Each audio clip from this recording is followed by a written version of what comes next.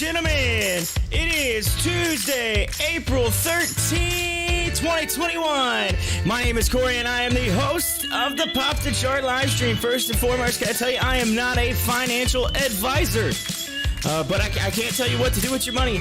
But you have to invest in the market at your own risk. You got to make your own decisions, but I will give you the most educated information that I can. And today, ladies and gentlemen, we got AMC, we got GameStop, we got HOFV, we got DLPN, we got Dolphin, we got all kinds of good stuff up in here. CIDM, CSCW, WiseKey, we got all the cryptos, Bitcoin, Doge, Ethereum, Litecoin, and Atari, plus a whole lot more. We got news, live news to your right, news at the bottom of your screen. We also have the movers and gainers tool to keep you updated on what's moving on. We got a lot for you on this Tuesday, right here as we are less than 4 minutes, right? Actually less than 3.5 minutes to market open on this Tuesday. Hoping for a better day today. However, it still started a little rough this morning, but hey, we'll see. So, hey, let's get into it, ladies and gentlemen. Good morning. Let's go right here on Pop the Chart. Make sure you hit that like button, hit that subscribe button. Again, if you're new to the channel, welcome. Again, like I said, my name is Corey. I host the show. We do the show each day, market open through market close. However, today, keep in mind, I will be bowling out here at 2 p.m. 2 p.m., so go take my parents to the airport. So it'll be a short day for me, but I'll have the chart still up till 8 p.m., so you'll be able to hang out at least in the live chat until then. For speaking of live chat, yo, good morning, Timberwolf. Good morning, Sean, up in here. Good morning, morning. Yeah, welcome back to the show. Yeah, so CSCW, LGVN, he says pre-market phase for Timberwolf. And Sean, did you see the news on Neo? On Neo, I did not see the news. I can look right now though. That's the great thing about this news feed over here. At 4:08, Neo confirms battery swap station partnership with Cinepic. Oh, did Neo go to the moon today? Did it go to the moon? I didn't see it. I didn't see it in the big movers and gainers, so I don't know. But I will look at it. It looks like it had a little bit of a pre-market pop on the 1 hour. Yeah, it's up almost 1% in the pre-market. So there you go. He said, didn't moon yet. It's all good though. We got a little over a minute to get into the show this morning. All right. So I woke up and I looked at my portfolio this morning and I was like, it still kind of looks, it still looks, I was hoping, I was like, man, maybe something changed. Maybe something changed overnight, early this morning. Ugh. So, 1 minute. So I'm gonna go to speaking of that, I'm gonna go to the 1 minute chart and pull up the 1 minute chart. Get ready, we can pull up AMC, GameStop, and watch HOFV, which one of our faves, and then we'll watch Dolphin this morning too as well. See what's going on with it. Actually, you know what? Let's go to CSCW because it's actually got a little bit of a run. So let's see what's going on with it this morning. CSCW. So let's pull these up here on the 1 minute chart. Keep an eye on them. I'm gonna go back to the regular news feed here, and the biggest mover, by the way, as this morning on the pre-market is NVCR up 59%, and then MFNC was up 50%. So those are your big movers. Here we go, ladies and gentlemen. 10, 9, 8, 7, 6, 5, 4, 3, 2, 1. Ding, ding, ding. Ring that opening bell. Let's get to it. Boom. Yeah. All right. Oh. Woo. AMC right off the get with a dippity dip. Followed by a little green rip. And then GameStop, yeah, it's looking a little red right there. It's coming down. We'll see what's it. Hall of Fame kind of coming out flat. I seen a little green. Wine Ridge coming to bar. CSCW, same thing. Let's see what we get here. Let's see what we get this morning. As I flip over to my regular on my and put in my filter for today. Get it set for my movers and gainers tool here. All right.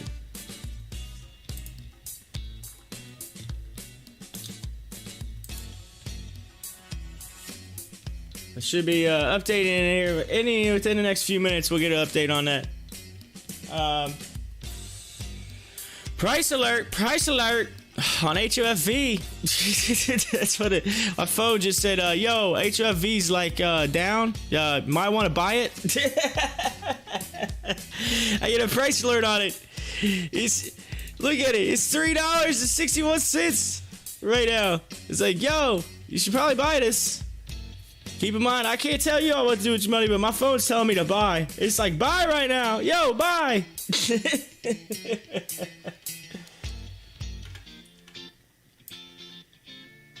All right, so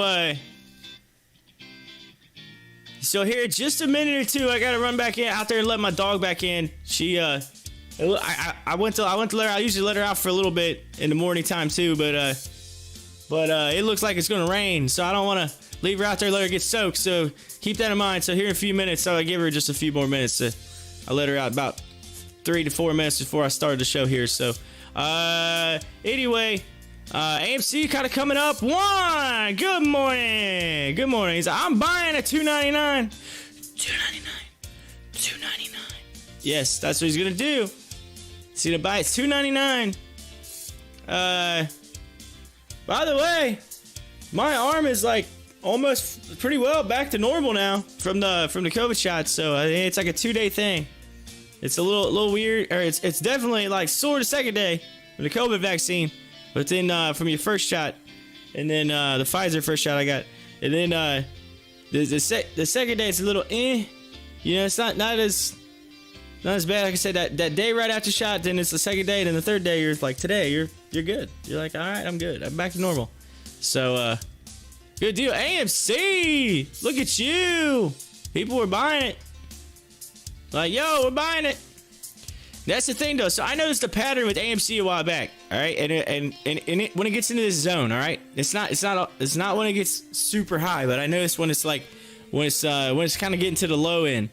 There's a pattern with AMC that I noticed. All right, let's see if this keeps the pattern. All right, so AMC will dip right at the morning open, and then it'll run up really quick. All right, it'll run up, especially when it's low. All right, it'll run up really quick. And it'll set a high for today.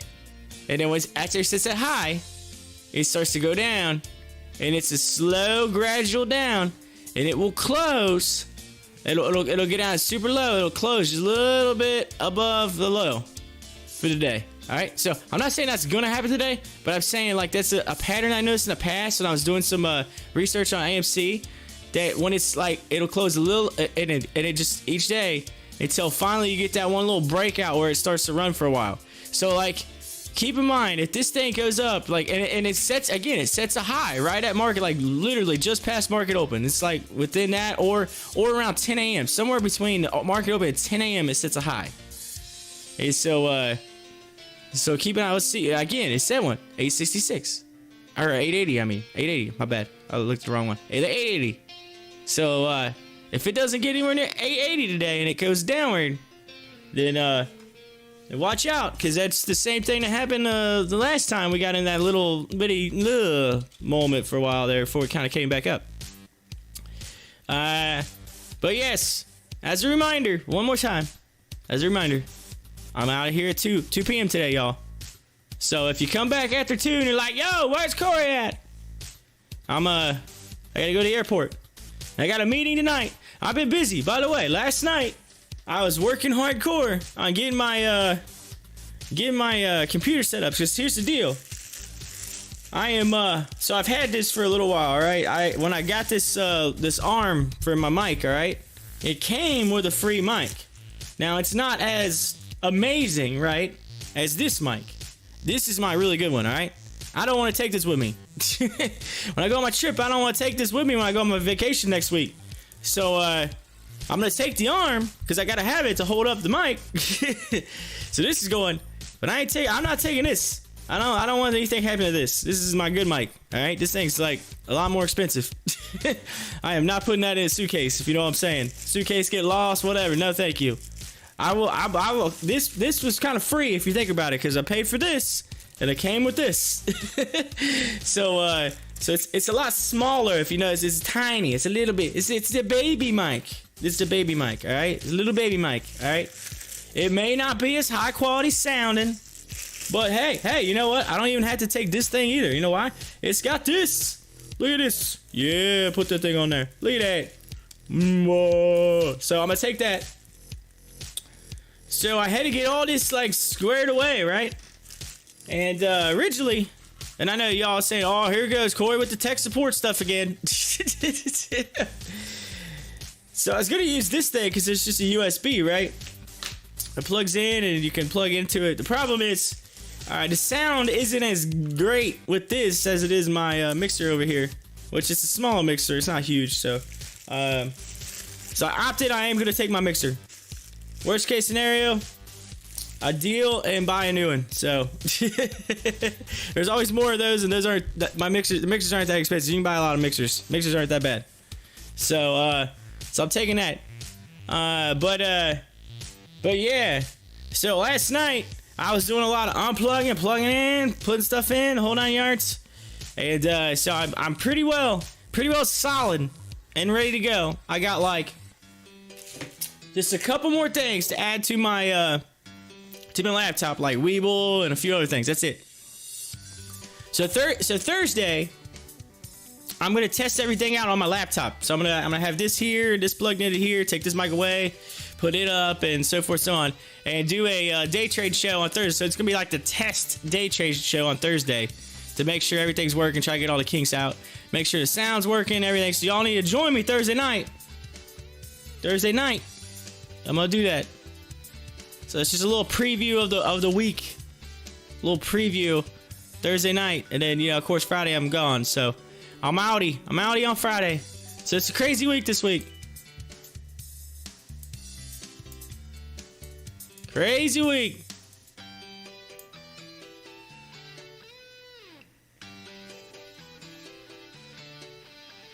But all my Godzilla Kong people out there that's been talking about the movies and stuff.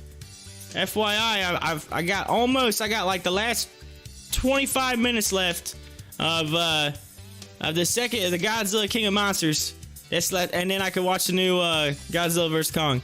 But yes, I got like 15, 20. I was at that point where it's like you're trying to get to the end of the movie, but like it was kind of late, and I was so tired. I was like, I gotta go to bed. I got to the point where I was like dozing off. I'm like, there's no way I'm gonna watch this. I'm gonna have to watch it tomorrow. So I'm gonna have to finish that movie tonight, and then I'll be set up. Hopefully for tomorrow, or at least somewhat a little bit tonight, to watch Godzilla vs. Kong. I'm excited. Joey, good morning. He says, I moved over from TradingView to WEBULL on my charting. I like the level 2s. Taking some getting used to, but it is nice. It is nice. You just gotta get, you gotta get used to it. Just gotta get used to it. But what you do, it's no big deal. There's a lot of tools at your fingertips, so can't beat it. Anyway, taking a look and seeing where we're at this morning. Savara moving up. Let's see, BlackBerry's up. CSCW still up. Hair there. It looks like the cryptocurrencies are moving up this morning. And then woo, Doge went up pretty big. Man, Doge got a kickity kick. I might have took some profits a hair too soon there, but yeah, not really. Yeah, it was close. It's close. It wasn't much difference. I'm talking pennies. So at the end of the day, I ain't too bad. If it goes up over 8 or whatever, then it's like I missed out a little bit. So, but again, I think that's gonna come back down in my opinion. It's one of those things. It goes up, it stays up for a couple days, and it goes back down. So we'll see. But yeah, Joey getting in on the WEBULL action.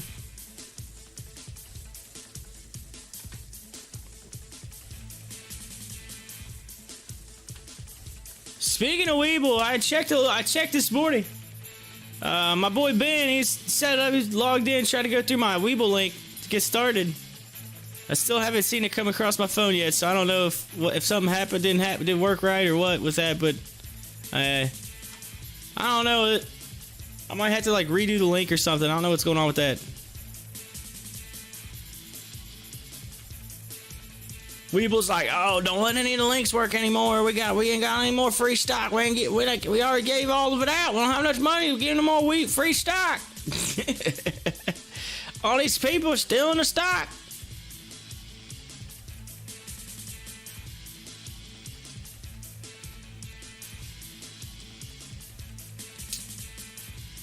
Yeah, level 2s are really nice on WEBULL. That's the thing I like, level 2s. And then they have, what is that, advanced level 2s? Where I guess you can see even more. Or whatever that you can get. You can sign up for.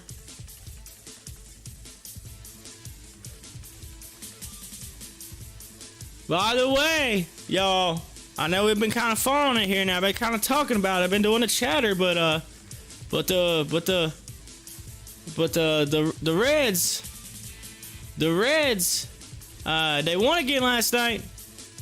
Yeah, I must just say Red. They're tied for second place right now. First place overall, Dodgers. And then the Reds are tied with the Los Angeles Angels for second. So LA's got the teams right now, man. They got the teams. And then it's us. And then there's a long bunch of ties after us. Bunch of, you know, but yeah. We're right up in there right now. We're hanging out. Let's see here.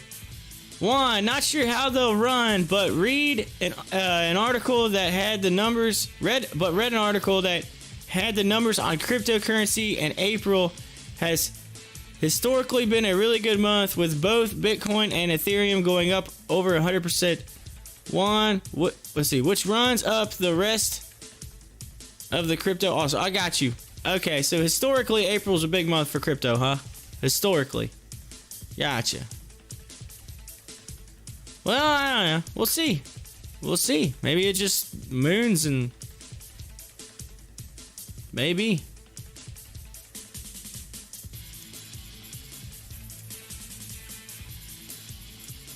Whoa.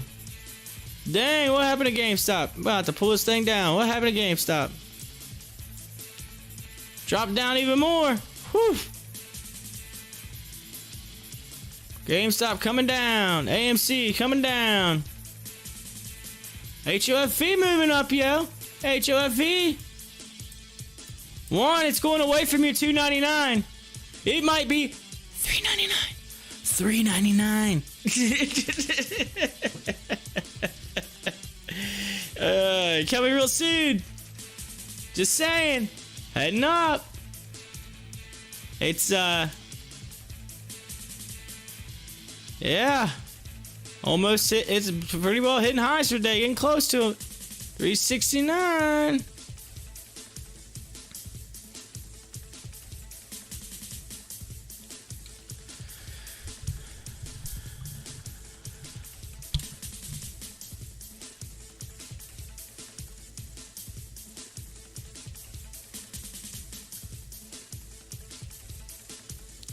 By the way, Timber and well, I don't know if Hi-Fi's in here. Yeah, usually Hi-Fi say hi, but if Hi-Fi was in here, I'd say I thought about y'all last night. I thought about y'all and your y'all's bee farms and stuff, because last night I was watching my daughter had for like a minute. She had on some Sesame Street, and there was an episode where they're learning about bees. And they like a couple of the characters are like, oh, like they turn into bees, and so all you see is like the character, and the rest of the characters a bee, and then they got an actual bee on there, and the bee's like, they're talking to the bee, and they're like, one of the characters comes in, and he's like, And the bee's like, yeah, pollen. I'm all, yeah, bees like pollen. You know, they spread pollen from flower to flower. And then one of the characters are like, and the bee, and it's like, obviously his bee like flies backwards like, off the screen. He's like, I'm allergic to pollen. I don't know. It's just like the whole bees thing was on there. I was thinking, oh man, I said, Timberwolf High Five be cracking up right now talking about the bees, the old bee farms y'all got. But anyway, let's see here. Joey says we need some $6.99 for HOFV. $6.99. Yeah, that's what we need. What are your thoughts on Ethereum versus Bitcoin? Do I think Ethereum's gonna surpass Bitcoin? Maybe once Bitcoin peaks and starts going downward, but if that happens, Ethereum probably go with it. So I think here's the way I see it. All right, I almost want to feel like, because I know these are three different stocks, crypto stocks, but I'm ignoring Litecoin for a minute here. You can actually, you know what? You could even use Litecoin in here. If I took Doge and moved Doge down to right here, okay? Look at this. What do you see? Extra small, medium, and large. All right, that's what you see. All right, in my personal opinion, I feel like that crypto has got it's for each individual, like for different, it's levels. You get what I'm saying? Bitcoin's like obviously the top. Ethereum's it's in that it's a ton. You got to buy so many fragments of it.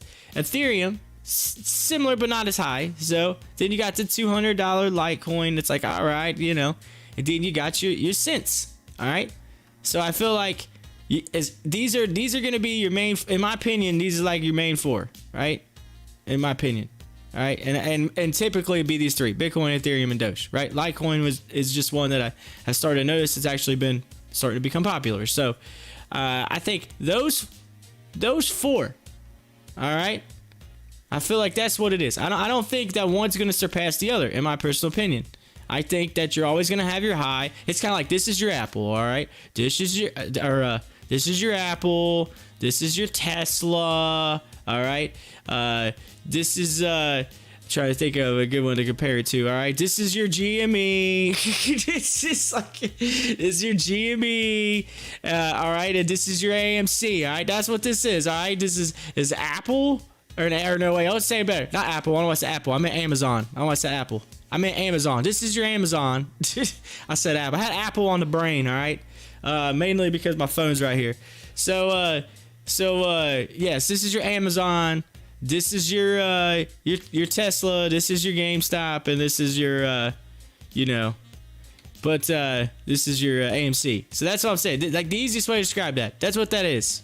All right. I feel like they all have their levels. They're not going to go above those levels too high. Like, they may move up, they might move down, but they're going to go up and down together, in my opinion. I mean, you might have one be down, the other up, but they're not going to be far apart. Why? Because if one's moving, they're all moving. Why? Because it's like in my opinion, it's a movement. It's a group of stuff. I mean, look at AMC and GameStop. When one goes down, typically the other one does, right? They look very similar. So your charts are going to look kind of similar on these because they're a group. I consider them a group of stocks. So I think that's my my take on that, Joey. He says AMC's tanking. If HOFV hits 4, I'm thinking about swinging it. Hopefully it doesn't run away. Sometimes it'd be like that. Sometimes it'd be like that. Oh, laugh fella. Growth potential.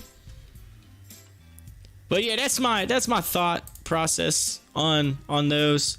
As I bring back HOFV. I did do something with SHIP today, real quick, while I'm thinking about it. Because look at SHIP, all right? Now, Timberwolf, cover your eyes. Actually, you're going to want to see this, but because this could be in the future nice. But all right, so look, you don't want to see this price right now. This price just makes you sick. All right, 80 something cents on SHIP just makes me sick. All right, it's just nasty. But let me go to the daily chart. Let me show you something on chip. All right.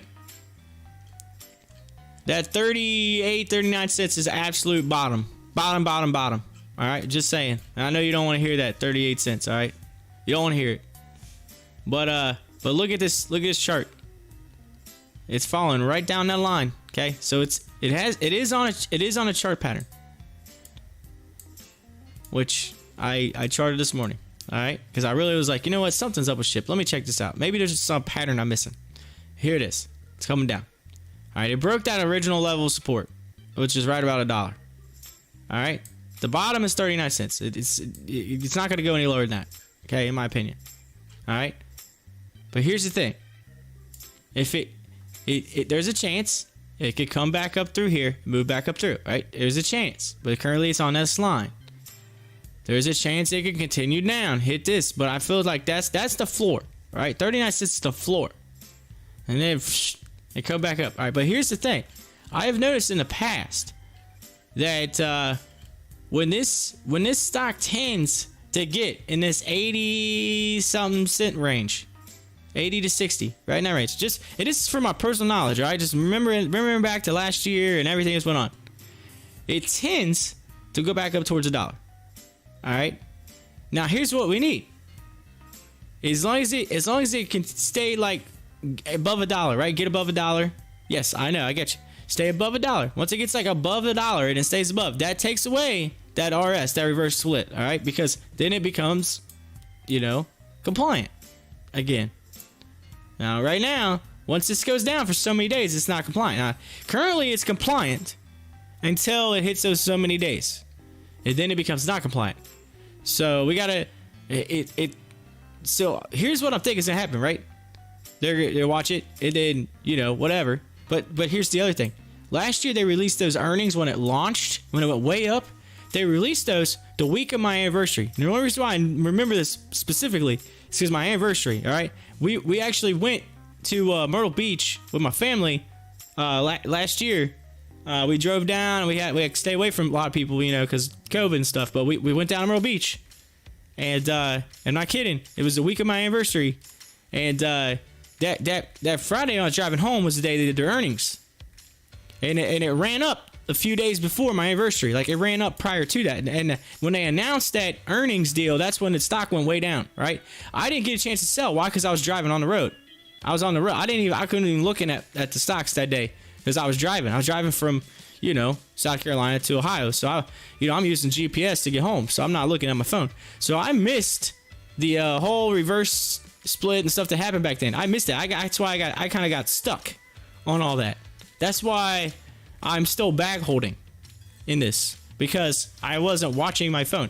I could have took the profits a couple days before when I was at the beach, but I wasn't expecting the split. So I was like, oh, this thing's gonna go up a little bit more.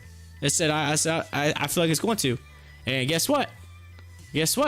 I'm driving, and next thing you know, I get home next day. I look at my phone, and I'm like, what the? Oh man! Like, I just want to, it's one of those things. I just want to smack myself right in the face.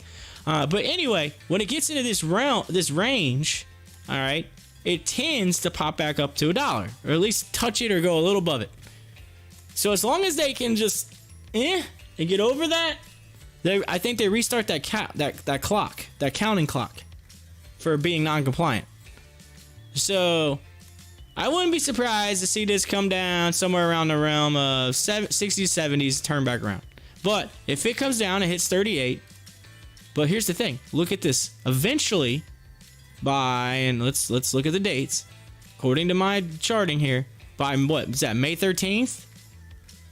By May 13th, this thing got to make a decision. Now remember, they did the earnings in June, like last year, end of June. So there could be a possibility this goes down, comes down, hits it, comes back up, and by the time you get to June, you're looking at back up to $1 again, which should be just in time to become compliant again.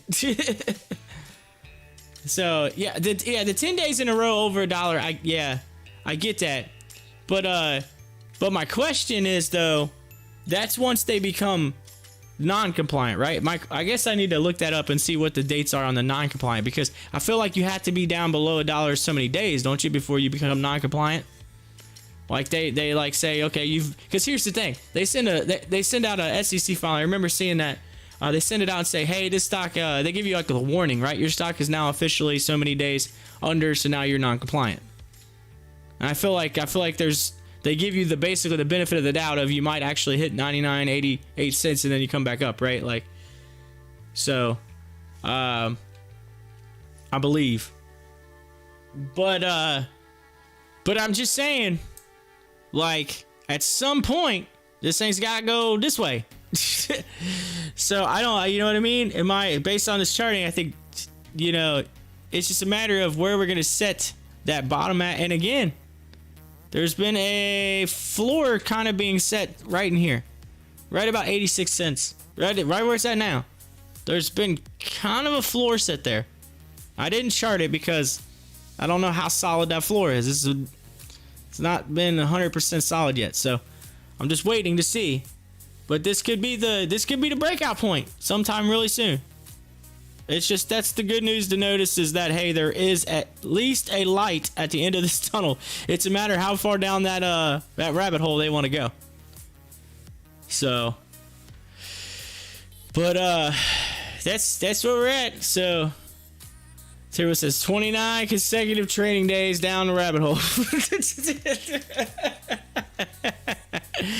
29 days.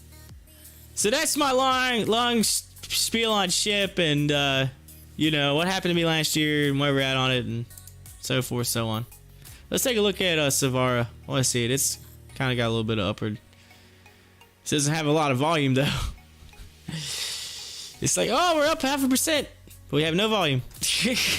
No volume.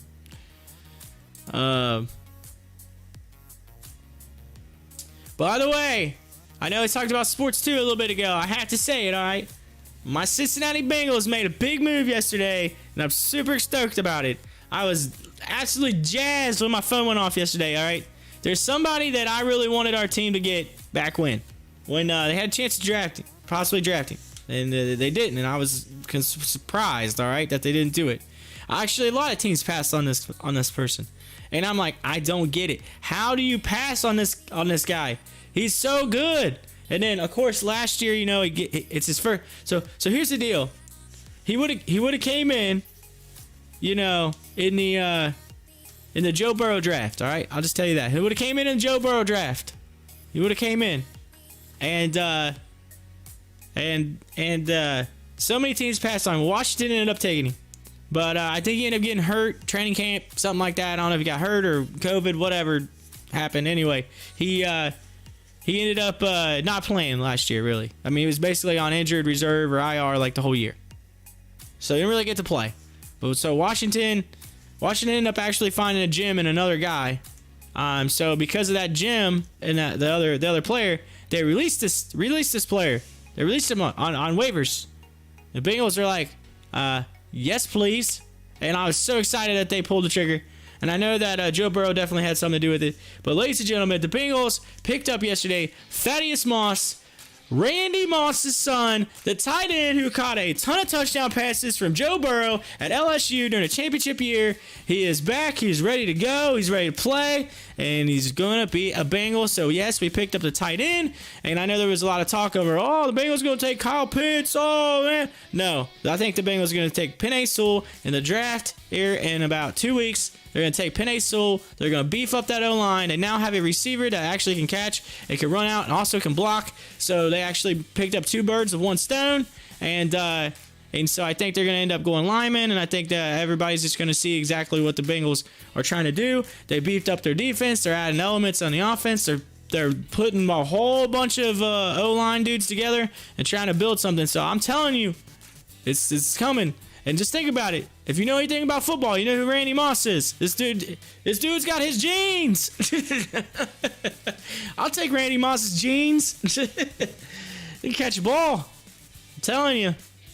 Go back and look at his LSU tape from 2019. Go look at that tape. Look at some of the catches this dude makes. With like toe touching and catching the ball like angled on the sideline. I'm telling you. Don't sleep on the Bengals. Don't sleep on them. Any other year, I get it. There's some people who's like, oh, you just bandwagon it. No, I'm not bandwagoning it. I've been a Bengals fan for a long time, even in the bad years. And I'll tell you up front, if I think the Bengals are going to do that great, all right? I'll tell you. There's been several years where I'd be like, you know what? It's the Bengals have no line. Terrible. There's no way. There's not even a possible way it's even going to make playoffs this year. I was like, I hate to say that, but it's true. Like, I'm one of those guys. I will tell you straight up. Nope, they don't have a chance. All right? This year, they've actually spent money, and I think there is a chance that they could potentially make the playoffs this year.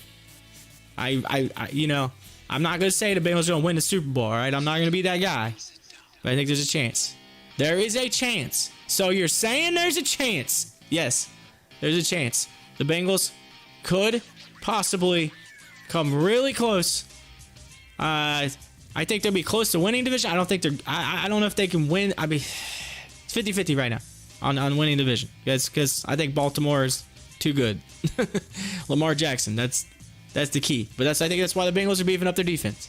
But I'm just saying, in my opinion, my Bengals, I think they might be at least a shot for a good wild card shot this year. As long as you keep Burrow upright, Burrow comes back and he's solid, there's a chance. Just saying, look what happened to Peyton Manning, y'all. Go back and look. Look at Peyton Manning. Just saying. Go look at Peyton Manning.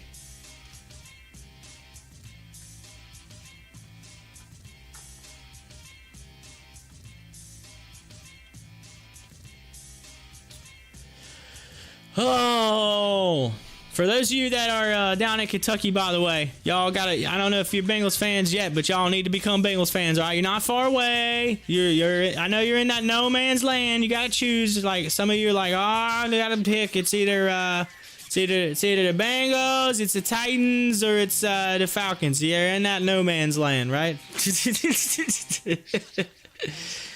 But last time I checked, you're closer to Cincinnati than you are to Tennessee, and you're and you're a lot further away from Atlanta. So, and Carolina's way too far away.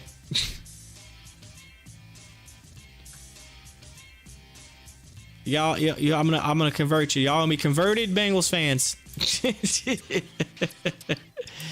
Converted.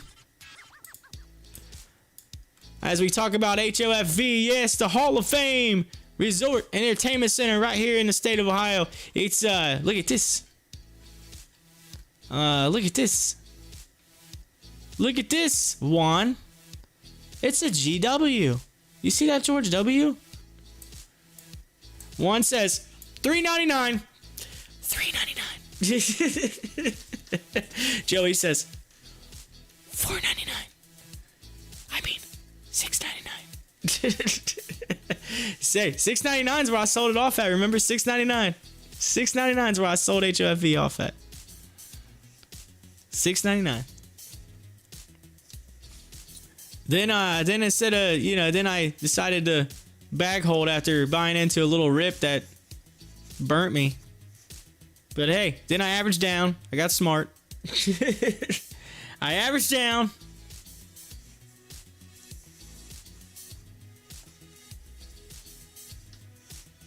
It's like, this thing moves $1, I'll be making some money. I'm just saying. If it moves $1, I'll make some money.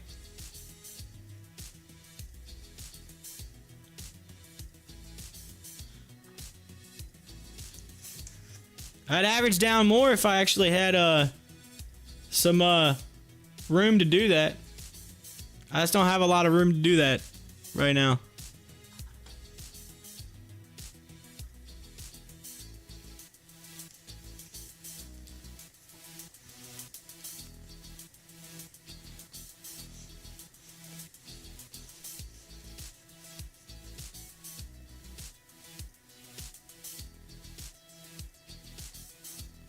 You know something, Tim? If we're going to wake up one day, and Chip's going to be like $3.49, and we're all just going to, like, lose our minds. We'll lose our minds. We'll be like, oh, I can't click the sell button quick enough. And then it says, sorry, you can't sell. And we're like, what? And we look at it and say, oh, this is a reverse split. And then we're going to punch the screen. We're going to punch the screen. That's what's going to happen. They're going to overnight RS us.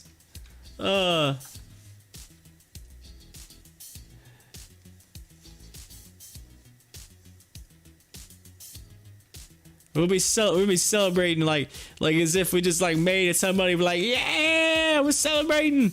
Get out, popping the bottles. Yeah, let's go. And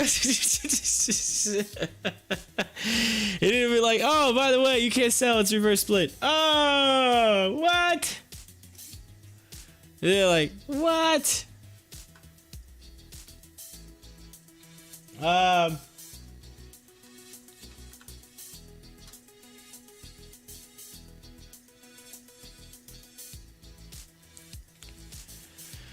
All right, so it looks like VT is moving, so let's take a look at it. VT.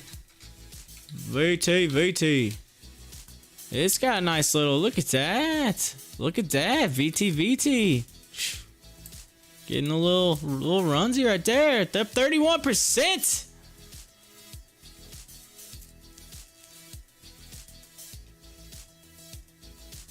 Yeah. Nice chart.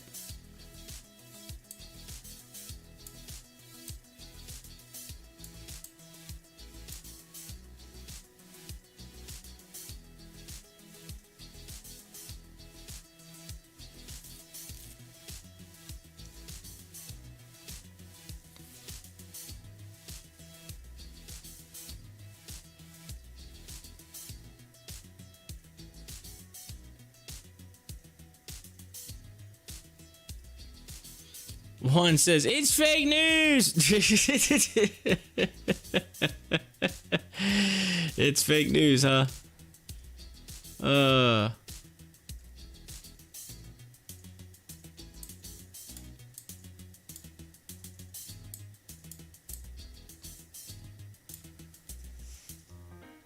Yeah, I bet my parents run around like scrambling, packing their stuff right now. It's like, I had to take him to the airport. You know how that is. Like, one says, Corey, the J Dub. It's the J Dub. It's the J Dub, huh? It's one dub. It's a one dub. Oh. I mean, no, I'm serious. Like right before you get on it, get ready to go to the airport and stuff like that. Like, it's like people like always scrambling. They're like scrambling, like, I got this. Oh man, what am I forgetting? What am I forgetting? That's what our parents are doing right now. They're probably running around scrambling.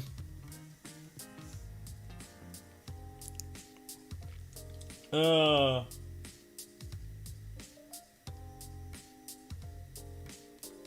Of course, I gotta say, you know, gotta love my mother. She's been pretty solid lately. She had a lot going on. My grandmother, so her mother, she hasn't been doing too well health wise. Yeah, she does dialysis, things like that, and so she's 80 something years old. You know, still, I mean, happy and as fun and giddy as you possibly can. I mean, my grandma's one of those people, like, when you're around her, like, you can't help but laugh. She's just one of those people just, like, says or does funny things that you don't expect, and it's just kind of funny.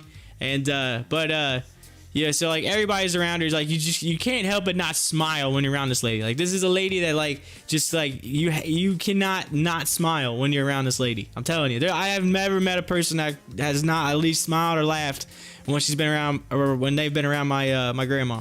But yeah, so she hasn't been too good at health, and about a week ago, she had a little spell, passed out. She actually hit her face on the dryer. She just passed out, and when she fell, she hit her head, and yeah, her whole face is like bruised right here, whatnot, and she didn't do it too hot. She fell. She had to hit, life alert button, the whole 9 yards. And so So my mother's been, and that's the thing with like COVID and everything. You can only have like one person at the hospital with you and stuff like that. So she's been having spells, and they can't seem to figure out what it is. They don't really know. And so my mother's, you know, we're supposed to be going down for this wedding. And so today they want to put my grandmother in in like one of those, just kind of like a rehab, like kind of watch for like a week or two. Just they don't want to send her home, then her kind of, you know, do it again and have to go right back to the hospital. So they just want to like keep an eye on her. So it's kind of bad timing, you know, not that there ever is any good timing, but there's a bad timing because, you know, my mother's going out of town, you know, we're going out of town. So like there's only a few of us like up here. So my mother's also trying to figure that out probably this morning too. So I feel for her. She's got a lot going on right now, and just getting ready to get on a plane and head out of town. And she's trying, you know, it's killing her because she's wanting to stay back and then be with her, but then, you know, the flight's already paid for, and like it's another event, and she's already like ready to go, and so, you know, it's. So yeah, so that's another thing. Is I take my parents to the airport, try to make life easier for them, you know, put their bags in, take care of all their bags for them and stuff. So that's part of the reason why I'm going out today. So keep that in mind. You know, I'm not leaving you just because, you know, I'm trying to make life a little easier on my parents. So, but yeah.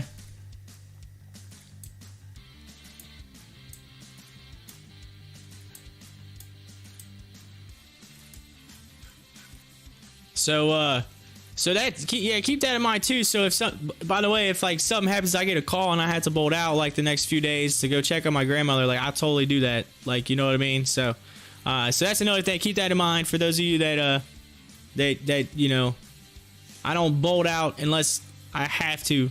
A lot of times I kind of go in and out, and I try my best to stay live as much as possible, but you know, it's a family first thing, right? Family first. So, Gotta take care of the fam. So if I need to jump out for anything, that could be a reason. So keep that in mind. But George W on the AMC chart, we're seeing a mini dub right here on GameStop, and then looks like HOFV's kind of trying to set a floor. And then let's see here. One says I'll buy at 365. I'll average down to 411, but then I'll go back. Or then it'll go back to 459 or below, just because the market is against me.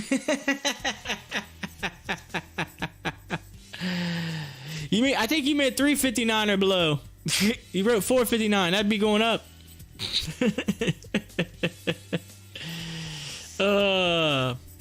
But Carlos got tricked this morning. ATNF started moving up, then pulled back. Oh, Carlos. All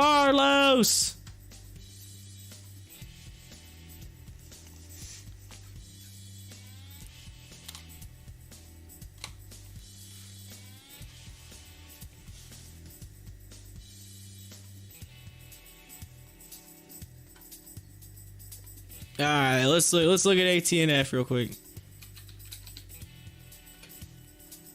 Ooh.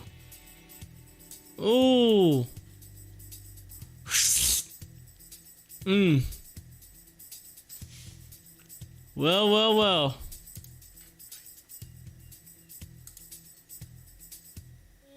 It's still got, it's got that upward trend line right now. It's just a matter of staying up there, right? But it's got that trend, look, right on up through. It looks nice.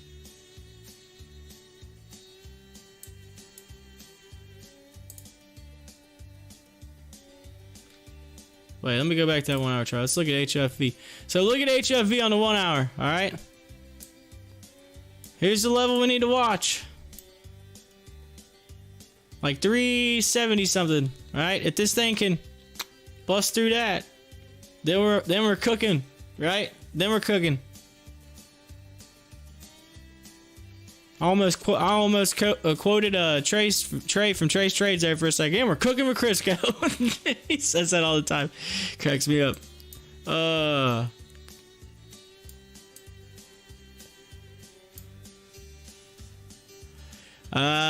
See, EVGO, EVGO, EVgo, EVgen, granted U.S. patent titled polynucleotides. Yeah, say that 5 times fast. And polypeptides. Polypeptides. Encoded thereby. Oh, where'd it go? And methods of using same for increasing abiotic stress tolerance, biomass, and/or yield in plants expressing same. Did y'all get that? Did y'all get any of that? Anyway, that was in the news. So looks like they got a patent.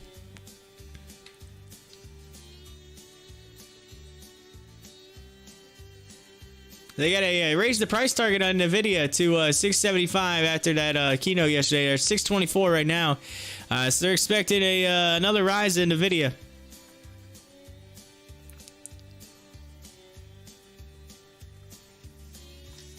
Alright, real quick, y'all. I'm gonna go. I'm gonna do my shake real quick and let the dog in. Hopefully it's not raining out there on her. I'll be right back. I'll be right back. So just hang in there.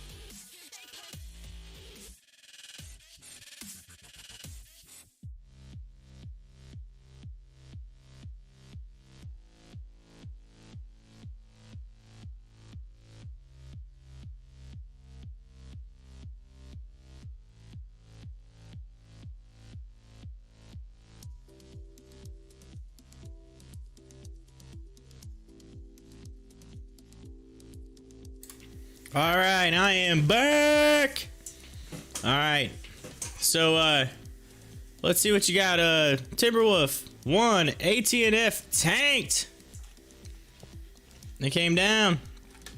It came down, and then let's take a look at WIMI. WIMI.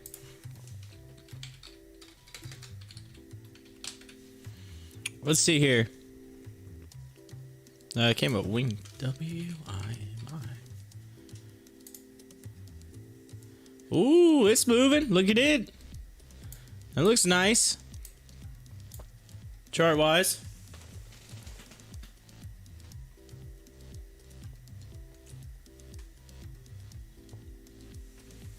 All right, so check this out, all right? I set a goal. And the goal was, as we look at WIMI, it is running nicely. Good find, Timberwolf, good find. But, let me pull it down here. Nice run. But anyway, I set a goal. I said I wanted to be down 15 pounds before I went on my trip. All right? 15 pounds. I was at like 205.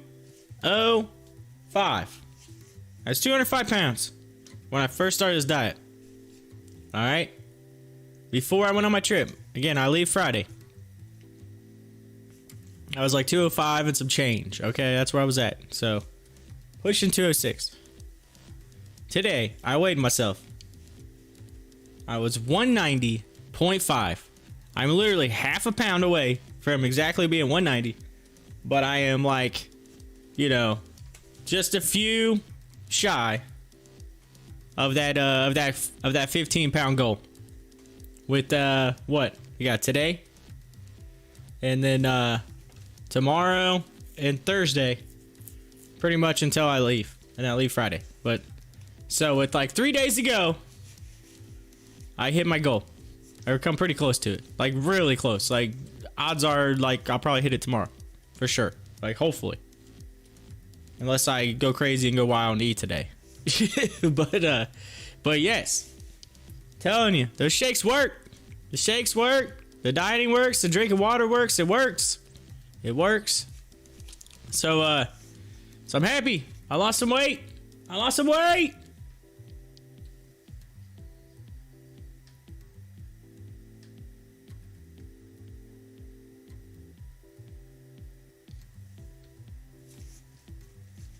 Man, WIMI. Did you get in on that, Timber? Did you get in? Did you get in on that? Is that nice upward momentum?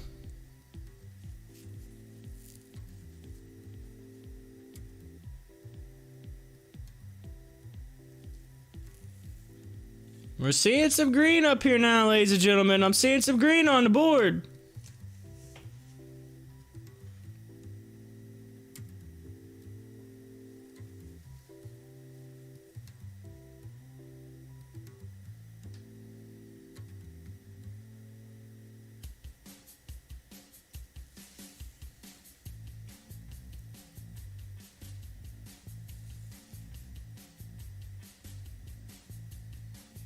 He said, of course. Nice.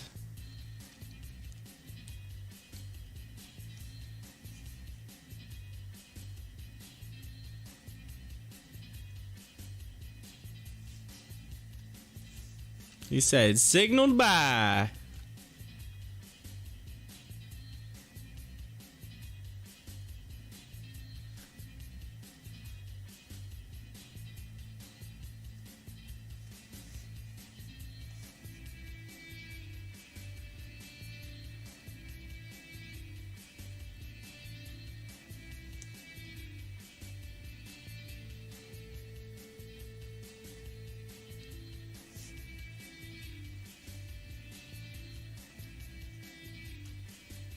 Yeah.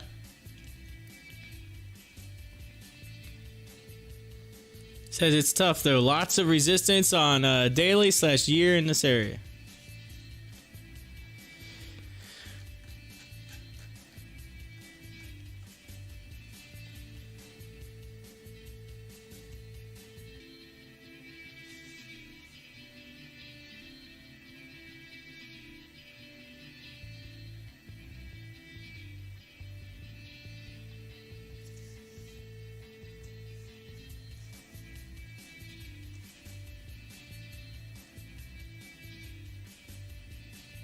I tell you what, if I had like 10 grand, excuse me, if I had like 10 grand I was just sitting here that I had just to play with, I'd be like averaging down on like every one of my stocks right now.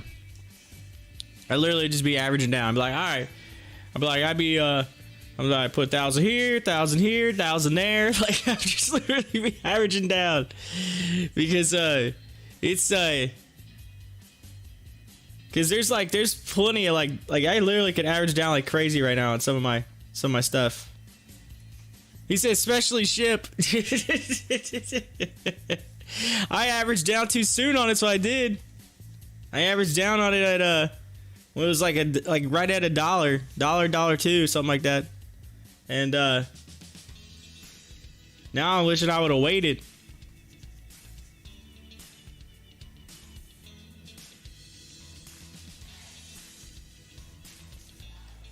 He's like, I'm gonna average down when it's 39 cents.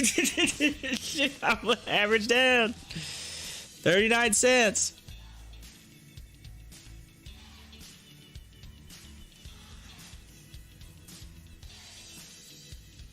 He said any ship can be a sub once.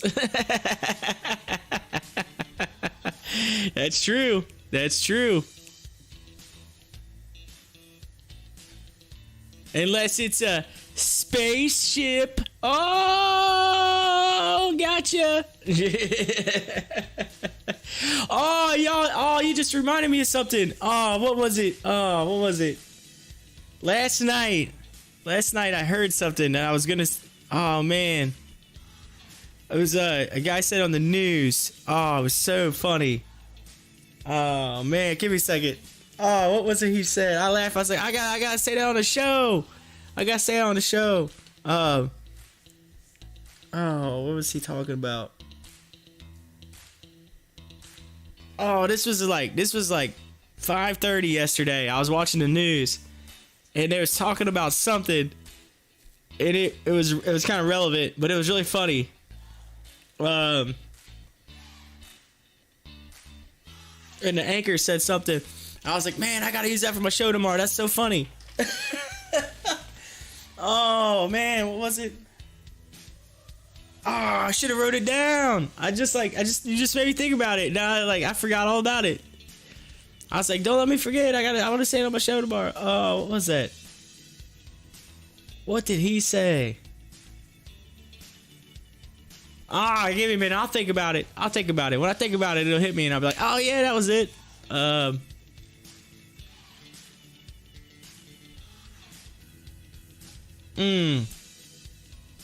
That stinks. I should have wrote that down.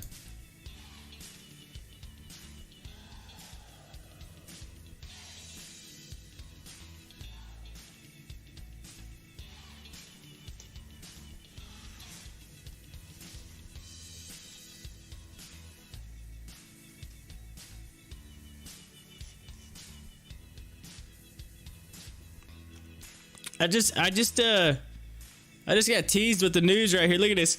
It said HOFT. I thought that said HOFV. I was like, yo, HOFV's in the news. It's like HOFT. Well, they did a really good job of naming that place, didn't they?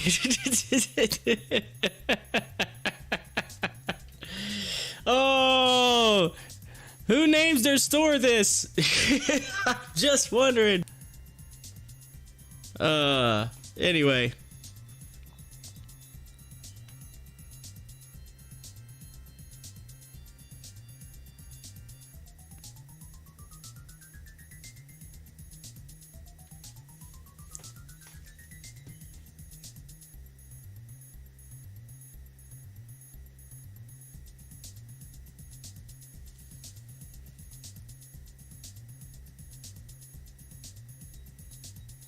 Man, I really wanted to tell you all what that person said yesterday on the news, and now I cannot remember exactly what it was. But it was actually pretty good. I can't remember for the life of me. I'm like, what is it? What was it he said? Oh, I was laughing. I was cracking up. I was like, that's pretty good. I can't remember what he was talking about. Yeah, it'll come to me. It'll come to me.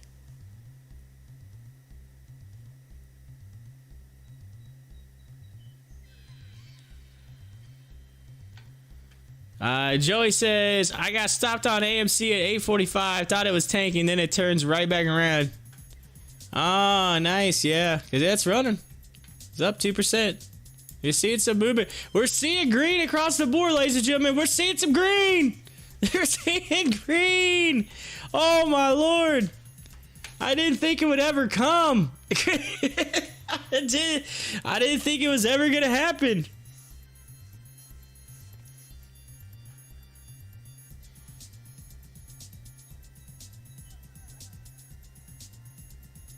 Watch it be just a little tease and it'll all go back red again. It's just like a little like, hey. It's all bull traps right now. We're all gonna jump into this. We're trapped. We're trapped. They're setting traps right now.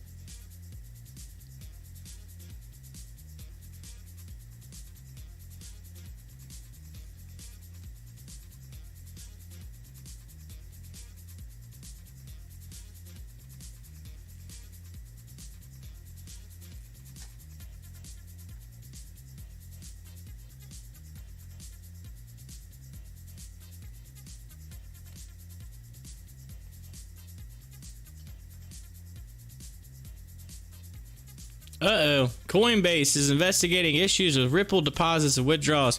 Oh, that's not a good thing to be doing right before you're IPOing. Just saying. Don't be putting out bad news right before you IPO.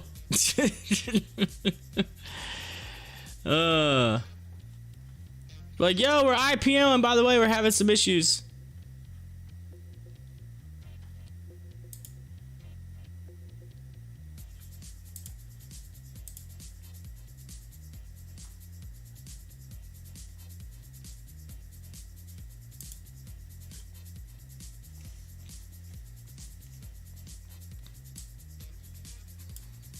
Yeah, AMC's trying to head back up towards that line. Look at it. That big... Now, remember, I said sometime around market open all the way to like 10 a.m.-ish that it might set highs. This was a thing that I noticed, all right? On my previous... like when I was doing some research, that it will go up above. It will settle high. Then beware, because... then it'll come back down towards the low the rest of the day. So just be prepared. All right. Now, if it continues upward, yeah, that's great. All dandy. But I'm just saying, like, right now, 887 was the high. It's 886. So just be careful of that little morning dip and rip and then come back. You know what I mean? Because that peel back is it'll do it. It will do it to you. And then you'll end the day just a little above what the low is, which is probably going to be... honestly, if the low is 830, was it 831? I think it would close somewhere around 849 or 8 like 38 or something. Like in my opinion, that's if that pattern continues. It just closes a little above it, right? Just like somewhere a little above it. So we'll see if it continues or if it turns back around. Again, that's just in the research that I did in the past that it likes to do that.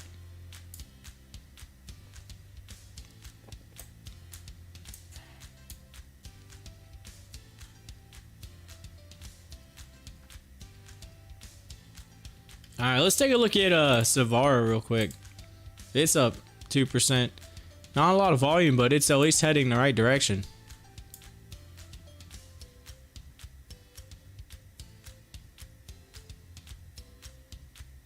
I'm seeing some green on the day in my portfolio. All right, still needs some help. Ship jumped. It jumped ship. It jumped ship. It jumped ship. It jumped ship. Oh, yeah. Never thought I'd be happy about 93 cents on ship. Jeez. What's going on today? Look at this. Nice. Let's look at it on the 1 hour chart. Let's look at the day chart. Oh, look at the day chart. Ah, look at the day chart. It's right on that line. It just needs to break it. Just break it. Break it and run. And then we won't be in that channel anymore. Then we'll get a good. It'll be good. All right, so just go. Oh. This is nice though. I mean, green. Green. Green.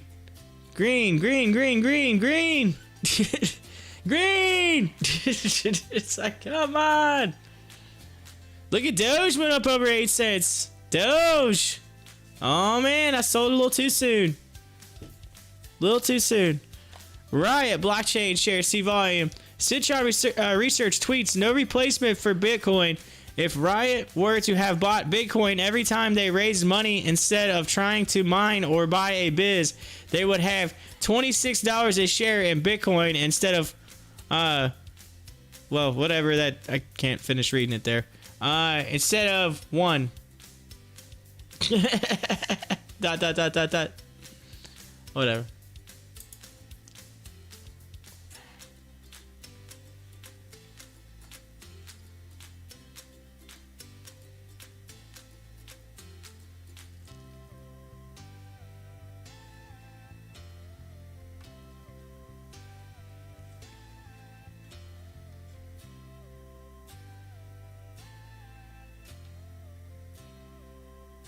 PLTR's getting a move. Rocket's getting a move. Viacom getting a move. Oh, where's been at? Viacom's moving. $41.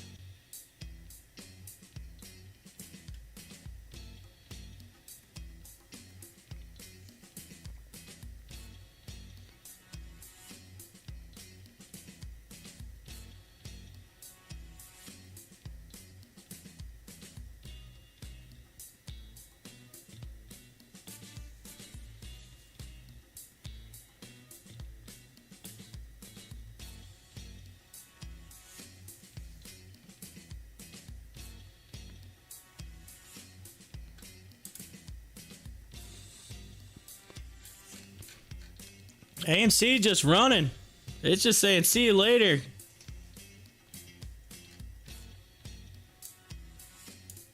It ran up over that 200. It just said, see ya. Bye-bye. I'm going.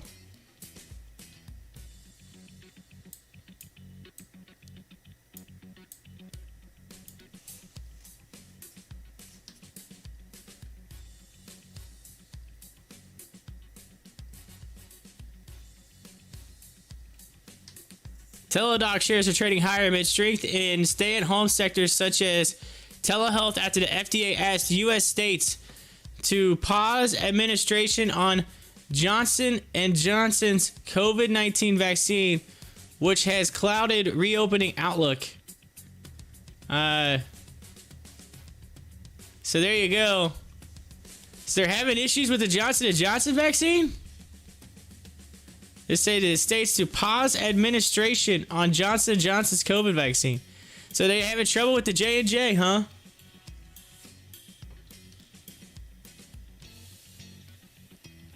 What's going on with that? Does it got news on it? That's just saying. I'm curious now. You got me all curious. Curiosity. Let me look into it.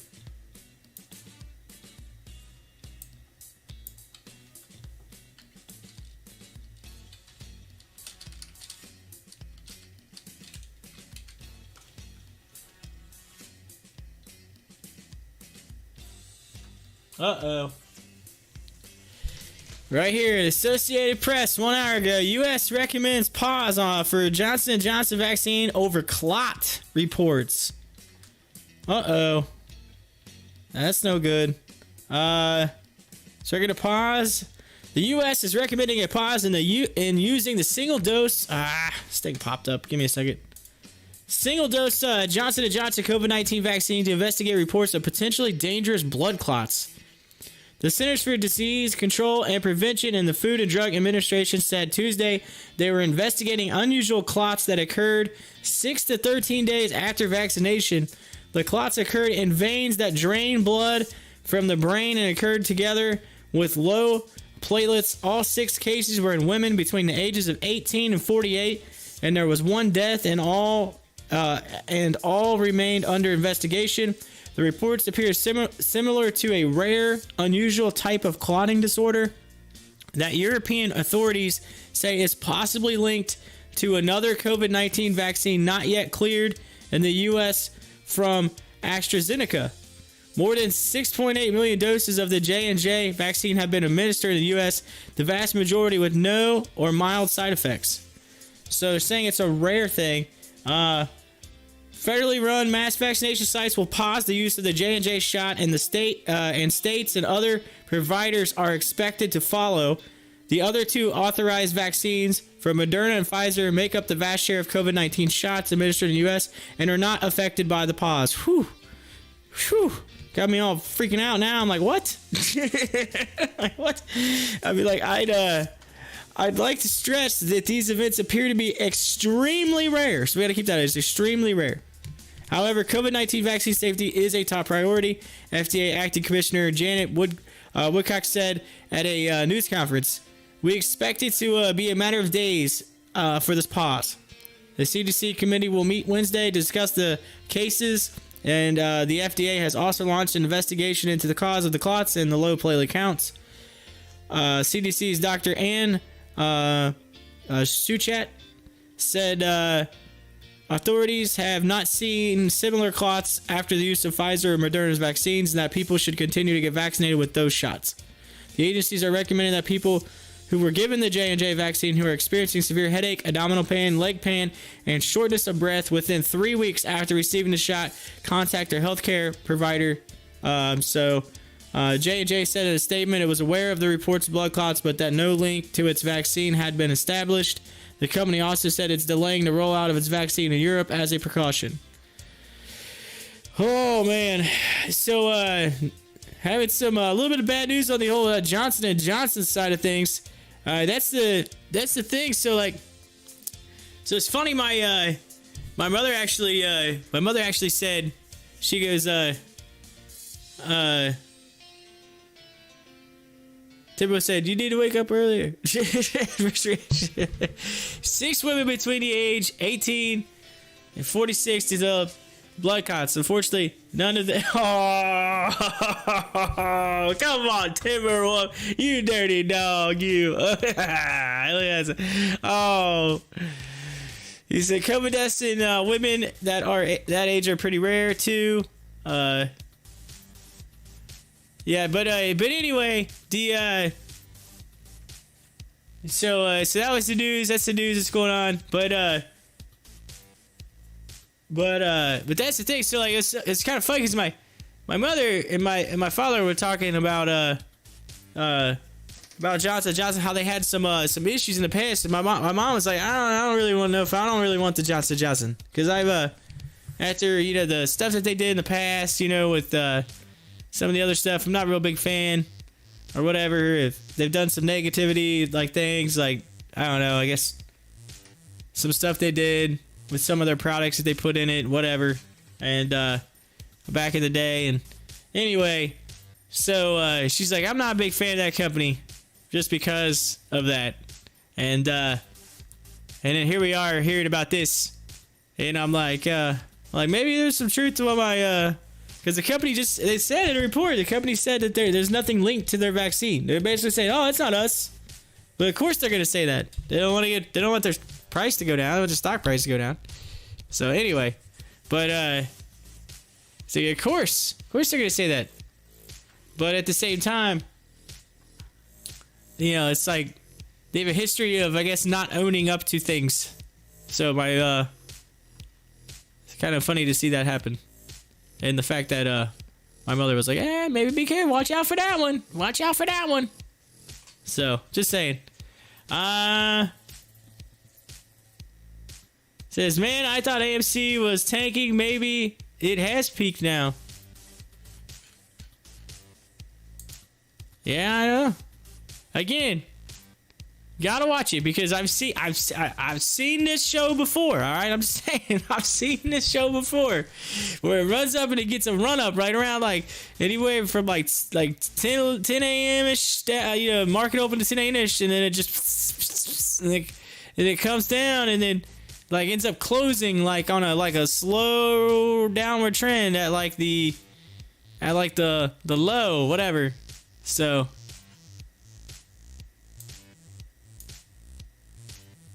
And then the next day, market open, it goes down again. And it comes up, sets a high, but not quite as high as the day before. It just kind of goes down. It's a slow downward trend. It's just one of those little things. Like on the daily, it looks nice. But then when you zoom out and you look at it in like a larger scale, you're like, okay, this thing's going down. So just be careful. Be careful. You gotta remember, it's still below those other levels that I drew. It's still below them.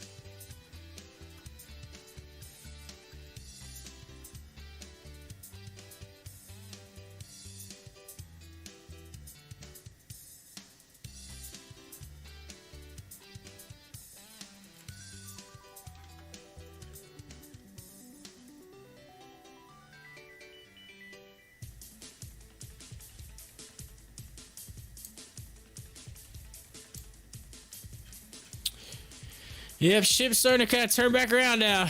Oh, it's just a little bit of a tease. There's a tease.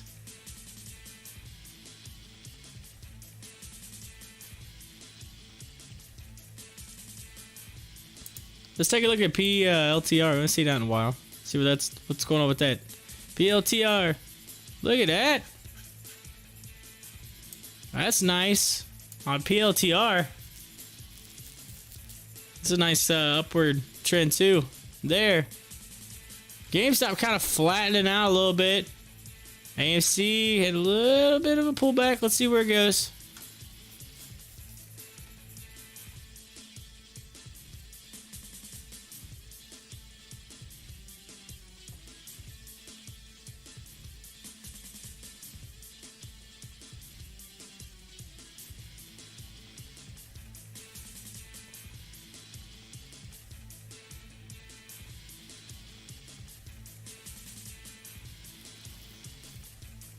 Yeah, we had a bunch of like running right there for a minute, and then all of a sudden it started to kind of feel like things are starting to kind of turn back around a little bit.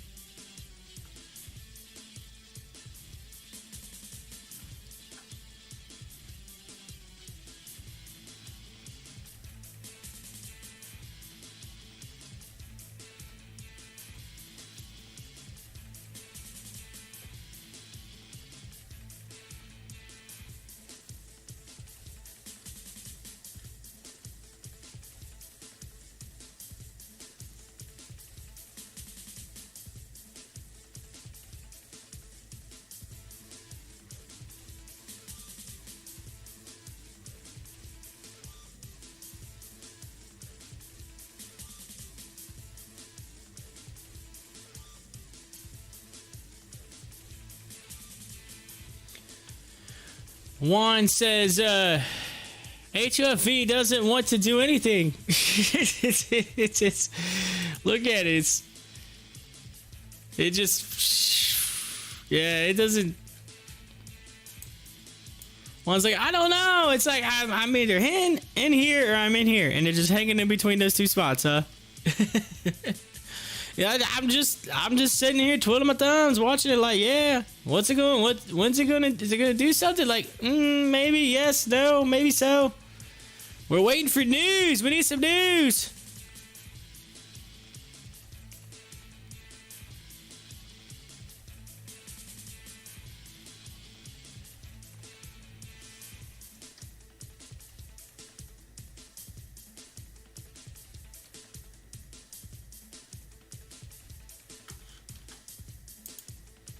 Taking a look at some of the session movers for the day, we got MFC is up 55%, NVCR is up 46%, LYL is up 26.75%, and VT is up 26.45%. So those are your top four, basically the movers today in the session so far.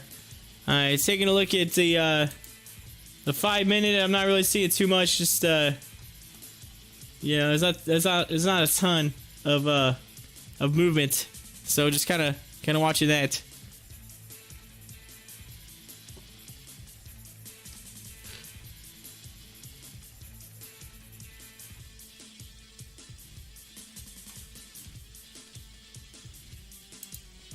Of course, in one of the trending stocks on Stocktwits is Johnson & Johnson. So let's see what some of these people are saying about the Johnson & Johnson. Just curious here. Let's see here. Someone put, I'll take COVID 5 times before getting that vaccine. Oh gosh. The Johnson & Johnson vaccines are useless. Nobody wants them. Johnson & Johnson all bad here. Let's see. Oof.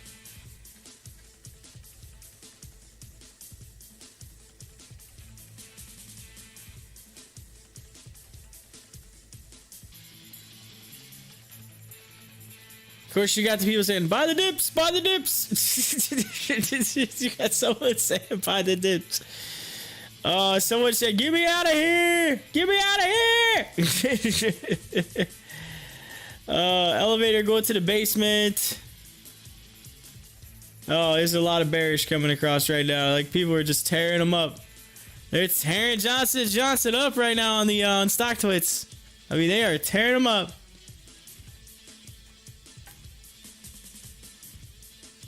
So, news came out and they are eating them alive right now. Eating them alive. Oh. See a little movement on ASTC. Let's take a look at that as HOFV starts to kind of head down. Of course, WIM has just been running nicely. That's a good one to keep an eye on. But let's take a look at ASTC. See what that's all about. Oh, that's not it. ASTC. ASTC. Get it. There we go. Yeah, see? It's a little curve down. It's like it's trying to head back up. That 15 heading towards that 200. So you got maybe a cross here soon that might run a little. So we'll see.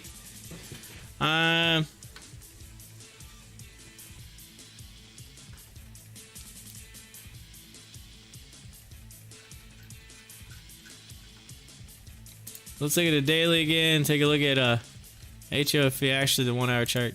See it better. It's falling right along that chart there. That pattern.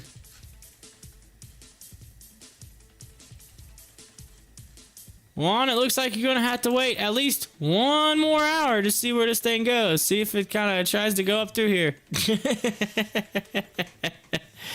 Oh.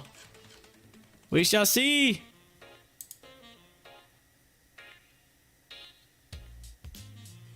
I just keep waiting for some DLPN / HOFV / WiseKey News. That's what I wait. One of those three. I'm waiting for one of them to throw something out.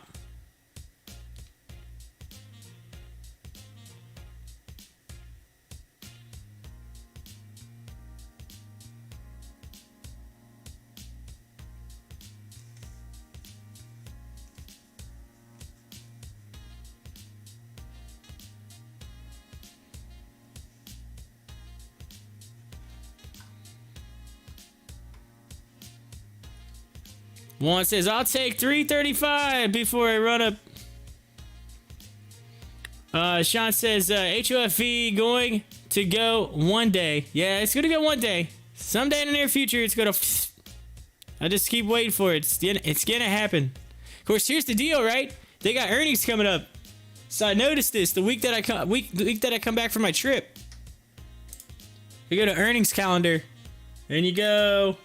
So obviously next week I'm gone, and then the following week, on Wednesday the 28th, it's a Wednesday, they are doing their earnings. Oh yeah, super stoked. And it's a before bell earnings, so it'll be pre-market, so I have to be up like super early for that one. And then of course I'm gonna go to their website to see if they've got that listed.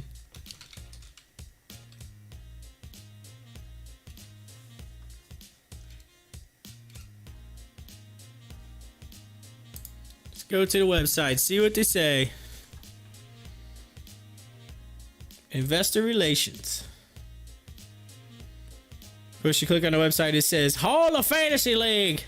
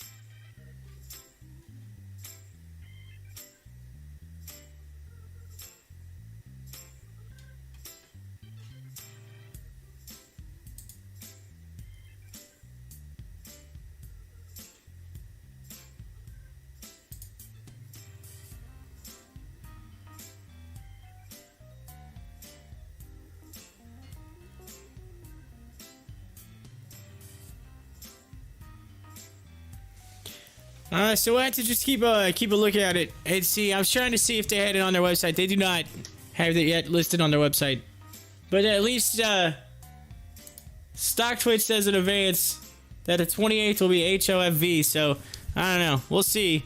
Maybe that was just like something from last year or something. I don't know. but and they just automatically have it set up. So they might update that. That may change, but they're expecting it on April 28th.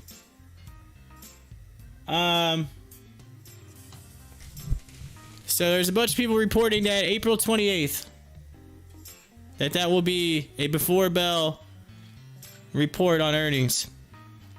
So I think I'll just have to watch out all this week, next week, see if they post any news or anything, whatever, and keep track of that.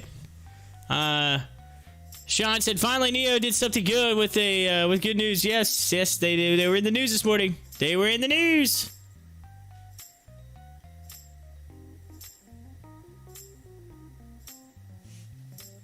Grubhub shares are trading higher amid strengthen. Yeah, it's talking about that optimism.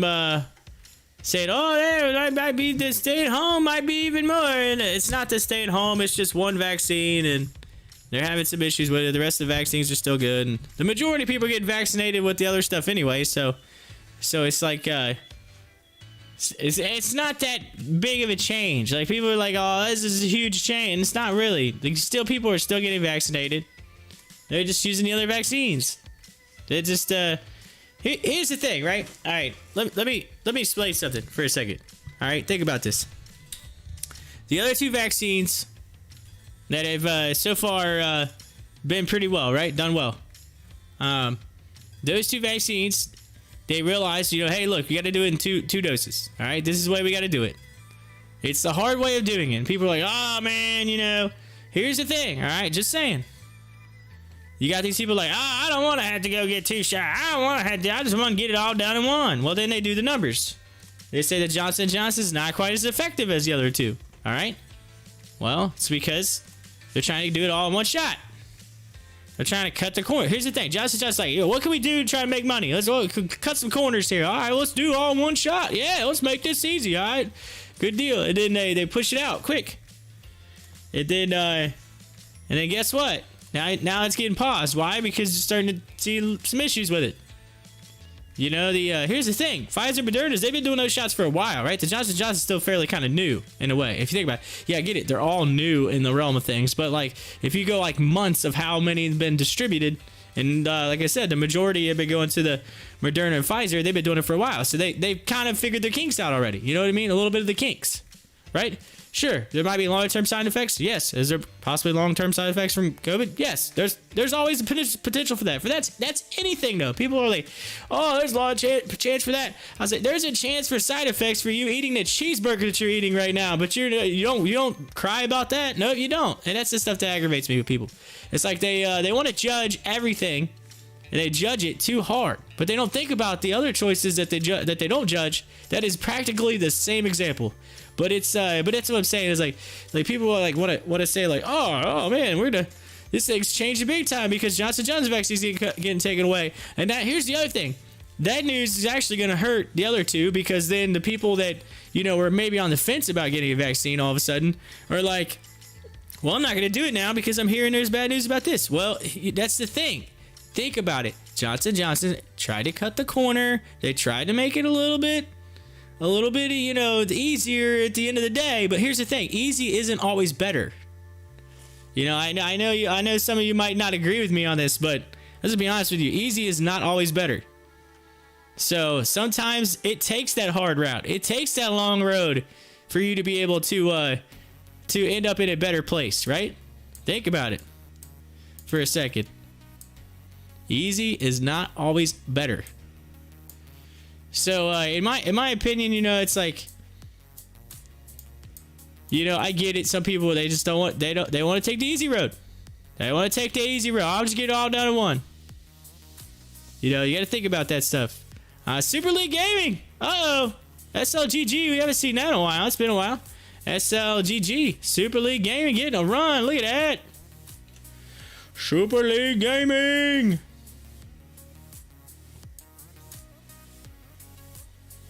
It says, shares spiked to session high, up 10% following disclosure of a purchase of 100,000 shares by the company director, Michael Keller. So Michael Keller bought in 100,000 shares. And so you're seeing a little spike on Super League Gaming.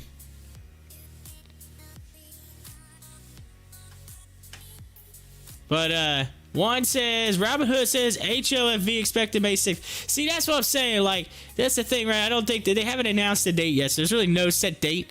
And here's the other thing. They just had earnings not too awful long ago, so that's why I was kind of like, well, dang, that's pretty quick to have earnings again. But then again, they could have it. They could have their Q1 earnings. They could do that. I mean, it's possible. I mean, we are...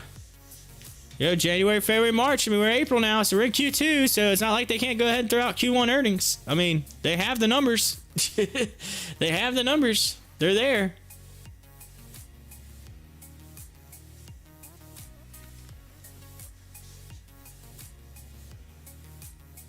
And you got to figure it's, if you think about it, the 28th is the end of April, so that's close to the first week of May. So it's about right. It's about right.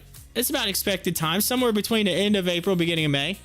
So, I mean, and they may move it, but the good news is there could be something in that could end up pushing the stock up. And that's why I say I'm kind of looking forward to it, because you're going to see a lot more. I mean, I had a bunch of earnings calls recently, but it looks like in the coming weeks there's going to be a whole bunch of them. So I'm going to be really busy with the earnings. So I'm just curious. Any of you guys like agree with me on that? On what I was saying about the just the whole long road things.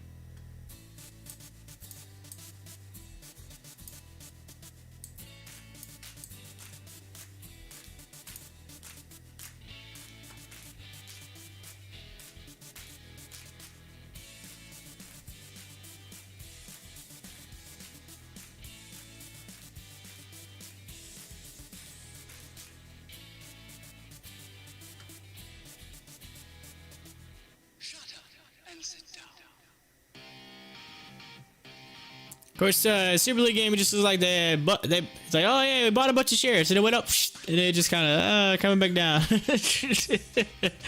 Oh, bought a bunch of shares. Oh, coming back down.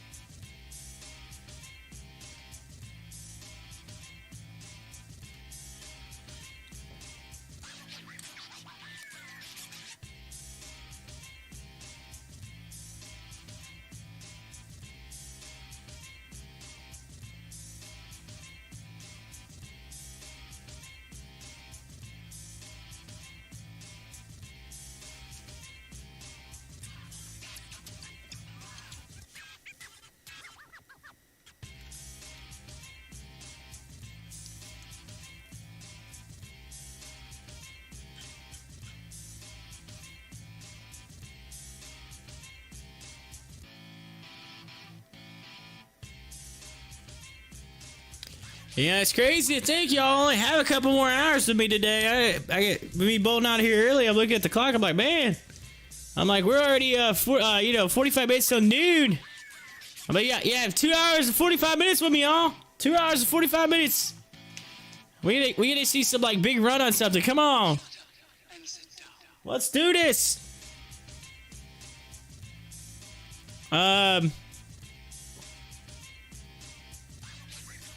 It's like, we need something big. Let's go. I haven't seen any circuit breakers really yet today. I'm keep looking for that. Like, we need a circuit breaker.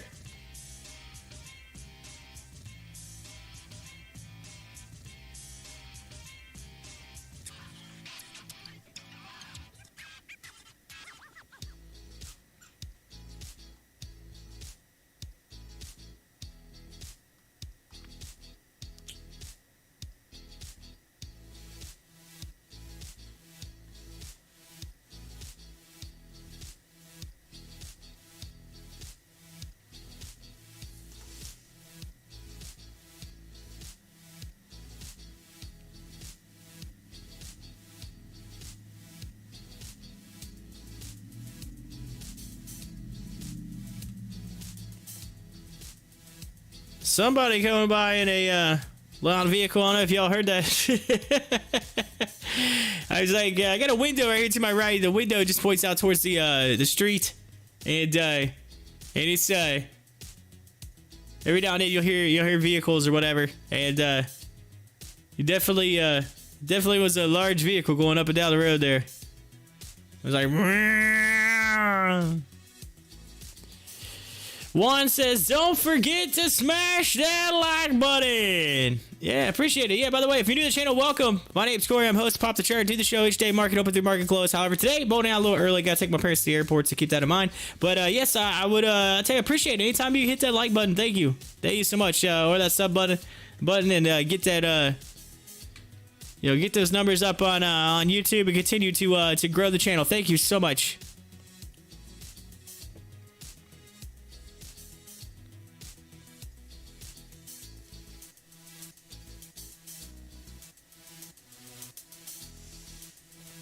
Actually, I probably should check because it looked like there might be some weather in the area. I probably should check, make sure my parents, it's just a little south of us. It's pretty well clear behind us. Alright, so, should be on time. Let me look at their flight. I mean,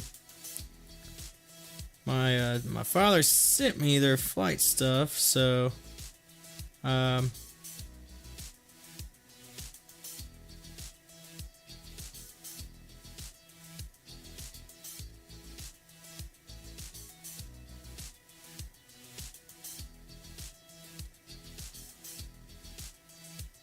let's see here.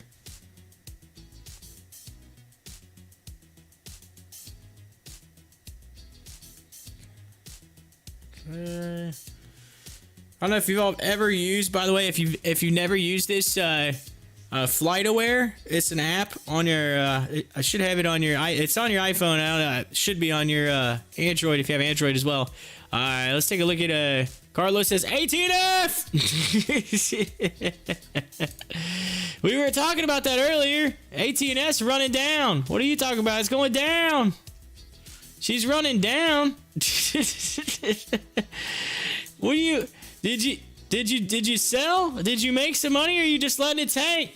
Straight to the ground. When in doubt, zoom out. Carlos, did you get out? Did you make your profit and run? Did you get out at that $13 mark or $12.80 or whatever it was? Anyway, but if you haven't used it, it's a pretty cool app. It tells you where your flight is, and like if it's on time, you can track the flight. I use it really good for like mainly picking people up from the airport. It's like really good.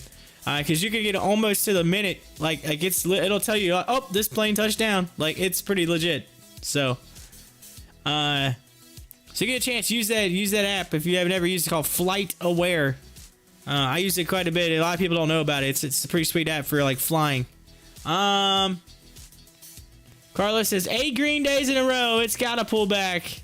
I'm averaging up on it. Oh, you're averaging up on it. Averaging up on it, huh? Oh.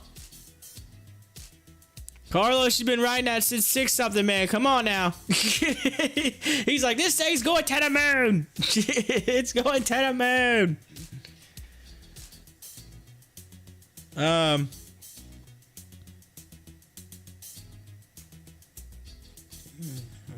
Okay.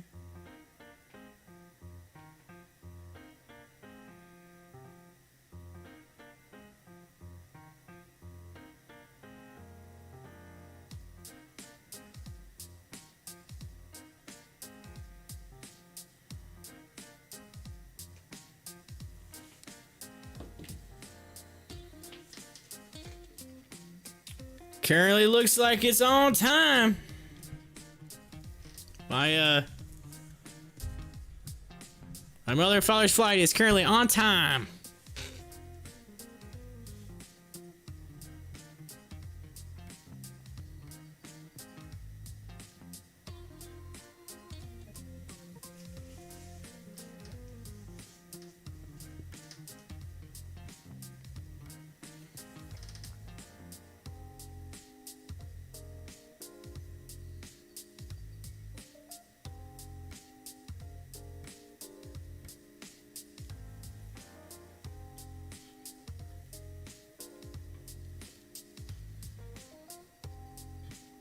Look at it. Look at it there. Setting a low at 1056. AT&F. Let's see here. Update. White House says President Biden and Russia's Putin discussed arms control and emerging security issues. So Biden and Putin had a discussion. This is White House says President Biden spoke with Russia's Putin on Tuesday. So Putin and Biden had a little discussion. Man, I would like that. Yeah, that's one of those days you hear stuff like that. Man, I'd like to hear that call. I'd like to hear that discussion. I'd like to hear what was said on that call. You know what I'm saying? Because there's so much speculation about how much these two do not like each other, and so it's like, oh man, I'd like to hear what that call went like.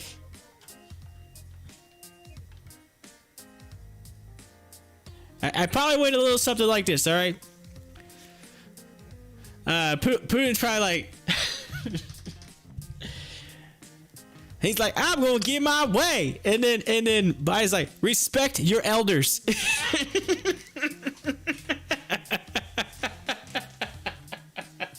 Biden said, respect your elders. Respect your elders, man. Respect it. He's like, I turn you over my knee. Get him, Biden. Get him, Biden. He said, don't make me make you go pick a switch. I tell you what, you pick the right one. You better pick the right one.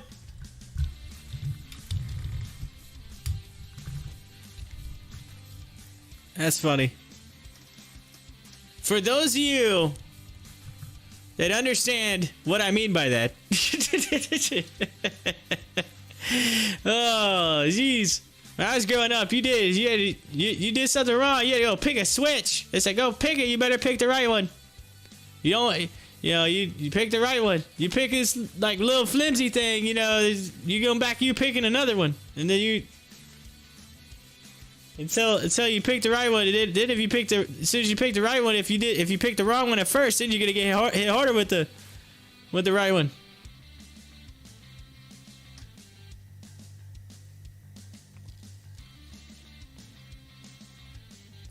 Actually, I got a funny story when I was a kid. My father, we used to do this thing where you stay in the corner. You get in trouble, you had to stay in the corner. You had to face the corner. It was like a thing called standing in the corner when you were a kid.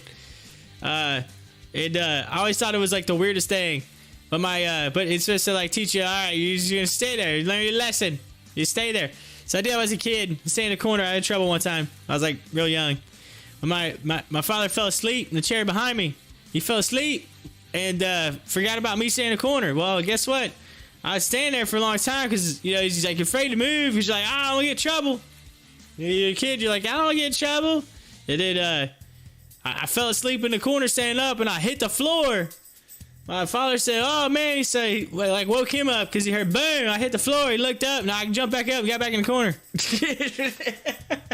I was real little though. I was a real little kid. You know, it's like one of those kids where you're just like, oh, you trouble. I want trouble. Then I got a little older and I just didn't care. Then I was like, oh yeah, come on, Dad. then I became a demon. I got to that age where it's like, you know, boys will be boys, right? We will do stuff to get in trouble on purpose. When you're real little, you're like, I don't really want to get in trouble. You're like, I don't really know what that is. But then when you get a little older, you're like, oh, trouble. Oh, I'm looking for trouble. I'm looking for trouble. You're like, oh, what can I do now? And you're like, oh, there's a hairbread. There's the sprayer on the sink. Oh, here we go. Let's tie the hairbread around the sprayer. Oh, I can't wait till Mom or Dad turns the faucet on. I told you. Demon child. Anyway, Roblox auction alert Friday, $90 calls. And yeah, y'all are getting a little taste of what I was like when I was a kid. Oh, I was always getting into something. Always getting into something.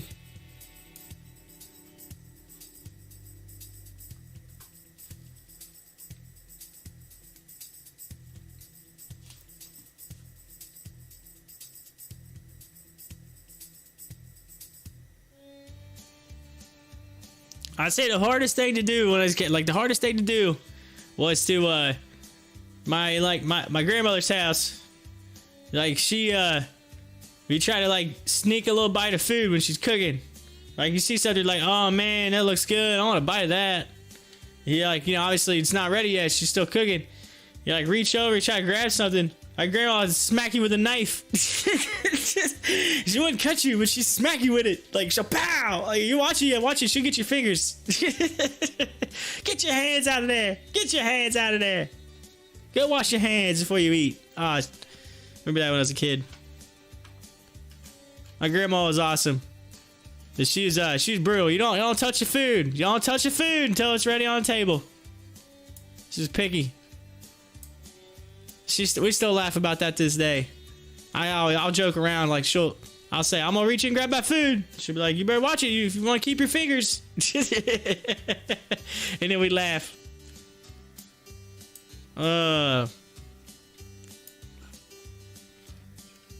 That's my other grandma, by the way. Not the one that's been going through the health issues. That's my dad's mother. They're the ones that, by the way, some of you Kentucky people up in here, they come from down in the hollers of Kentucky. That's where they come from. So, that side of the family. I say hollers because y'all know, all you Kentucky people know I'm talking about when I say hollers. You know what I'm talking about.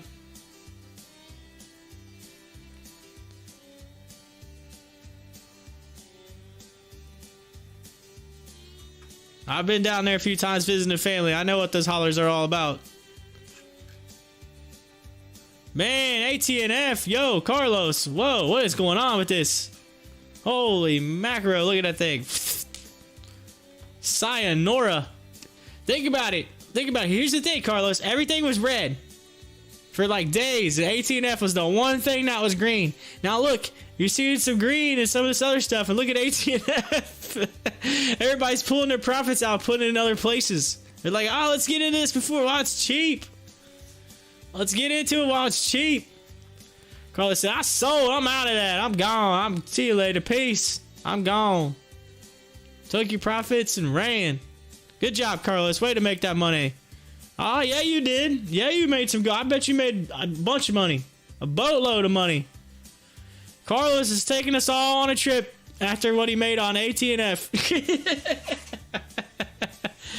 Carlos is fronting the bill. Drinks, food, the whole 9 yards. It's all on Carlos. Carlos says, yeah, right. He's like, yeah, right. Hey, you're not too far from the cruise lines down there, Carlos. You're not too awful far away.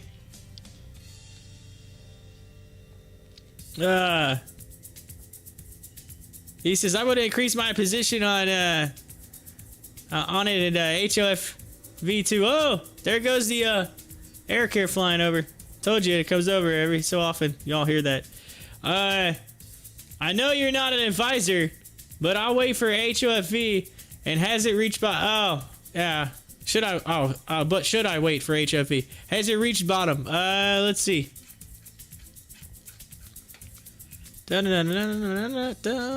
Okay, so, well, where's the last time that it was down this way? Been a while. It's okay, here. Let's make a line. As if we don't already have a million lines on HOFV as it is. I'm actually probably just gonna... I think I'm gonna go through and remove some of these lines. Some of them we really don't need. Like probably, I would say... like this one.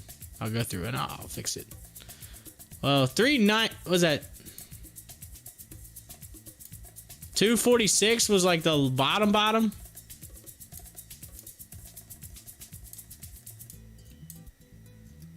I mean, that's way down there. Right? Hold on. What the heck? Whoa, what happened there? What happened to my lines? Did it move? Alright, I'm making this full screen. Alright, this is make my life easier. HOFV. Let's see what happened. I think it got moved up.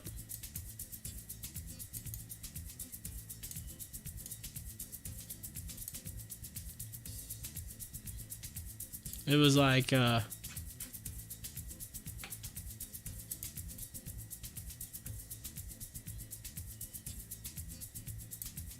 I mean, the floor was $1.09. That was a while back.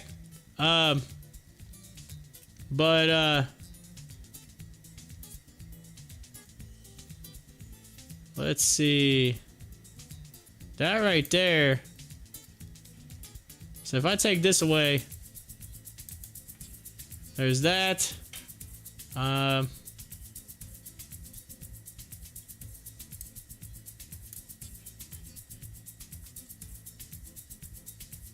let's 467. I'm gonna take that 516 away.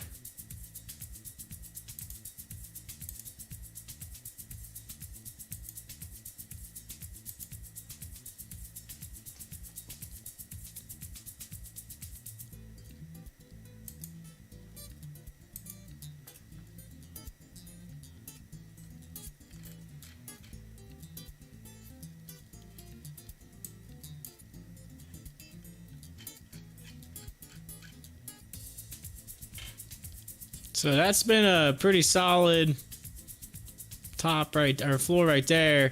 But the absolute bottom, I mean, this is bottom. It's never been any lower than this. And that's right there. That's at that 109. I can get it perfect. Oh, I had it for like half a second. There you go. 109. What?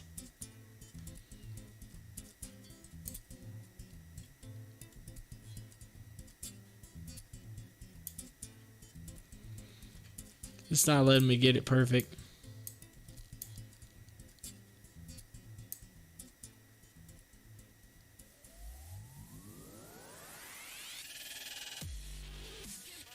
Anyway, I'm just gonna put it right here because it looks solid right there. Anyway, but yeah, that's where it's at. So, you know, if we really extend this, I'm gonna move it.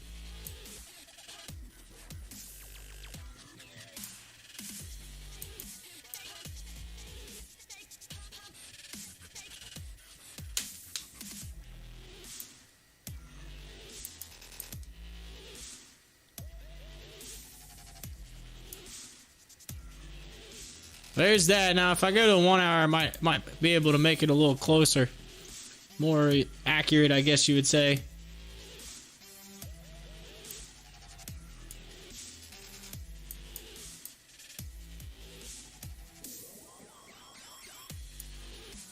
Right there. So now where it's at, if you go off of, based off of this, because if I go, you can kind of see that has been pretty well a top right there, a floor right there. So it's very similar, but it looks like 332. Maybe if you go exactly with that line, like based off what we had previously. So that's what we're at now. It's at 360. So I had to kind of play with it a little bit there to get the lines just right, but that's the if I was gonna pick one, and that's mainly because you got this here where it's been pretty flat. You got this touching it, this touches that. Then you scroll over, this touches that. So that's been pretty solid. That level there has been super solid. So 332 looks like. And then again, these were previous levels too that kind of hit along this line. It's kind of similar. So let's see. Let's see what happens. Let's see if maybe in the near future this thing goes that way, or if it continues down. I mean, it's on a downward trend, but that right there is a solid level. You can see it if you go across. We go to the 1 minute chart. We'll have to keep an eye on that, but let's go back to the grid.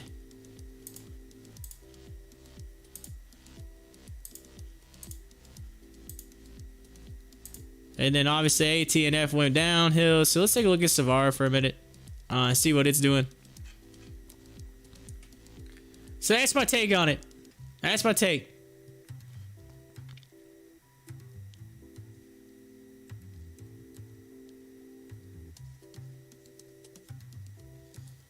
DMRC. Digimark shares are trading higher after the company announced it expects Q1 retail booking to be up 14% year over year. The company also announced the retirement of CEO Bruce Davis. DMRC up 22% today. So big run on that.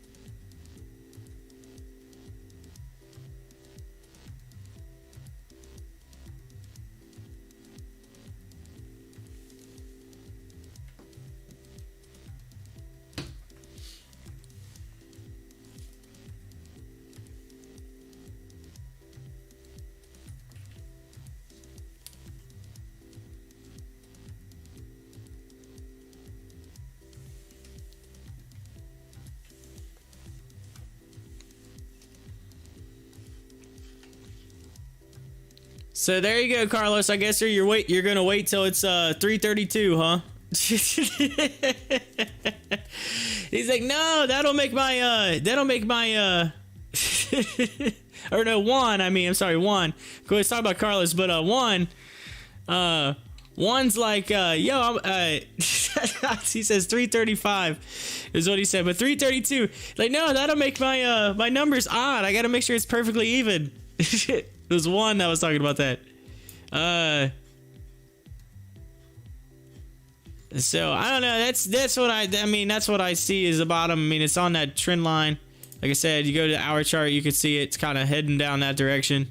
Maybe watch for that 332 area, 335 right now, and then see if it kind of bounces off.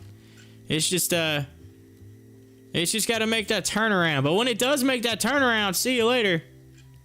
So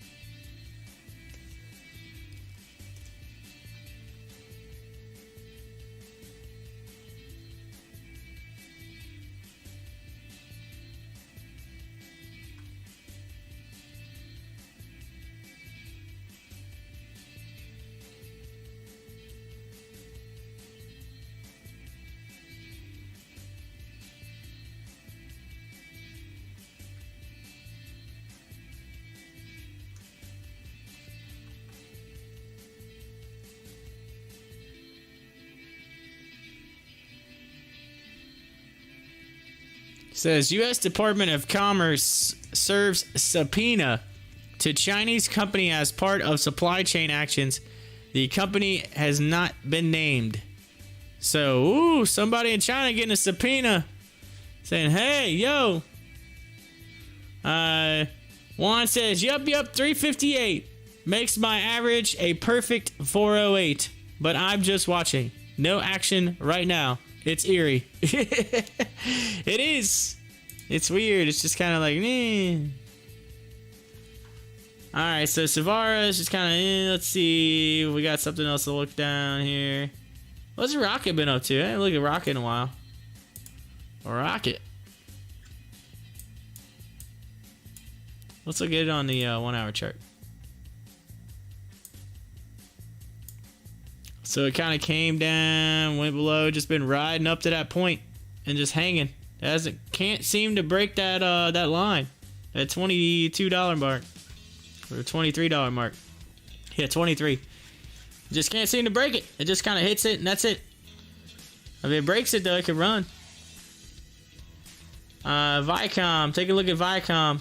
Viacom is still on that downward little trend line there, coming down. But at some point it's gonna meet that 200. We'll see where that happens, where that's at. Back to the 1 minute, and Doge back over 8. Pong's coming down, so Atari's kind of coming down a little bit today. As we're getting closer to noon.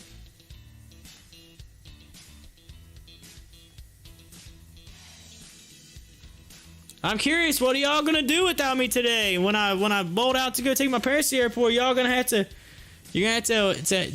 hang in there and keep the charts. I'll have the charts up, all right. I'll keep them up, but I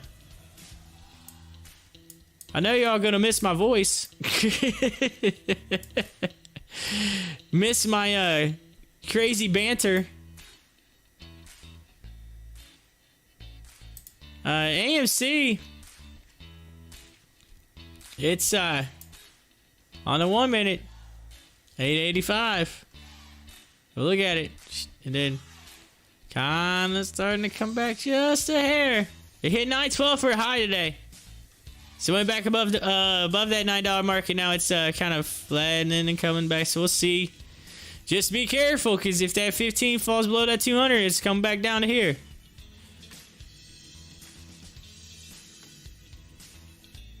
TIRX is moving. Let's take a look at that. TIRX. We followed that. That was the one that had that huge fall. The big giant fall from grace.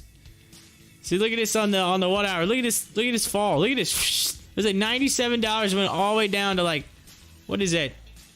Like 11 bucks or something. Now it's at 17. But yes, that thing is had a giant fall from grace. A low of 1541 today, had a high of 24 bucks. So it is moving like quite a bit. There's some volatility into that stock right now. Wait, that's a pretty big swing. It's almost a $10 swing from low to high.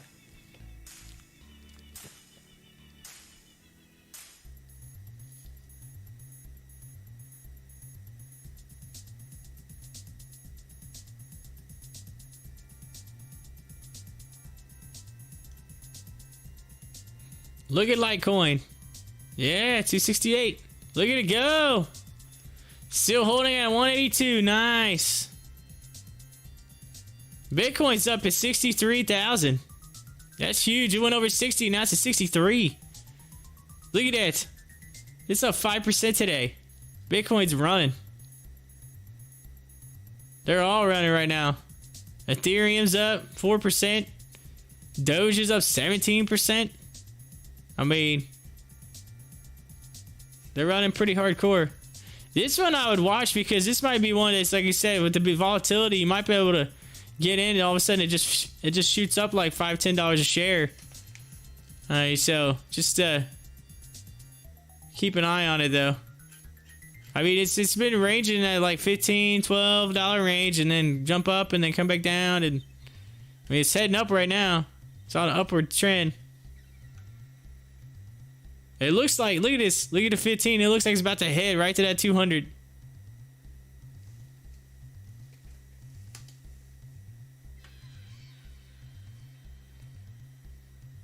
Most profit I made on any crypto right now. Good deal, Carlos, get it! Roblox has been climbing the last few days. Yeah, Roblox, they had an option alert on it just a little bit ago. They said, where was it at? I remember seeing it. Right there, Friday, $90 calls. $90 calls. And it's at 81 bucks, up 8%. So you're seeing some movement. We're starting to see some movement, which is nice. I mean, it's more than what we've seen all last week. Ships going up 3% right now. So ships moving again. Keeps getting these little pops.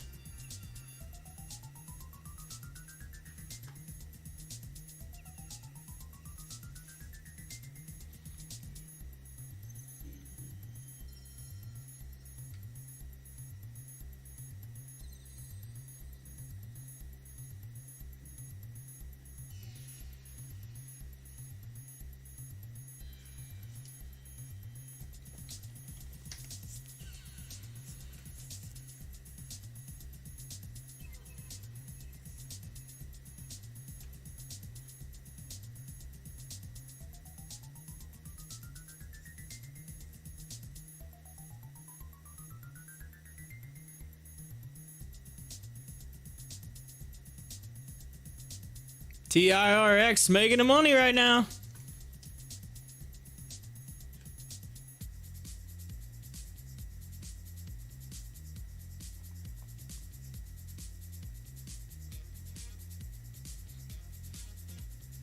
Just think if you got in when it was 12 bucks, where what the money would have made. Let me, you could have sold it. You could, look at that, you could have doubled your money all the way up to 24 bucks on the high. If you'd have just got into it, it was like 12 bucks. Now it's again though, I saw all those people that had it at 97. Ugh, could you imagine? You had it 97 bucks, like you were in on it, and then all of a sudden it just all the way down to like 15 bucks. I mean, that's one of those things you're just like, or all the way down to 12 bucks. You're like, what? What? Like, mind blown. It's like, oh yeah, you just became a giant bag holder. A giant bag holder. Ooh, those are rough. But this thing is moving. I mean, look at it. It's heading right to that. That 15's just heading right to it. I mean, honestly, the way this is moving, I don't know. See, you see if it comes back or not. But it is pretty high on the RSI, but you got some buying.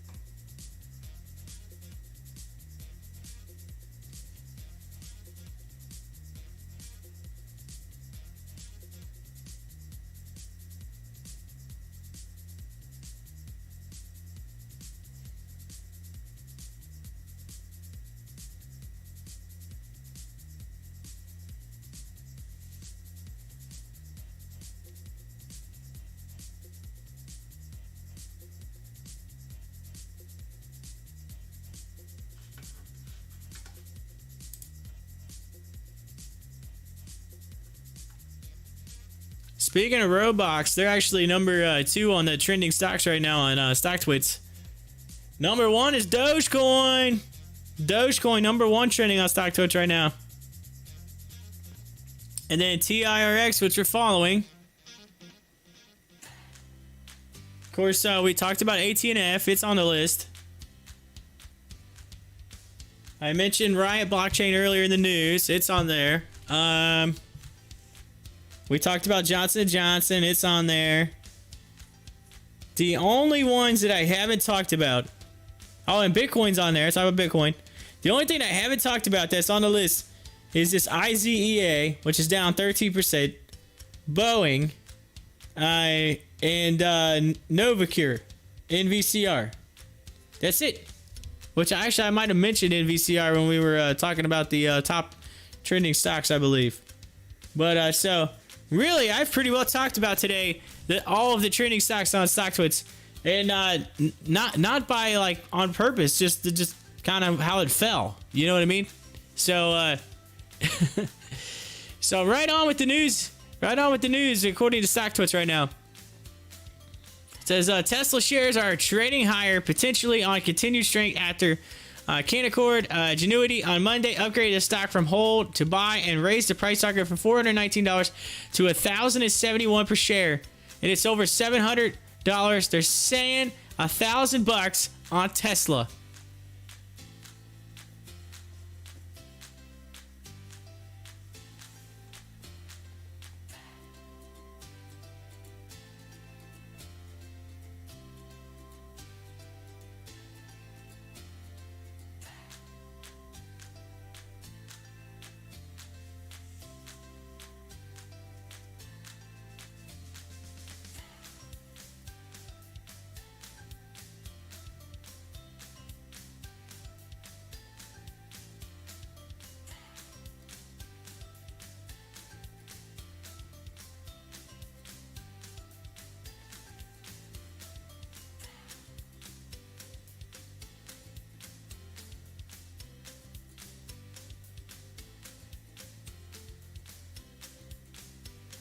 Of course, VT is actually moving again. VT. Let's take a look at it. Then I'll go back to that. VT. See where it's at. It had a little bit of a move. Yeah, look at this. It's like George W. Moved up. Boom. It started to it kept the W in. Kept going. So it's... and then it popped. And now it's kind of coming back. So it's still in a little bit of some stair stepping. A little bit of it. Boom.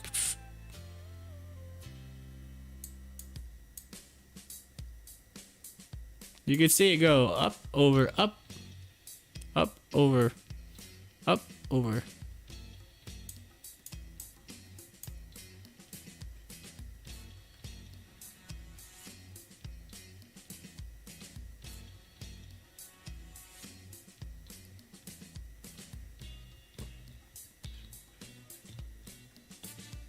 course, it's up 38% on the day.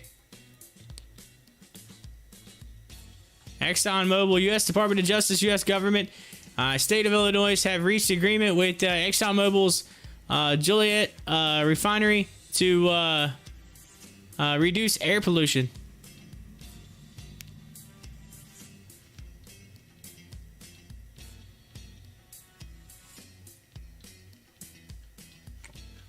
Reduce the air pollution.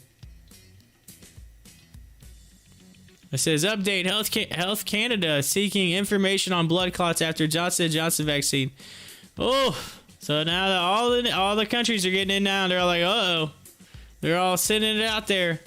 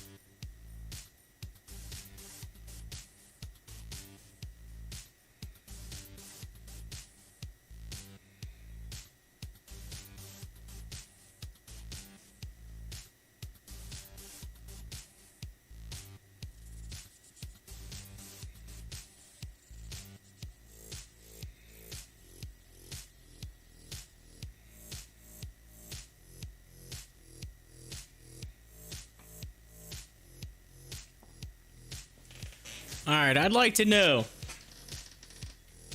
how GameStop is not going to the moon right now. Okay, and let me tell you why. This is why I was looking at my phone. I had to like refix my Twitter for some reason on my phone. Anyway, so look at this. All right, look at this. Ryan Cohen. He's on the board of GameStop. This dude, telling you, he needs to be the CEO. Look at this. He puts Culver City at GameStop. He tweeted out GameStop, that he was in a GameStop. He tweeted it out. In Culver City. Check that out with a picture of somebody. That's huge.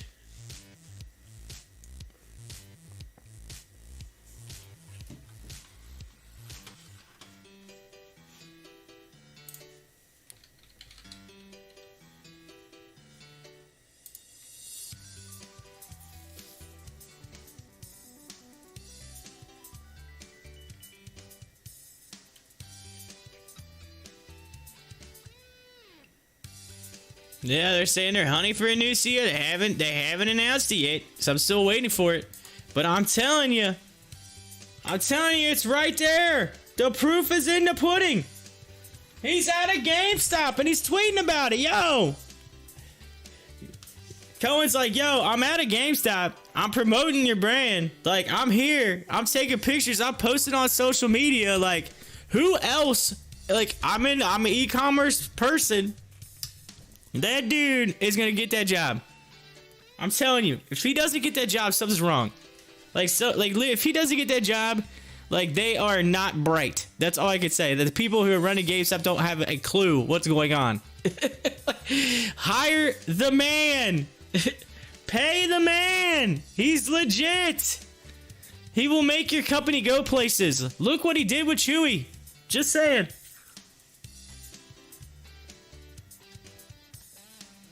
That's epic. Absolutely epic. I'm just saying. Ryan Cohen. I'm on the Ryan Cohen train. He's the man.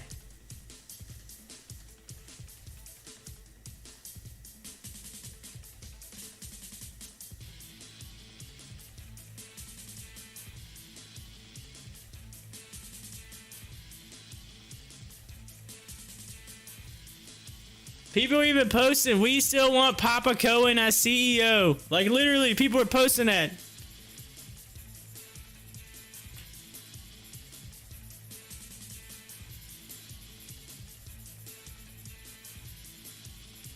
Someone said hiring him would make GME go to $1,000 a share. It's just someone said.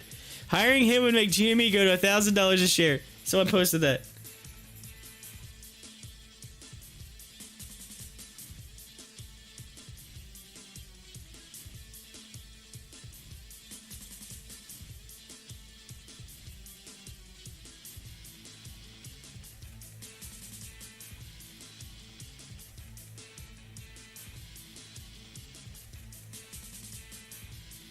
Dude is legit.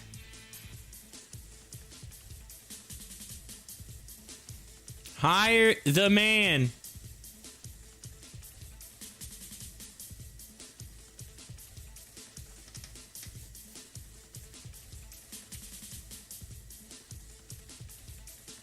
Of course, you know, companies got to do their due diligence. Oh, got to do their DD. Oh, we put this out there. It was open for people, and you know, I'm gonna go on. I'm gonna apply for the CEO of GameStop. I'm gonna go there and apply for it. I'm like, yo, they're like, oh man, we gotta call you in for an interview just to do our DD. I'm like, yo, well, I know I'm not getting a job, like, because I know you're gonna hire Ryan Cohen, but you know, but I tell you what you can do to make this company better. There's a lot you can do. I don't think you realize it. I'm gonna say at Ryan Cohen, yo, you need a marketing person? I'll tell you what you can do. I can tell you how you can make this company so much better. So it's fairly simple. I said obviously NFTs is part of that, right? NFTs, that's automatic.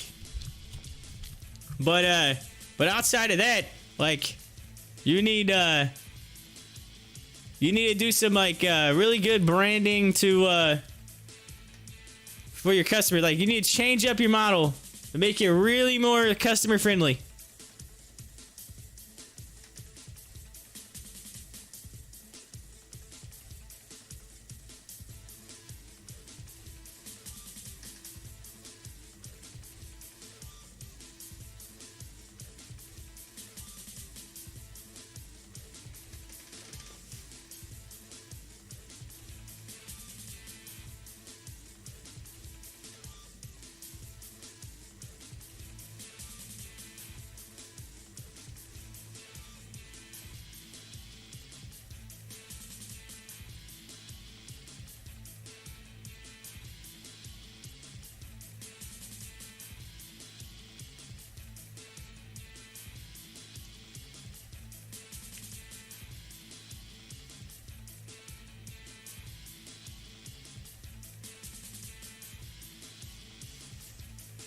Just think, you could do something like really, really cool. Check this out.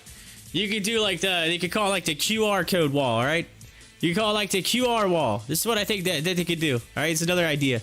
So like, imagine like, you know, you got a really nice, cool, you got the cool, again, like I said, get rid of most of the brick and mortar stores, right? You're gonna keep like the key ones, the key areas, and make those like really cool. Like, remodel them, make them all like super cool. Like, you gotta do it kind of like Apple does it, all right? Like, make it like a nice, cool, interesting place to visit, right? Like, and then you could do like this wall where it's like QR codes, and so like have like, it could have like a video of a game, like whatever. It's like showing the game, like playing whatever on like a you know, like an LED something, you know. It then have like a QR code where they could just go by and they could literally click the QR code and it takes them right to the game where they could literally pay for it and download it right to their account.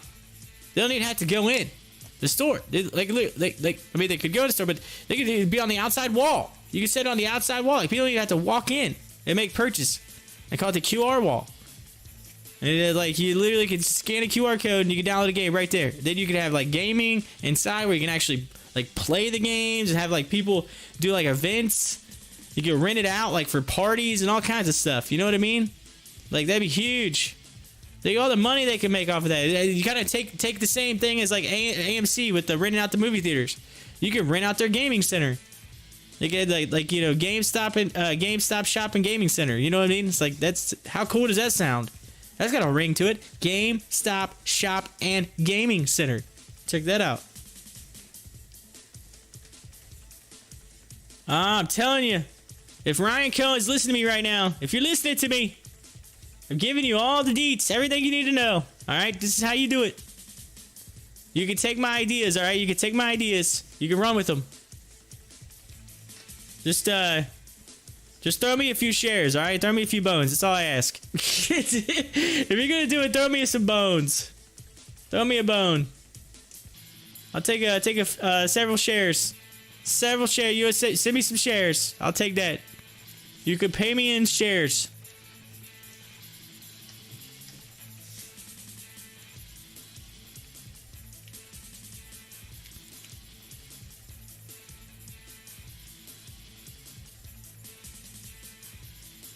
I mean, think about it. Okay, so think about this. Like, New York City, right? Super busy city. People walk up and down the street, right? They look in windows. They look at shops, like window shop. That's what they call window shopping.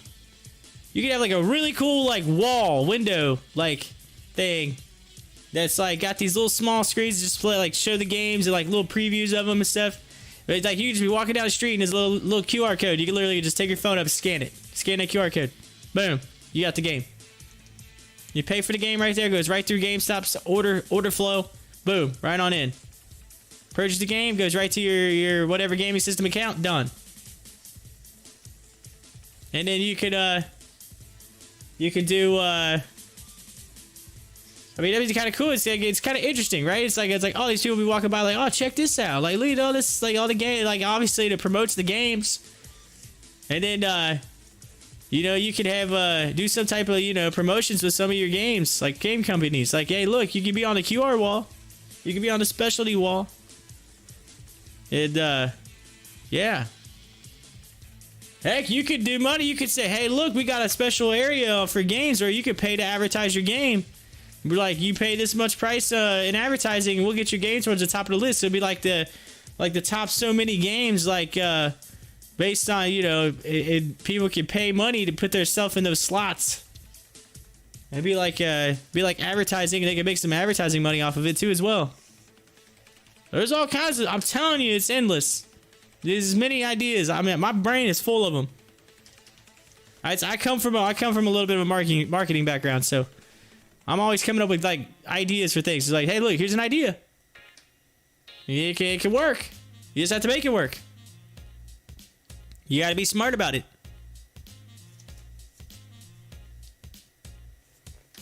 It's all about engagement. Engaging your audience.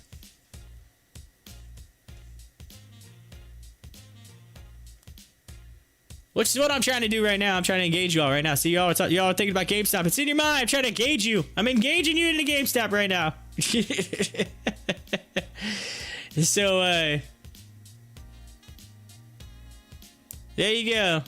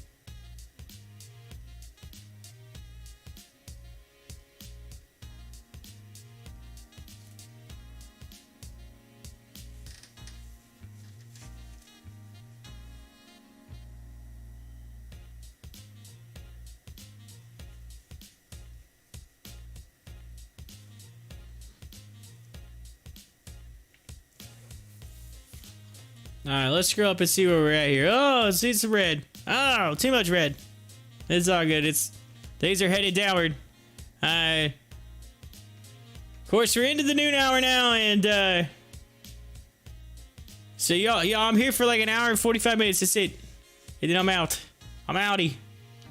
So you don't have too much time left with me today, But hey, I will, like I said, I'm going to leave up all these charts and keep you all updated and whatever. So, as I get my parents off to the airport and get them out to Florida, where I will rendezvous with them on Friday. Will be a rendezvous on Friday. I'm hoping to eat at this little place. It's a little place. It's like it's a mom and pop restaurant. It's been there for years. It's like the local well-known restaurant in a little area that we're visiting, and my aunt lives just like not even a mile from this place, really. It's just right up the street from where my aunt lives. But every time I go down there, I eat at this place. I'll tell you, last time I ate there, like their seafood like is so good. They have this like fish dinner that's like the bomb. So, by the way, my cousin who's getting married, she actually works there. So, I'm trying to eat there on Friday night if I can, because they're actually shutting down the restaurant early on a Saturday because of the wedding. Like most of the people that are going to be, at work at the restaurant, they're going to go to the wedding. So that they're actually, she's been working there for so long, everybody knows her and whatever. So they're all shut it down, whatever. But anyway. The food, I'm telling you, it's good stuff. So I'm hoping, again, I've been on diet, so I'm going to tear it up. I'm going to get that big fish dinner. I'm tearing it up. Yeah, hush puppies. Another thing they do gator nuggets down there. They actually, because this is close to a lake where they actually hunt gators. And so it's like, they bring them in, actually gator meat. I don't know if you ever had gator, but gator nuggets are the bomb. They're the bomb. So I'm gonna get some fish, gator nuggets. Oh, I'm excited. Friday night. I'm gonna get the Friday night fish dinner. I just said, as long as our flight, everything goes well with our flight, we get there on time, we get our rental car and get up there, be just in time to be able to eat. So, just in time to eat.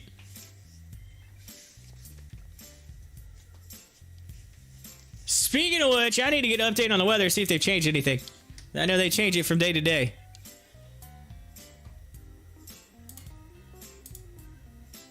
I've been watching it every day. I've been kind of keeping an eye on this weather. I'm like, what's going on with the weather down in Florida? I want to see. I want to see if I'm going to be able to enjoy it, or if I'm going to be, you know, drenched on the whole time we're there.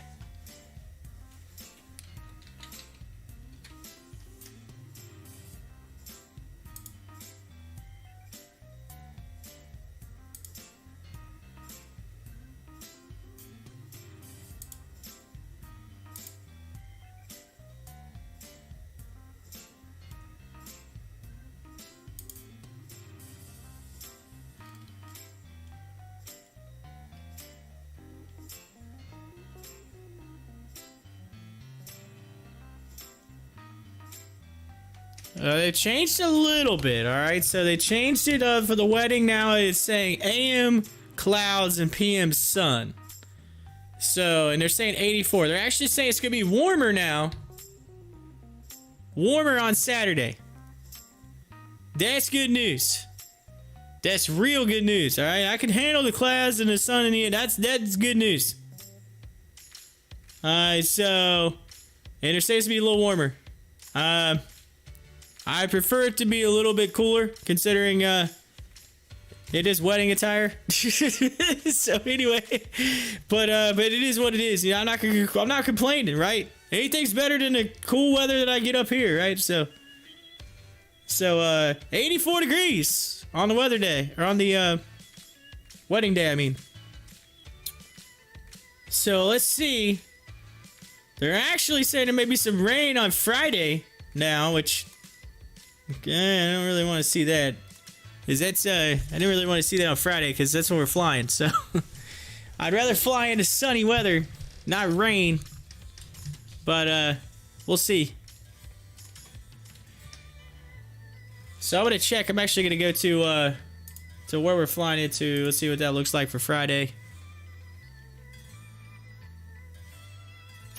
What we're flying into, it says partly cloudy and 80. So it might be cloudy when we come in. So hopefully it's not too bad on Friday. Now, I'm worried about the middle of the week. That's really what I'm worried about. The SeaWorld day. And let me go to the middle of the week. We'll start to the middle of the week.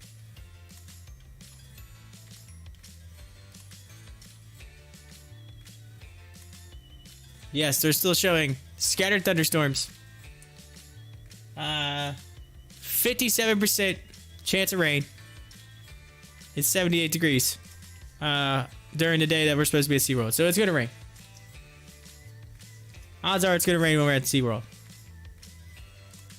Bah! That stinks.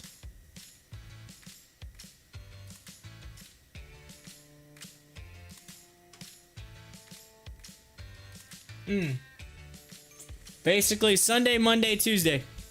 Days that we're going to be there. They're expecting rain.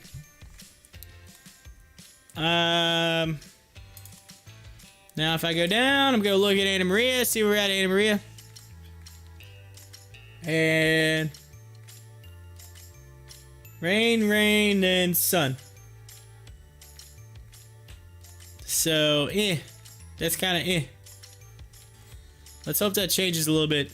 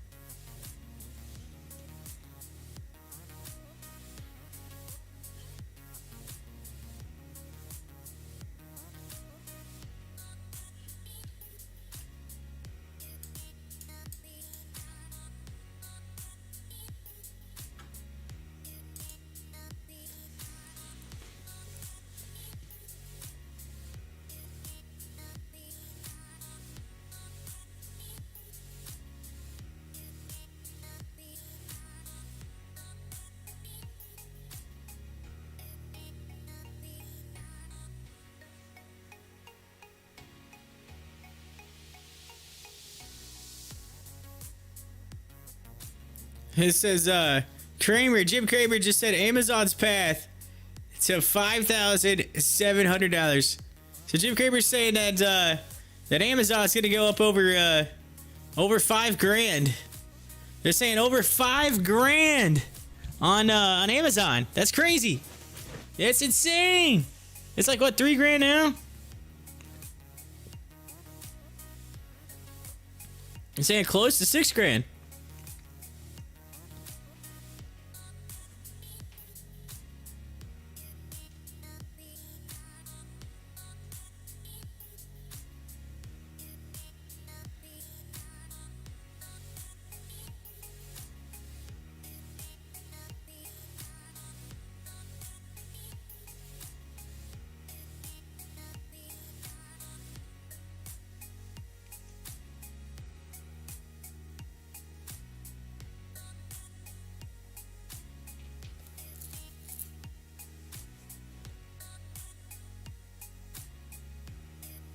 Says Zilab shares are trading higher after data monitoring committee said the interim analysis of partner Novocure's phase 3 lunar trial would be accelerated. So they're moving up and currently up 16.8%. They're at $154.21 right now on Zlab.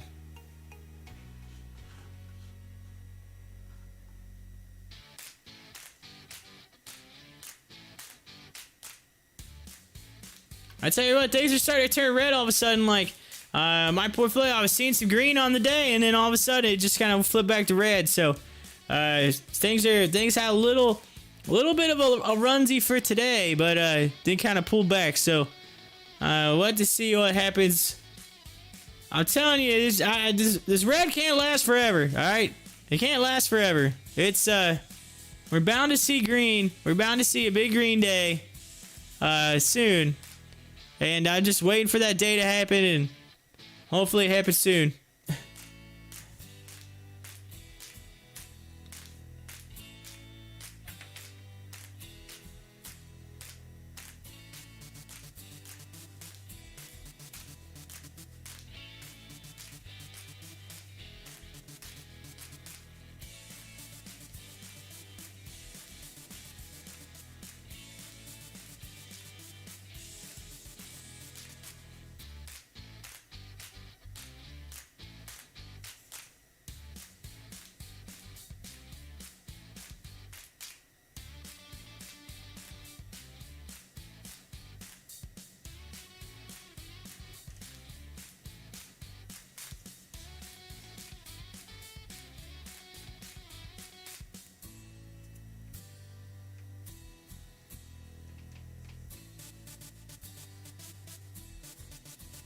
It says IAC Interactive Corp.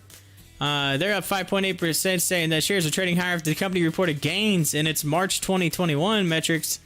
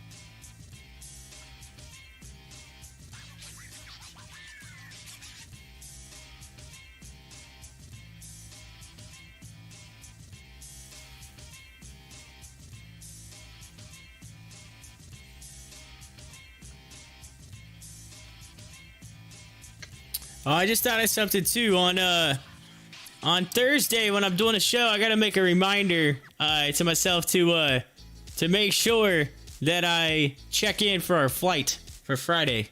So I have to check in for that. And so don't let me forget that. That's like for those of you that hanging with me throughout the days. So Thursday, I just set a reminder for myself, but I have to check in on my flight and say, yo, I'm checking in. But anyway, it's time for the midday market update. Midway through the trading Tuesday, the Dow traded down 0.34% to 33,630, while the Nasdaq rose 0.75% to 13,953.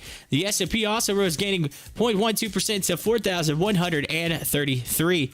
Leading and lagging sectors, utility shares rose 0.6% on Tuesday. Meanwhile, top gainers in the sector included Pure Cycle Corporation up 2% and Enel, America's SA up 2%. Then in trading on Tuesday, the industrial shares fell 0.7%.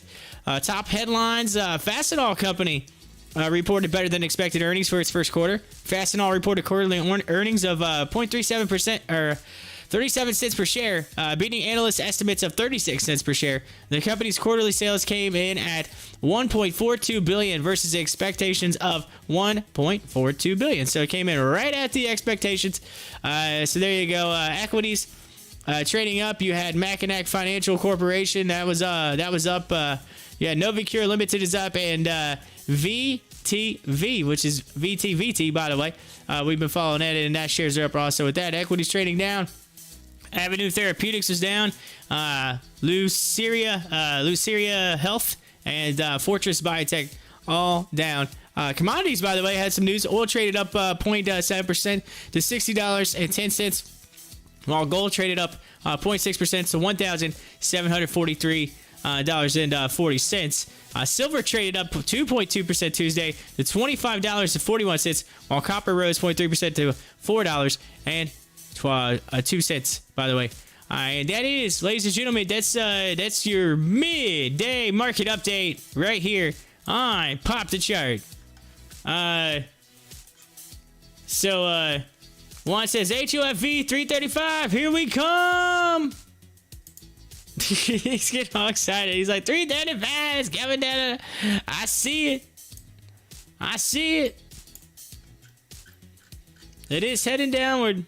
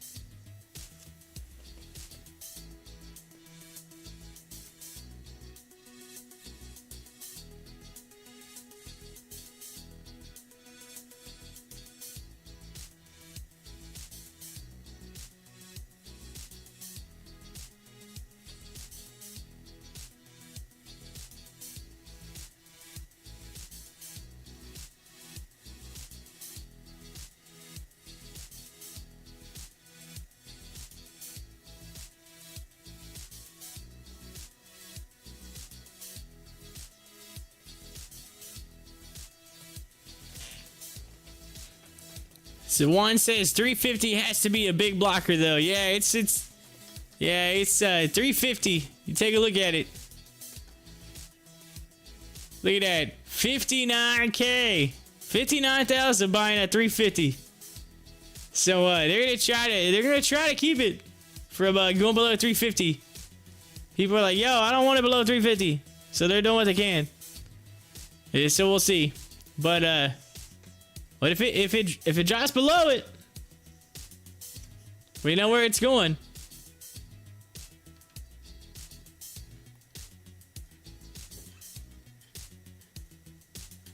Well, I was doing so well earlier. Like I started seeing, everything looked good a little bit ago. Like I was seeing some good, and I'm like, man, we got a little bit of green here. It's getting out of this red, and then it just kind of just fell right back. People were like, oh, let's buy really quick. Let's buy real fast. And then it just went and that's it. So, Juan said I made over 1,000 on Litecoin since Friday. I never see my balance increase because HOFV keeps going down. Made $1,000 on Litecoin, but the account just keeps going down because of HOFV. Oh yeah, it happens. It happens.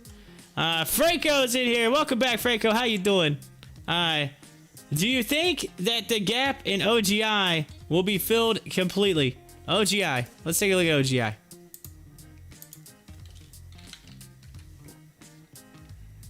OGI.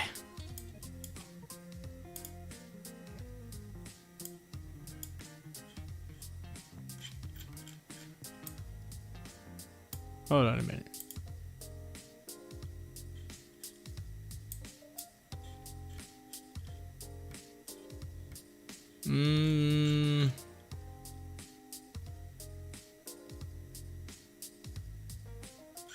Trying to see which gap you're talking about here. What are you talking about? This gap?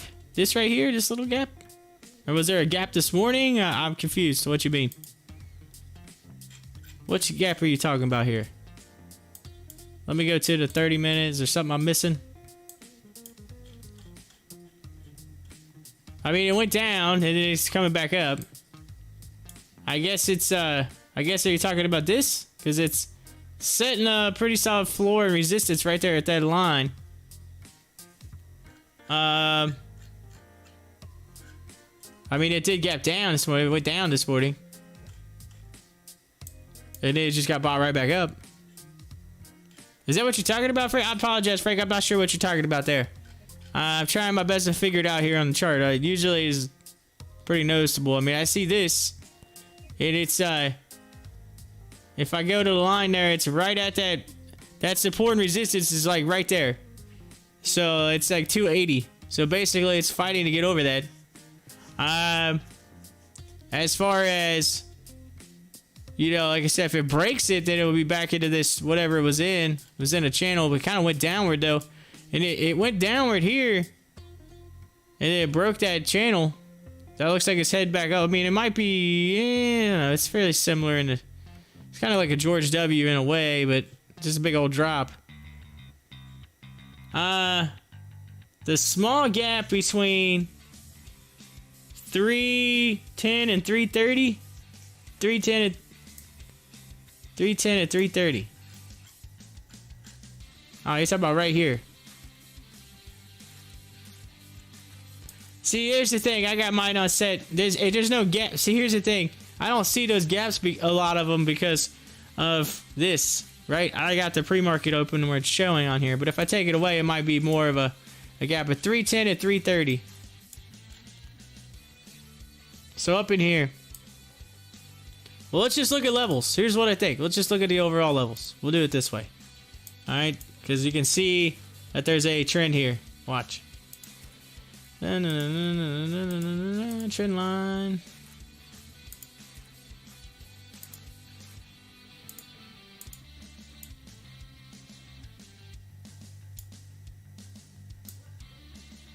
I apologize. One of the neighbor's dogs is barking. It's probably the schnauzer up the street. One of my neighbors has a schnauzer, and it kind of, they let it out. I mean, it doesn't hurt anybody. It doesn't bother anybody. It just barks here and there. But it likes to run up and down the street and bark. It's not a bad dog. It won't, I'm telling you, it's more scared of you than anything. Like it acts like it'll act like, I'm gonna bark for a minute, then it just runs away. It's scared. It hides. I try to get it to come up to me, but it won't ever do it. It's like it wants to, but it won't. But so that's what you're hearing right now. You're hearing that schnauzer. I could just tell just by the way it's barking. I'm like, it's a schnauzer up the street. He's like, I can't hear it. Anyone else hear it? I'm surprised you can't. Although here's the thing, I do have a so here's a little tidbit. Some of the stuff you may hear or you may not hear. So the things that I hear, by the way, because I've got my system set up to where I can hear directly what's coming through the mic. But before it comes to you though, there is a setting that's supposed to take some of the background noise out, like just to kind of eliminate some of the background noise. So it might be actually eliminating that, but I hear it and you don't, because honestly, if someone goes across the, like if someone went outside of my studio room here and they went to the other room, they snapped their fingers like that, I'd be able to hear that. Like if they went just like that, I'd be able to hear it. It's weird. It's just because this mic picks up everything. That's why I like this mic so much. It picks up everything. It's good. It has a good sound, but you know, some of the background noise and stuff it'll pick up. But so maybe that's why you didn't hear it. But there is again, you might hear a dog bark. If you do, just letting you know, it's my neighbor's dog there. One of my neighbors, like three houses down or something like that. They have the schnauzer and it likes to run rampant. It's not a bad dog. It just likes to bark. But anyway, let's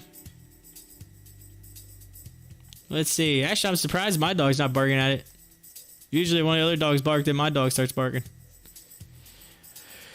Oh, so that's this. So back to what we were saying. I apologize, Franco. I know I got a little off topic there, but OGI. So it's coming down this way, and here's the levels. All right, here's your levels. You got a level right here, and then you have what looks to be level right here, right in that area. Okay. And then obviously it's coming down this way. So then the next level is above that. So but this is where we're at, right? So it went down, it fast broke, it came back up, and now it's fighting with this. Now if it breaks this, it'll continue upward. Maybe at $3, it'll be fighting with that. And then, you know, here's the other thing. The next level past that,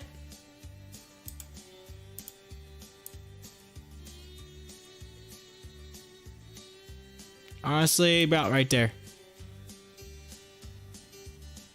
So, basically those levels you were talking about, it has to go through $3. If it goes through $3, next stop is like $3.38. Right? As far as, like, so, support right now is at $2.80. It's holding that support. It's trying to break that trend line. If it breaks the trend line, it comes up, fights $3, and if it can break it, get in, then $3 becomes support, and then resistance is $3.38. So does that answer your question? I hope it does. I hope it does, Franco. I hope that answers your question. So that's where you're at right now. On OGI.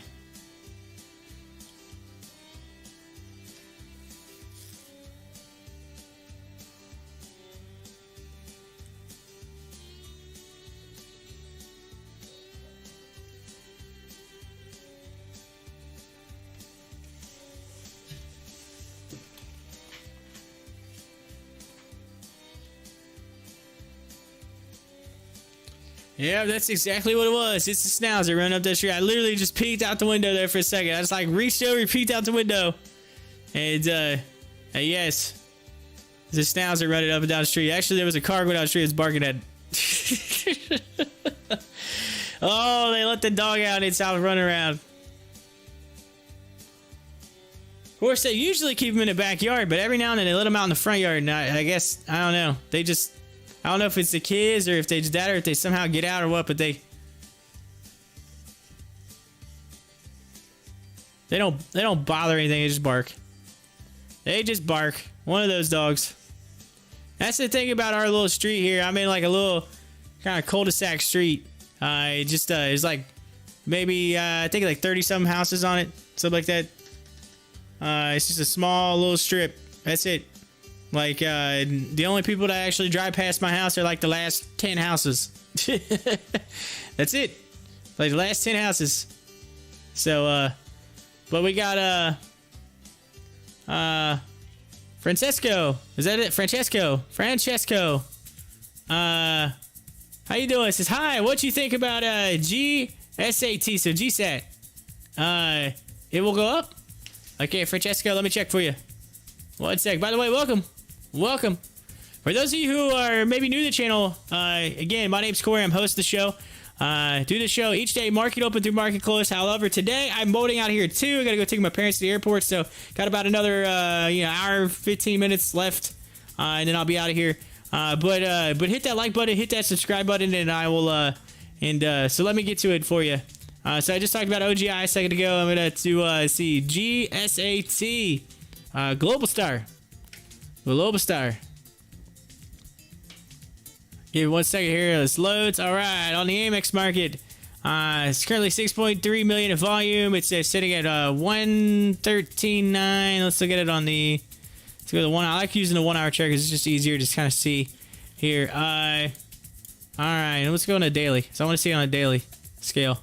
All right, so on the daily, it had a big pump and then dump. So let's see here. Let's go to trend line. I'm gonna try my best to chart this in this little box here. Sometimes it doesn't want to cooperate, so just hang in there. Let's see.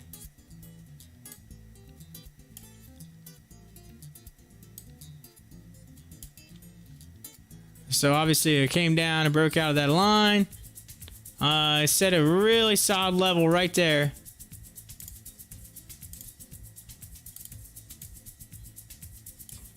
Right there, it's been a solid level of support. You can see it where it's topped right there, and then it came across, it bottomed and went up there. It hit again. So it's really stayed hardcore on that, what is that, 131 mark? It's right about 131. It seems to be a solid floor. One thing you could see here, and some people are like, yeah, you could see. And this is a possibility. I want to see how close it is. Sometimes this can give you a little bit of an idea of what a stock's going to do in the future. If you take and make this trend line right here. I know it looks like an X, but sometimes this, I'm going to bring it a little bit more. You got to get it almost just right.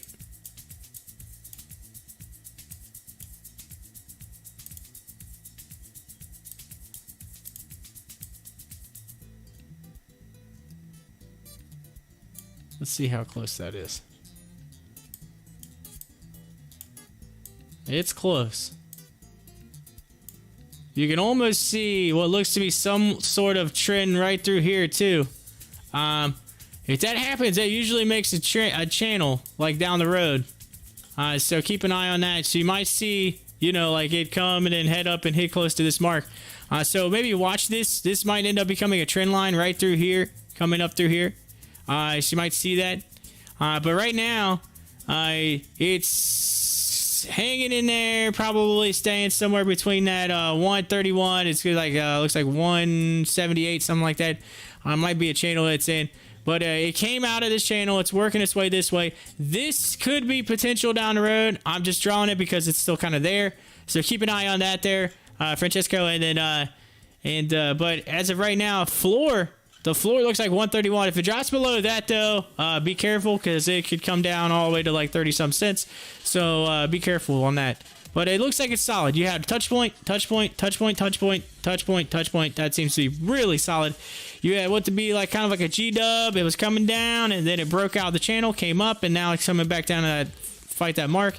So not a financial advisor. Can't tell you what to do, but I would say this is probably a good buy opportunity right now where it's at. Where it currently sits. Just be careful. Be careful. If this thing continues down below and drops below, I guess that mark was 113. I said 130, but that's because I'm looking at it's 139 anyway. Anywhere in that vicinity, it's not perfect. Those lines, it's hard to see sometimes when you get it on the small map, but there you go. Francesca says, thank you for your opinion and your analysis. I try my best. Hopefully that helps. All right, so just maybe beware where it's at. See if it continues to maybe bounce and come off of that line. If it does, then we're good guys. It's fighting below right now, but so just keep an eye on it.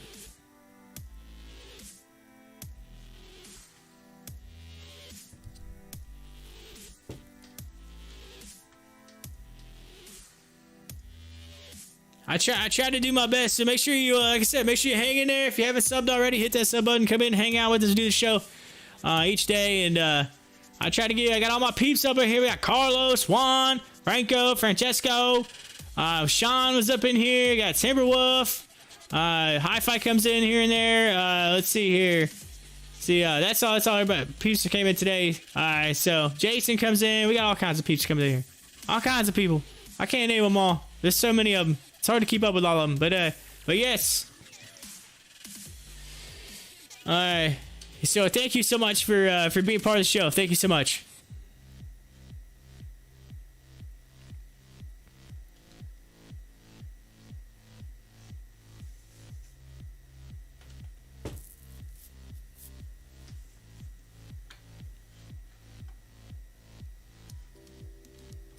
Carlos, you gotta talk to those weather guys down there in Florida, all right? I'm looking at this weather forecast and it's not looking too hot.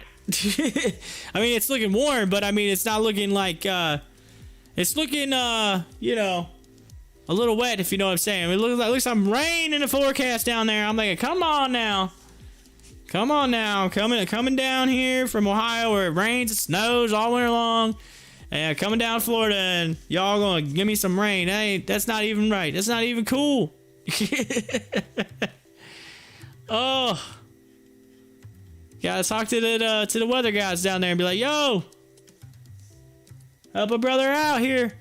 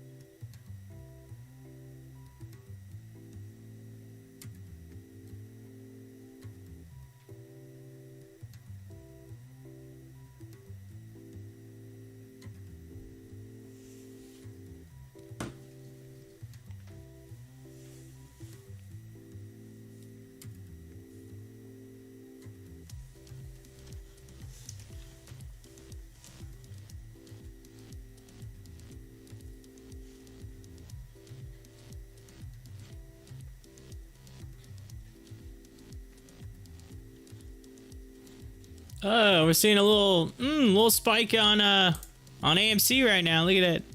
Psh, a little bitty spike. See the same thing on GameStop. Seeing a spike. See if we get some more upward momentum on both of these stocks. I'm telling you, if GameStop comes out and says they're hiring Ryan Cohen, I'm telling you that thing's gonna move. It's gonna go super fast. You just see a big pop on it. They just got to make that announcement.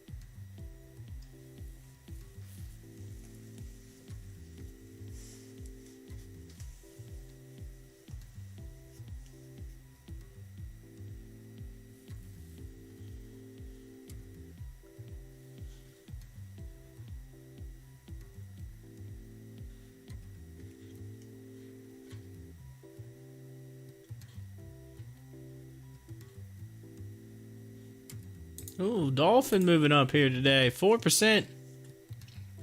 4% on Dolphin. Got a nice little upward movement on Dolphin.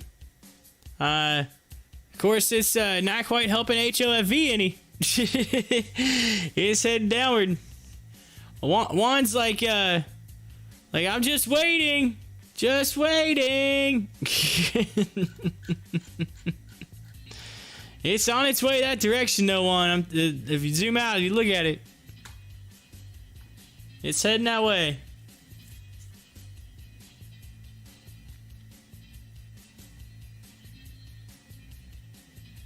Tell you what, if one of my other stocks would just moon really quick, I would take that and put it into HOFV. I'd be like, done. Put it right down in. 335. 335.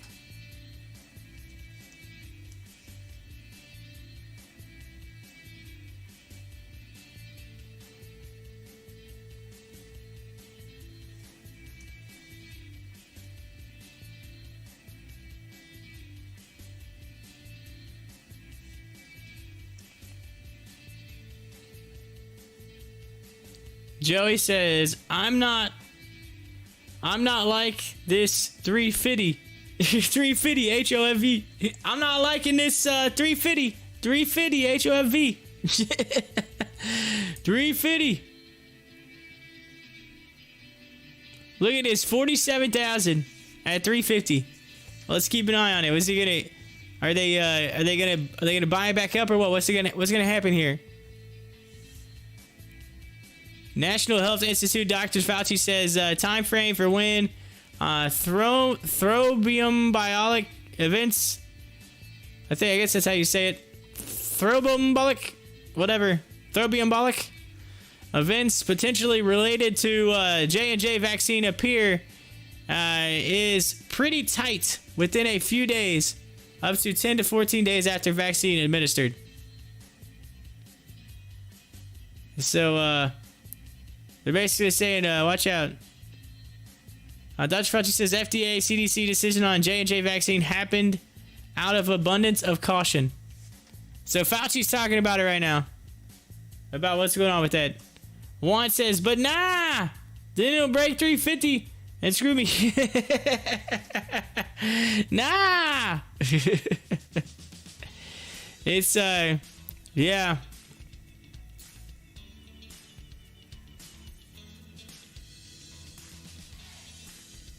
I tell you what, I'm telling you, if one of my other stocks just real quick just goes up enough that I can sell, I put it in. I'm going big on it. It's going to get some news, it's going to run, and there you go. I'm going to average this thing down.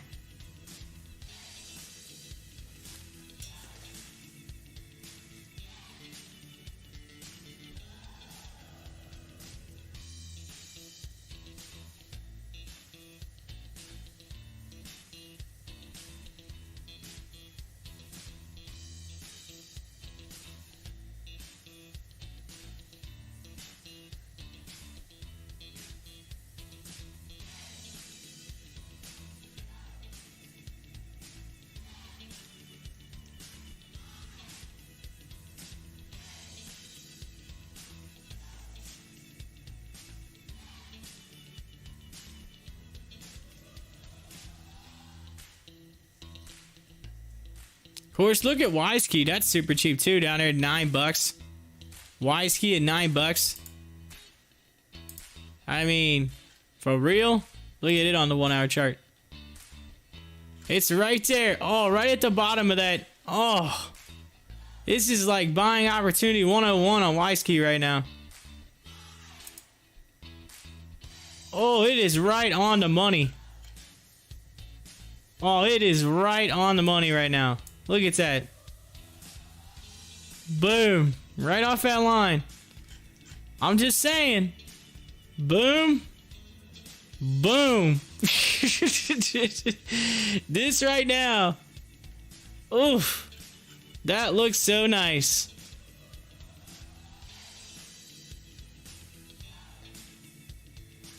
They said, Joey said, WiseKey looks super cheap, especially when you have shares at $16. I know, right? Look at this thing. Oof. Holy smokes.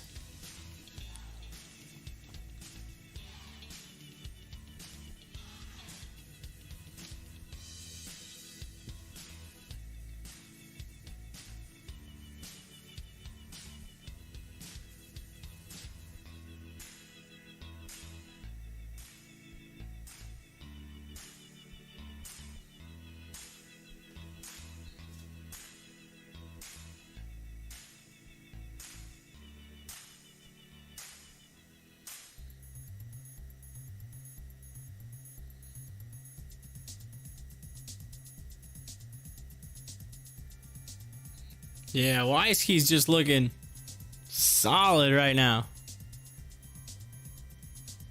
Solid as far as like just chart setup.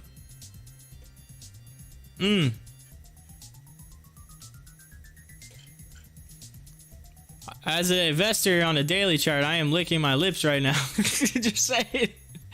Because this thing looks like it's gonna just go. And you know how what happens is it typically gets it. Look at this right here. This is where we're at right now. Look right here. Boom. So let's scroll in and look at the days on this. So it went boom, and then it just kind of rocked right along that area for several days. So look at 1, 2, 3, 4, 5, 6, 7, 8. And then on the 9th trading day, it started to run. And then on the 9th day,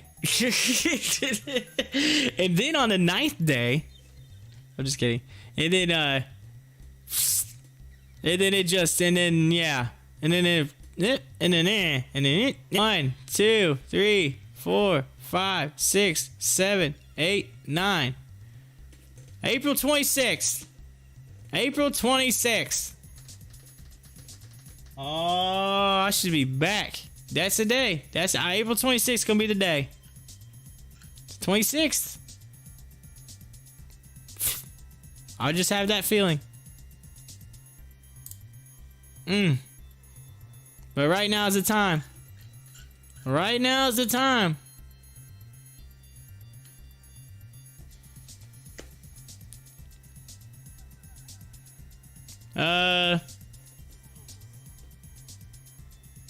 Michigan Department of Health, and Human Services says Michigan to temporarily pausing use of Johnson & Johnson vaccine based on FDA and CDC guidance.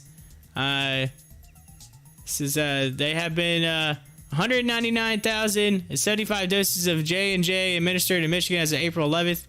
White House official at midday press briefing with Dr. Fauci says has more than enough supply to continue COVID-19 vaccine plan. So they're not worried about the vaccine with Johnson & Johnson. They have so much of the other that they don't really. I think they're basically just saying, just pull the J&J and be done with it. I think that's what they're saying. They're just like, pull it and be done with it. It's too much controversy. It's too much whatever. Like, it should have never even been announced, I feel like. Just stay with the regular train, Pfizer, Moderna, and just get it done. I think that's what they're saying right now. They're saying, J&J, nice try. Way to go. You're just making his matters worse. Get out of here. Get out of here. That's what they're saying. Get out of here. You're just making matters worse. Yes, so less than an hour. And then I gotta bolt out here. So I'm gonna miss power hour. Gonna miss the close today, but it is what it is. I think today's been kind of a Alright, so. But look, Wisky just kind of little turnaround up onto that line right there. I'm telling you right now, it's the time. It's the time. Seriously, why did everything else have to go down? I could have had just something that could have just went up and whatever. I want some more Wisky.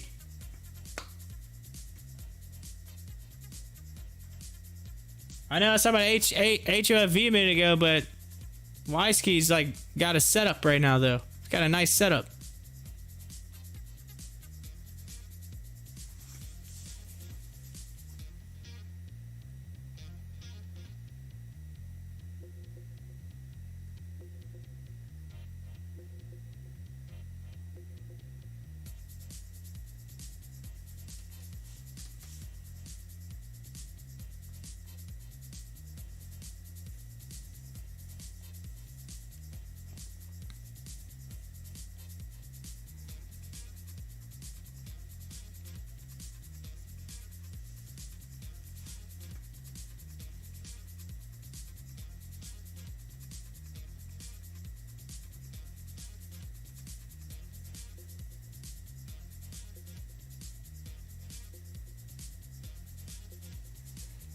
Let's see. Juan says, what's the chart say if HOFV breaks 350 downward?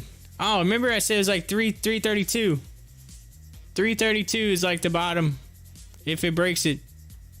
Of course, it's having trouble doing that. It's pushing back up. They're trying to buy it back up. They're trying to make a floor of 350. They're trying. One says, so you're saying there's a chance. Oh, that's hilarious.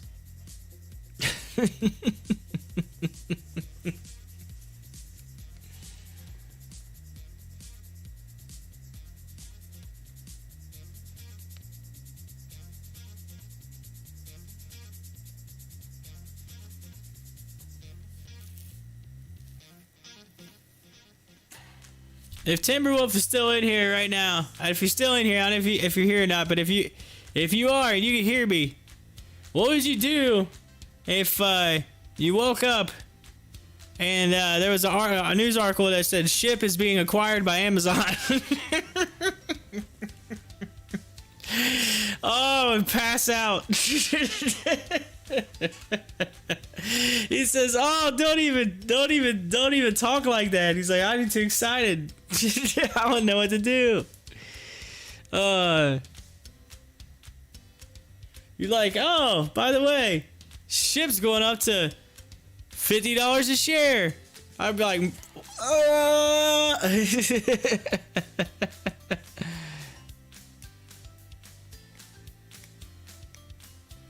AMC moving upward. HOFV getting a little bitty run now. Look at it. Lighting up green.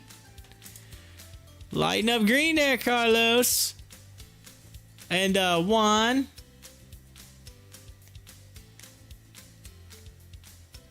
And Joey. And all the rest of y'all that are in here. Look at it. Look at it go. We getting some news or something right now all of a sudden? I keep waiting for it.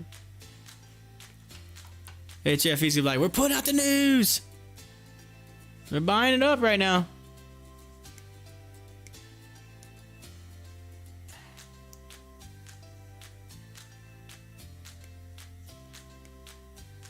Watch they put out some like crazy news and they just like run to like $11. Everyone else would be like, ah!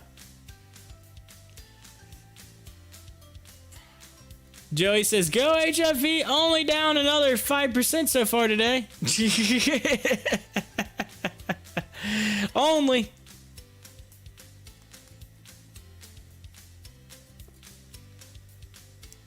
Yeah, I've seen my account value go way down to the past couple days. Then again, it's unrealized. It's unrealized. Why? Because I haven't sold. I'm not selling. I'm not selling. Diamond hands. Go. HOFV running right now. And I think that is plenty enough. Plenty enough. Where's the news at? But there's plenty enough to go ahead and give this thing something. I got to get one in before I leave today. Here we go. Let's do it. Right. Right about now. Hit it. Pizza. Papa the Child on HOFV. That's what I'm talking about at 1:08 p.m. on this April 13, 2021. We are getting a nice little pop of the chart. Look at that on HOFV. Been waiting for it to move up. And it's countdown is coming back up now. It could come back down, but hey, it looked nice, so I'm gonna give it to it. I give it one. Get a little pop of the chart on Hall of Fame Resort Entertainment Company as we watch it. Of course, now it's coming back down on the RSI. Pretty heavy on the order book over here, and then it's a little low on the selling side. So we'll see what happens here. I keep waiting for some type of like news to hit it just to go poof. Poof. Of course, Wisky at 936 right now. Yo. Cheap. 927 today was super cheap. It looks nice. That's all I have to say. Is it looks nice.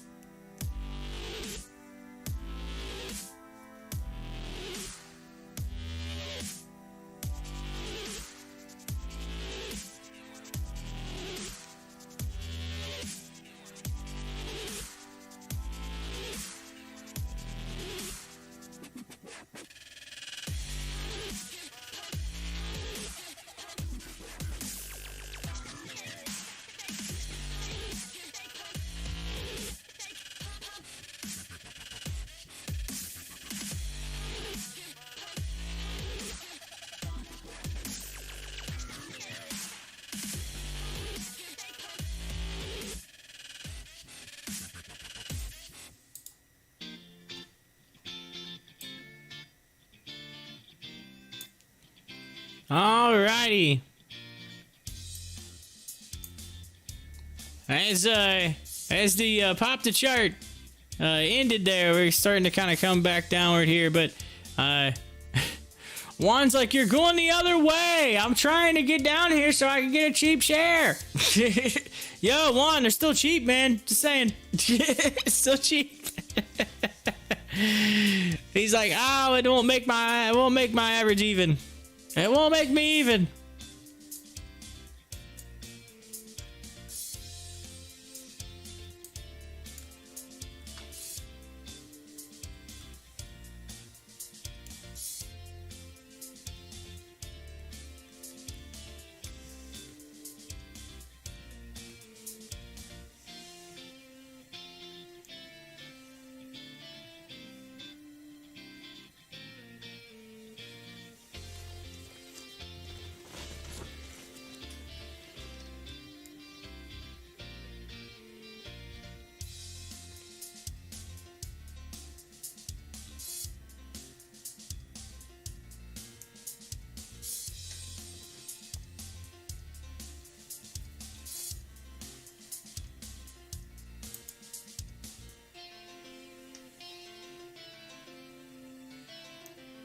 Oh, yo, it just hit me. I remember what I seen last night on TV that was popular, and now I remember.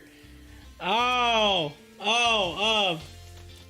yeah. So I seen there was this thing for Domino's. Did you all see the thing about Domino's Pizza? What they're doing with the robot? Did y'all hear that? They started, I think it was in Texas somewhere. I think it was in Texas. I want to say it was in Texas. And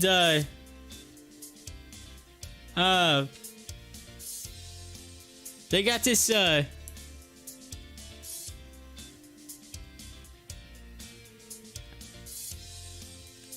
they said they were it's like this thing in Texas. It's like a car. It's literally a car. It drives itself. It's a robot, a little small robotic car. And they go out and it opens up, and it has like these two hatches that open up, and then they put in pizzas in it, and they close back, and they like lock or whatever. They actually lock back, and they keep it warm in there. It's like a little heater built into it, and it has, you know, like the Domino's logo on it. It's got like the little light on top that flashes to let you know that it's there. And it literally, it has like this, they showed the technology where it can literally detect people and everything. I mean, just like a Tesla, right? It just knows where everything is. And it drives to the location, it pulls up, and it's got a little, like in the middle between the two doors that open up, it's got a, like a thing for you to pay and type in all your information, whatever. And what it does, it sends a text message to the person, and it says, hey, yo, your pizza's ready, it's outside. So you go outside and you walk up to the car, you type in whatever you need to on the thing, whatever, and then it opens up, unlocks it, gives you your order, and then goes back down, locks back down. When you're finished, you say you're finished, it locks back down, and then it goes and delivers the other orders to the other person, whatever, so it can do multiple orders, and there's no person driving it. They can see your face, like, and everything. There's a camera on it, the whole 9 yards. It's pretty legit. But this this guy on the news, as I'm watching the story, he was like, he looked over and he says, all right, he's like, you know, we're talking about robots. He said, he says, do you know what kind of chips robots eat? And he's like, huh? What? He's like, what kind of chips do robots eat? He said, microchips. He said microchips. I about lost it. I was like, did you find that on a Laffy Taffy joke somewhere? Oh, yeah, that's it. The microchips. He said, what kind of chips does robots eat?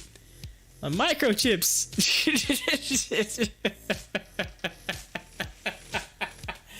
Oh, it totally slipped my mind earlier. I was trying to tell a story earlier. I was like, wait, what was that joke? I can't even remember the joke. I was like, it was the Domino's thing. It just hit me like a ton of bricks. Microchip. That's funny. Uh-oh, it says, ArcLight Cinemas and Pacific Theaters change shut down. How does this impact the movie business? Get some AMC, some movie, all of them. Get some news. Let's read this here. Big news right now. It says the U.S. film exhibition industry absorbed a major loss as a privately held Decurion Corporation announced the closure of its ArcLight Cinemas and Pacific Theater chains. What happened? The two chains have been shuttered since COVID-19 pandemic took root in March 2020.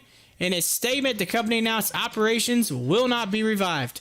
This was not the outcome anyone wanted, but despite a huge effort that exhausted all potential options, the company does not have a viable way forward. The company said the Pacific Theater's ArcLight brands consisted of more than 300 screens in California, most notably the iconic Cinerama Dome, a geodesic dome that theater built in 1963 to accommodate the premiere of the slapstick epic It's a Mad, Mad, Mad, Mad World, and featured in many notable films, most recently Quentin Tarantino's Once Upon a Time in Hollywood.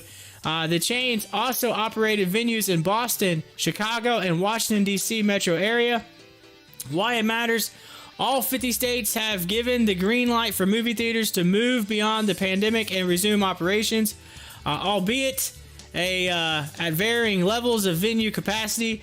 According to the National Association of Theater Owners, only 8 states, Iowa, Montana, Nebraska, Oklahoma, South Carolina, South Dakota, Texas, and Wisconsin, have eliminated seating restrictions and allow theaters to operate at full capacity.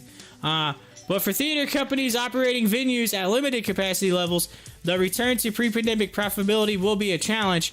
AMC Entertainment reported 2020 revenue of $1.2 billion, down from $5.4 billion in 2019. Cinemark Holdings reported $686.3 million in 2020 revenue compared to $3.2 billion 1 year earlier. So they obviously way down. IMAX Corp took in $137 million in revenue last year compared to the $395.7 million in the prior year. The privately owned Alamo Drafthouse filed for Chapter 11 bankruptcy last month after finding it impossible to service its $105 million in long-term debt. What happens next?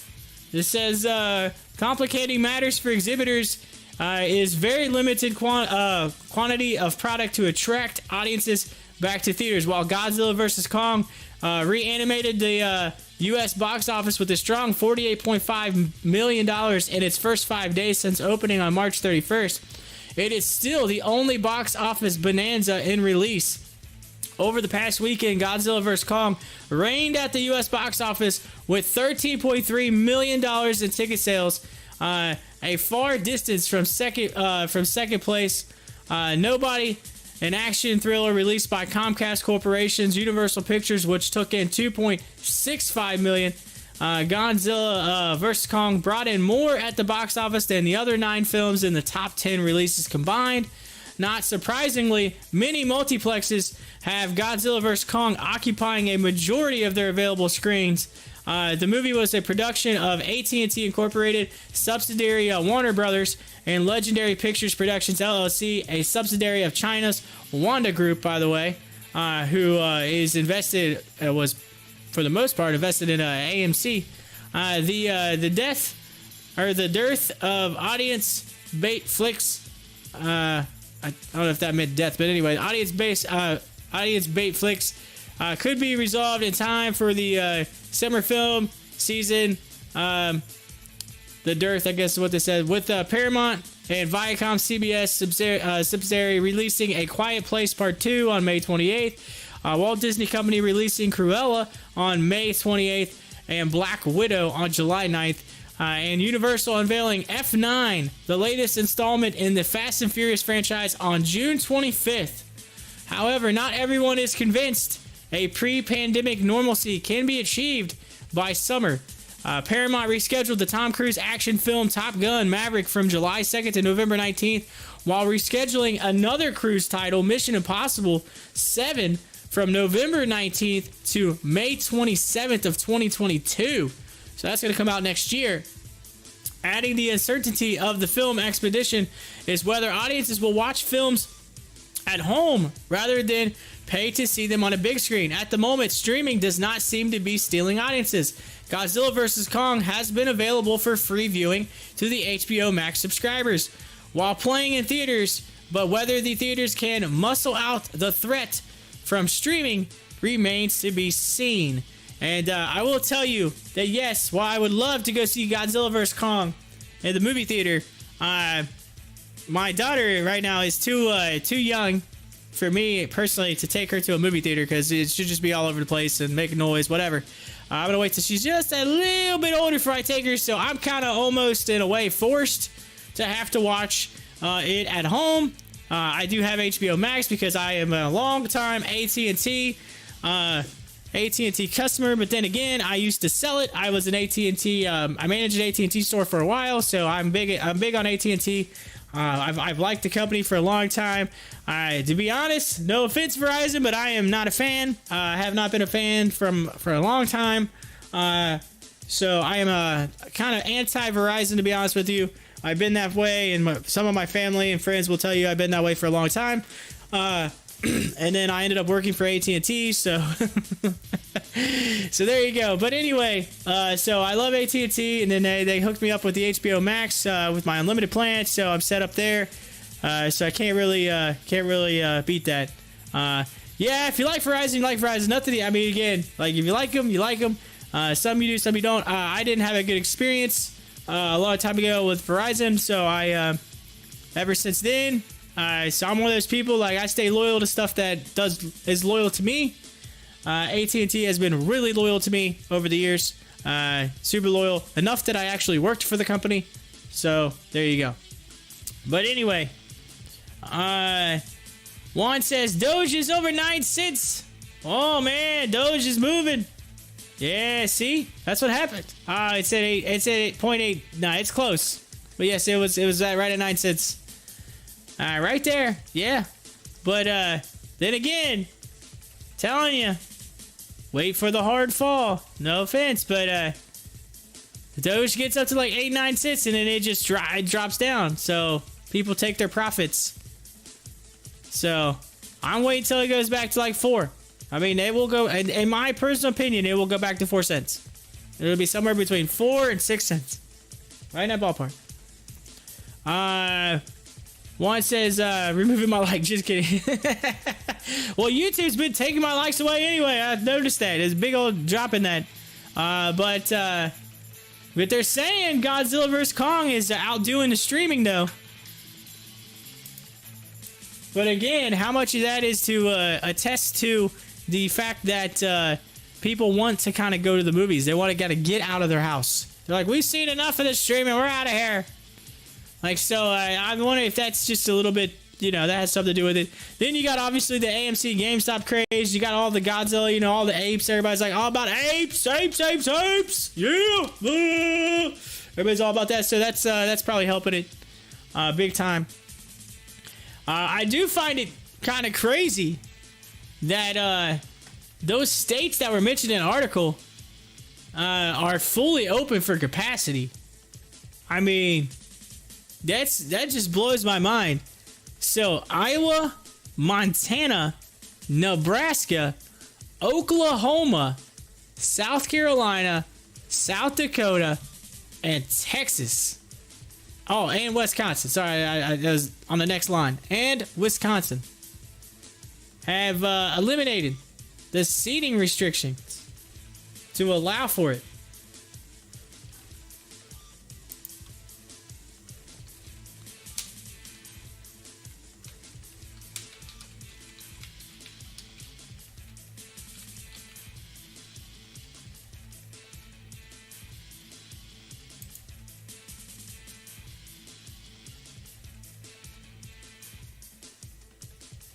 Alright. I try not to be too political on this show, but I want to test this out, alright? I want to see how many of these states that are full capacity, how many of them were red states And how many were blue states? Let's do the math in the election, all right? So we'll start with Iowa. Iowa was a red state, all right? Red state. Montana. Montana was a red state. Nebraska. Nebraska was a red state. Oklahoma. Oklahoma was a red state. South Carolina. South Carolina was a red state. South Dakota. South Dakota was a red state. Texas. Texas was a red state. And last but not least, Wisconsin, which was a blue state. So out of 8 states, 7 of them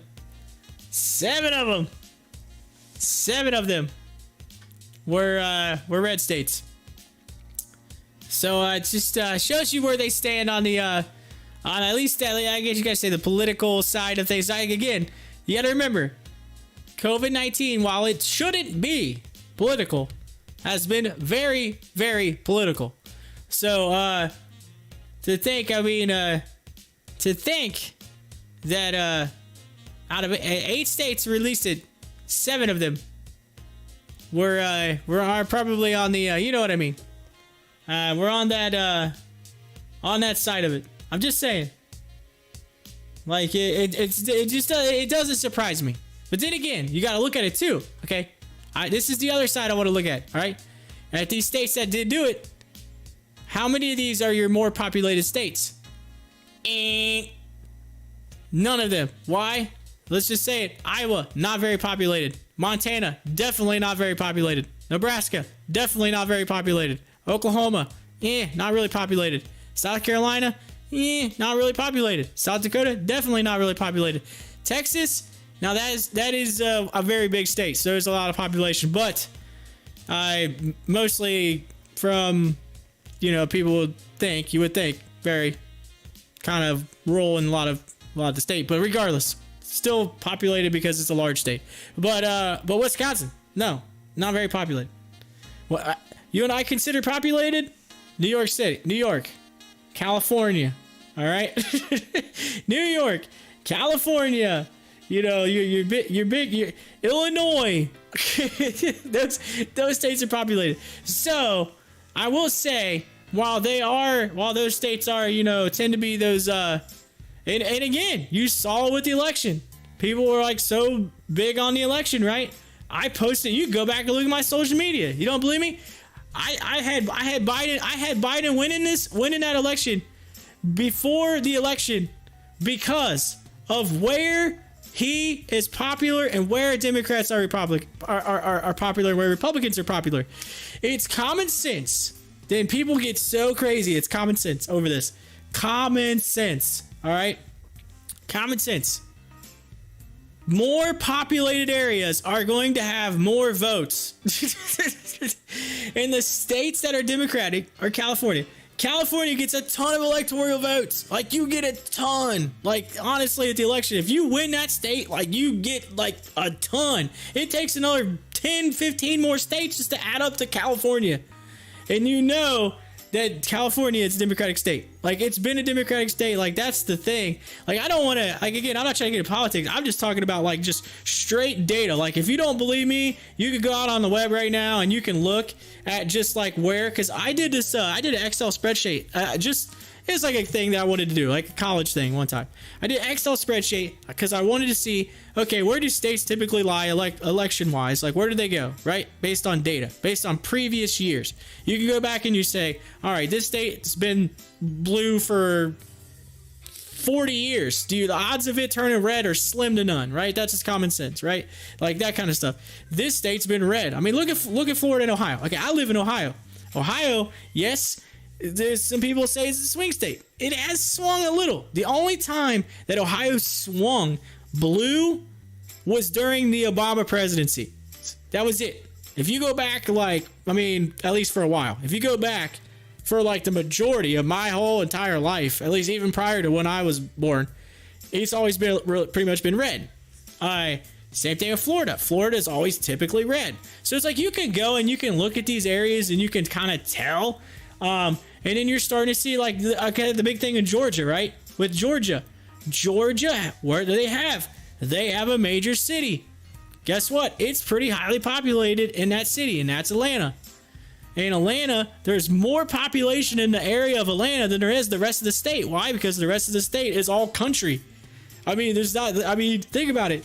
I mean, I live outside of Cincinnati. Where I live at, there's, I'd say in the city I live in, is population of, you know, I'd say it's under 10,000. Easy. I'm in a country. There's cornfields all around me. All right. Our little area here is probably one little small district of Cincinnati. Like you could literally put our in a tiny little small district in Cincinnati. It's like you could just tell, like you could take all these areas around here and add them together, and then there's other areas. And if you look at it, even the numbers in Ohio, they were still kind of close until the end of the northern part,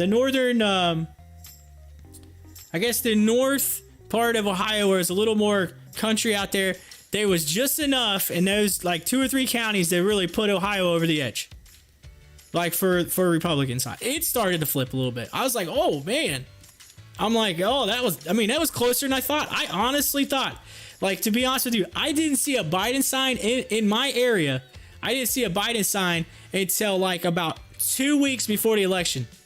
Swear on it. And years past, like growing up, I would drive up and down the street. You'd always see both candidates. Like you'd always see like out there. I didn't see a Biden sign one until literally 2 weeks before the election where I lived at. Funny thing was, I did a drive down towards Cincinnati. I had to go down to Cincinnati for something. What was it? What was I had to go down there for? I had to pick something up or something. I had to go down and get something. And again, this is pandemic, right? So like, you don't really leave the house a lot, right? Everybody was all inside. I went downtown and it just completely flipped. And you could tell, and it just flipped. It literally went from all Trump signs, and then all of a sudden, boom, Biden signs. Like you see it, one Trump sign. Like you could, that's why I said, that was the realizing moment, besides the data that I had done the research about, of realizing that going about it, at the end of the day, if you look at this, you knew where the division line was. The division of that election and the previous election is city versus country. It has literally been that. It has been city versus sticks. And at the end of the day, it came down to it. There's more people in the city than there are in the country. And it just is what it is. Simple math. It really is simple math. But that's why I said I kind of had it predicted way in advance of what was going to happen. And that's because I like to use data to my advantage. I mean, look at it. Like stock charts, right? I try to use the data that I find on stock charts to kind of figure out exactly where something's going to go. And that's one of the things, like me in fantasy football. I use data to try to come up with the best possible lineup. So it's not me trying to be political by any means. It's me just saying, hey, this is what the data says. It's kind of like anything, right? You use the information you have at your fingertips. But I just got, it's kind of funny. It's just curious. But like all those areas outside of pretty much Texas are very rural areas. So in that theater thing, in a part of me, I'm not surprised, right? They probably don't have as many people that go to the movie theaters. So maybe their full capacity is closer to a 20% capacity when you go to a city area. So you could look at it that way. But same thing with Wisconsin, which again, it was a blue state, but 7 of the 8 were red states, according to the election. So you could just tell like where like states lie based on their political views and based on data that has been out there. But Joey's like, be careful, don't talk about politics. Oh, I'm not trying to talk about politics, talk about data. It's different. It says we live in a sense or anything you're not allowed to talk about world. Oh yeah, that's right. I know people get mad about that stuff. You know what? I don't get mad about it. You know why? At the end of the day, I talk what data shows and what information I have. So that's just all. I mean, I was just curious because I was wondering if that was like a 50-50 thing or if there was a really big line. It makes the curiosity, curiosity. But 7 of the 8 were there, but most of them again are all rural areas. So we'll see. Maybe that that probably has something to do with it.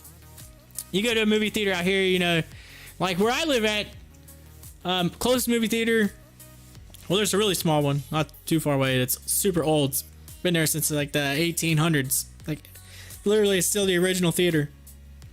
It's changed hands a few times, but but the closest real newer movie theater is probably like 25 minutes from me. All right, and every time I've went there, I think there's been maybe 10, 15 people in the movie theater. So it tends to be one of those where you're just kind of like, you know, it's one of those, you kind of have room to move, you know what I mean? So it's like, I'm like, I get it though. I mean, where people have been cooped up, maybe it might be full. I mean, I haven't been, so I don't know. But, I don't know. I'm just kind of curious. These articles make me think about, okay, where are we at? Where have we come from? Like, where are we going? Like, you know, I don't know. It's making me think about things, especially when it comes to investing. You have to consider all those factors, right? You got to consider it. I mean, that's a considered factor of reopening. Think about it. Because at the end of the day, you look at, okay, how many states are left out of those 8? You know, how many are left? You got to do the math. 50 states. So you got 42 states left. All right.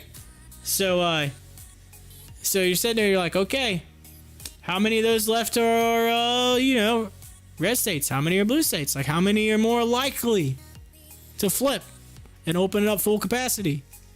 And then you can look at the areas, or well, what areas are the populated areas that would make this stock drive, make this stock move up? You know, when do you think they'll come open? That's what I'm saying. You gotta really think about it. That's the whole reason. See, here's the thing. Y'all thought about politics. I just turned that whole thing and went full circle. Did you notice how I went full circle with that?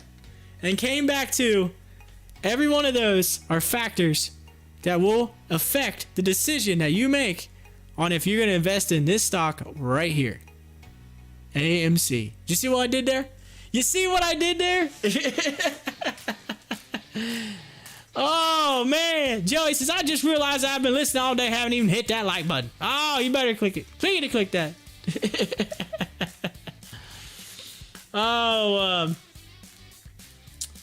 See, I went full circle right there. Full circle all the way around. Everybody was like, whoa. Oh, man, he's right. Oh, I was right. He made a point. He did make a point. I just blew your minds. Everybody's like,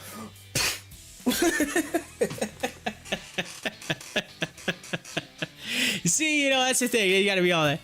One says, now please affect HOFV to hit 351 again. Make me all buy today after all. Oh, yeah. So, hey, one, keep saying you want it to go down because it's heading the other direction. All right, keep saying you want it to go down. Help us all out here and just say you want it to go down. Hey, Juan, short the stock. He said, just short it for us. He goes, you about to get squozed. You about to get squozed. Oh, that's funny.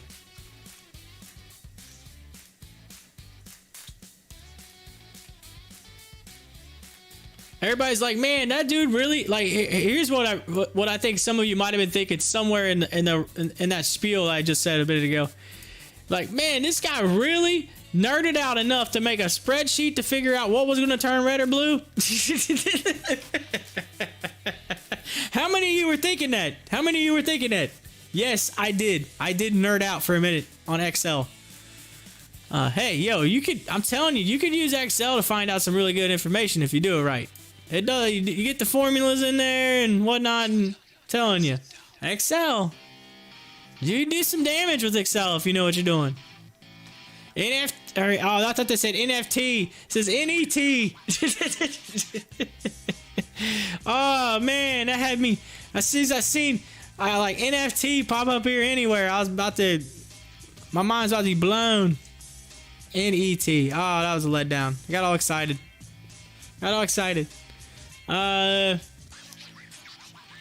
Wish I could add voice because I laughed when you said that.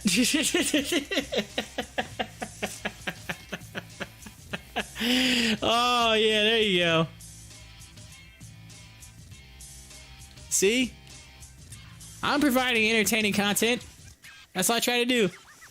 Joey says, I teach Excel to computer challenged, annually advanced individuals in manufacturing plants. Good deal. That's awesome.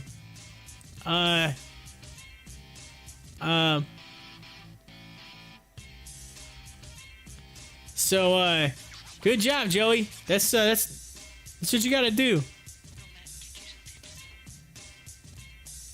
All right, yeah, there's, I'm telling you what, formulas. So I have a little bit of a coding background from, just like web coding or whatever background. And, I've noticed, there's been some formulas that I've used, even some of my, fantasy football stuff that I was like, you know what, I'm gonna create something here, a formula to spit out some data in a certain way to see if I can get an edge. You know what I mean? Like, it's like, what can I do to make this do this and spit out this data?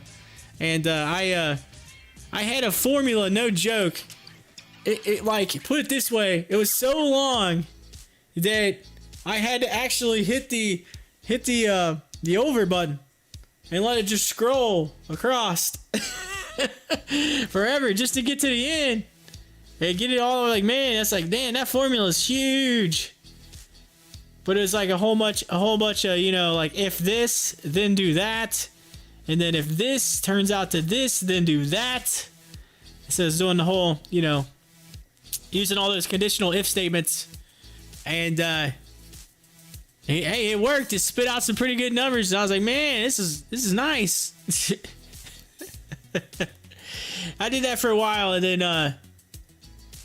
then I started seeing some of Alex Baker's tools on Osmo and was like, oh man, I like the way this guy's got this set up. It's a little easier. I don't have to type in all the information. The data's already there.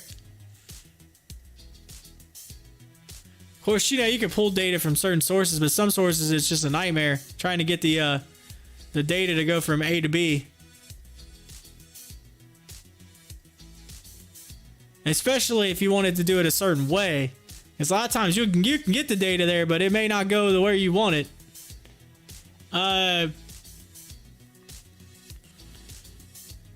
It says, when you said short the stock or keep saying for HOFV to go up, had me rolling. Juan was rolling.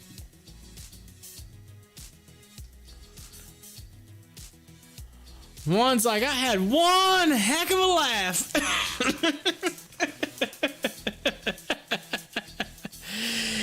All right, some SQL stuff for reporting services that gets long. Yeah, oh. SQL. Yep. Yeah, it's I'm telling you, yeah, I took a SQL class, or SQL, however you want to say it. Whatever. SQL is what they say, but SQL. Because you have MySQL and MySQL, whatever. But regardless, yeah, that stuff, you just got to get in there and, I mean, honestly, that's a place I probably need to do more work in. Like, I took a class for it, so I get it. Like, some of those, you know, like setting that up and doing that correctly with the database and everything. But then there's sometimes it just gets a little confusing. You got to kind of really break it down. Because it can be overwhelming. You're like, man, because you think you got it right, and then you're like, wait, no, that's not right. And all it takes is one little bump of a keystroke, and it throws everything off.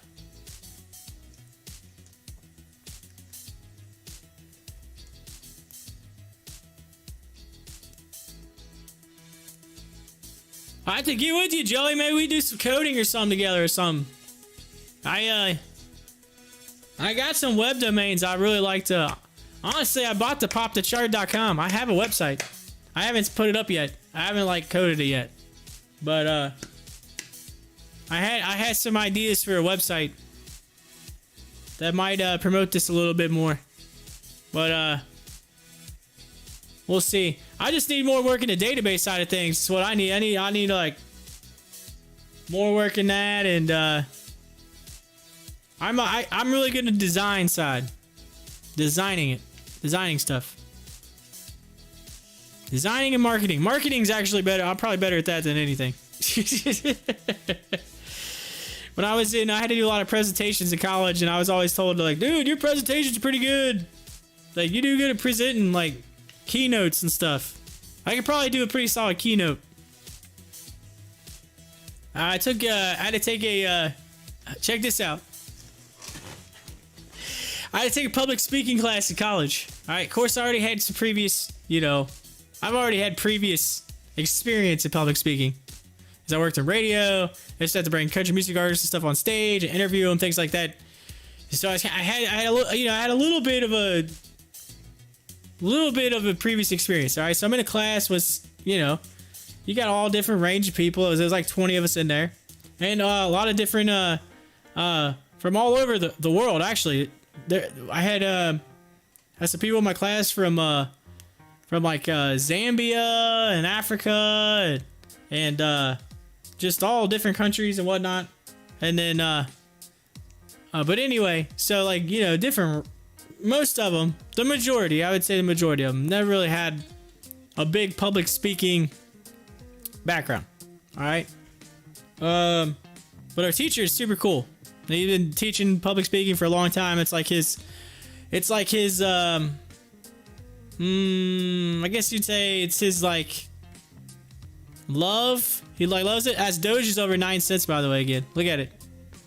Doge over 9 cents. Doge going to the moon right now. It's up 26% today. Big on Doge. But anyway, we in our public speaking class, we were told to, write down our speech, say our speech, practice our speech, and we were given a topic. Actually, we had like, I think it was 3 speeches. We were given a topic. We could pick a topic, or we could talk about whatever we want. I think we had to do 3 speeches. I think if I remember correctly. It's been a little bit, but so anyway, they came down to it, and like, I had practiced my speeches. I didn't write my speeches. I came up with my speeches off the top of my head, and you're timed. It was timed. You had to fill the time. I honestly, my speeches came to me when I was on my way to class. Like the class was later in the day, so I had basically some time to just do some other work and then get to it, whatever. As I'm driving to class, I just pretty much said, all right, I think I'm going to talk about this. And so I literally just started like, just my speaking most of the time. I just literally started talking about a topic and like yeah, sure. Did I have a few little facts written down maybe that I might have like referred back to for something? Yes. But for the most part, I just kind of winged it. I'm gonna be honest with you, I actually winged it. And I'll never forget this. I finished my speech, and one of my speeches, and so I'm walking out of class, and a couple of my classmates like, man, dude, your speech was awesome. Like, man, you must have practiced that thing. You had that down. And I was like, practice? What are you talking about? It's just like practiced. They're like, oh man, you had to practice that. I just laughed. They're like, what's so funny? I said I came up with all that about an hour ago when I was driving in. I literally did most of that off the top of my head. They're like, are you serious? You're lying. Everyone's like, you're lying. I was like, no, I swear. I said, honestly, I didn't really, to be honest with you, I didn't have the time. I was working on a different project. At the time, I was trying to do a different project that was a bigger grade. I didn't care too much about the public speaking grade, because at the end of the day, as long as I passed in that's all that mattered. The big one's what I needed. My big one, which is my web programming.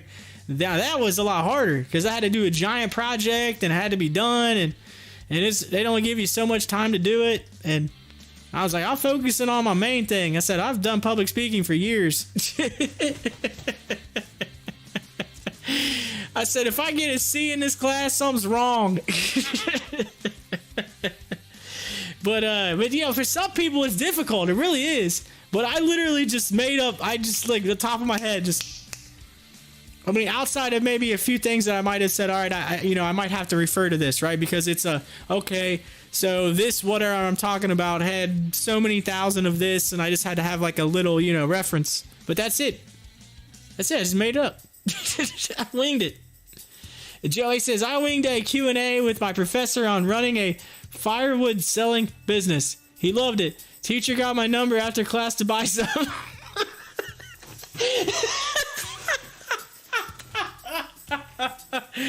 He's like, yo, man, I get this cat's number. And he's like, I don't even have the business. I just made it up.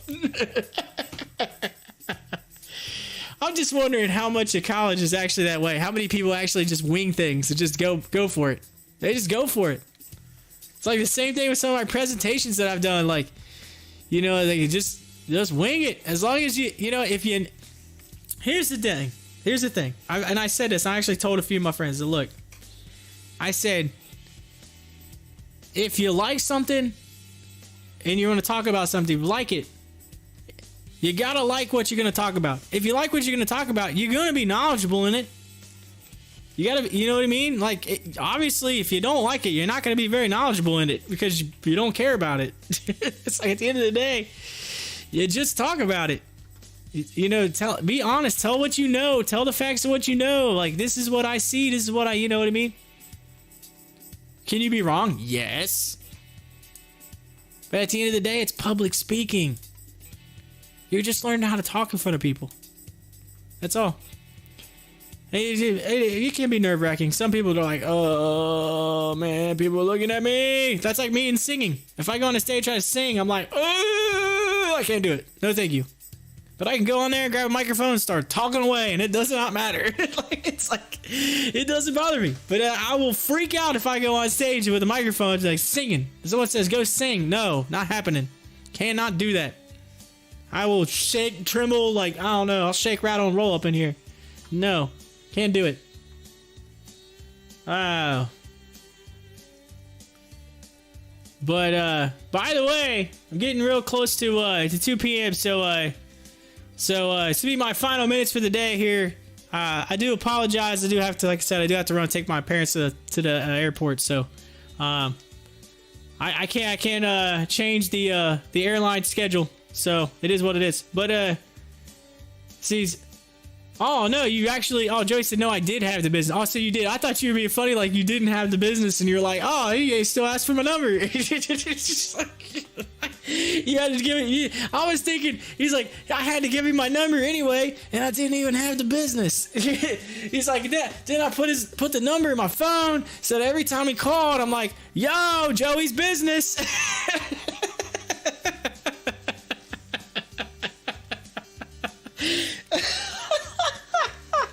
Now that would have been hilarious. If you actually didn't have the business, you'd be like, yo, Joey's business. Can I get some of that firewood? He's like, oh, yeah, sure, I got you. When you coming to pick it up? Oh, yeah. And he like runs to the store or runs out, turns the axe, starts chopping the tree down.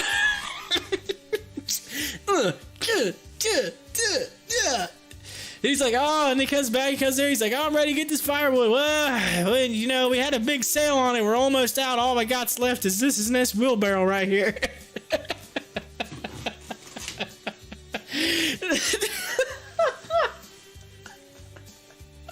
That's all I got left. It's sold out. Sold out of the rest.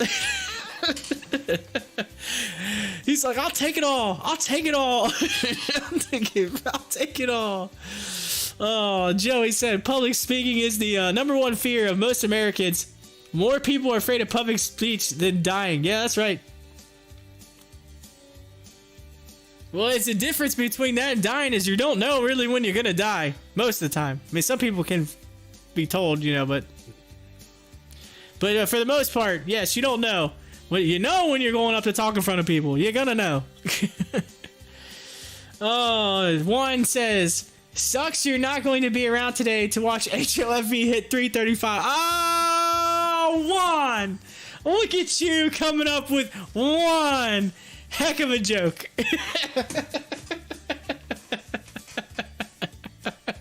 It sounds like a Seinfeld episode. Oh man, we actually just made this last hour like pretty fun. That's hilarious. I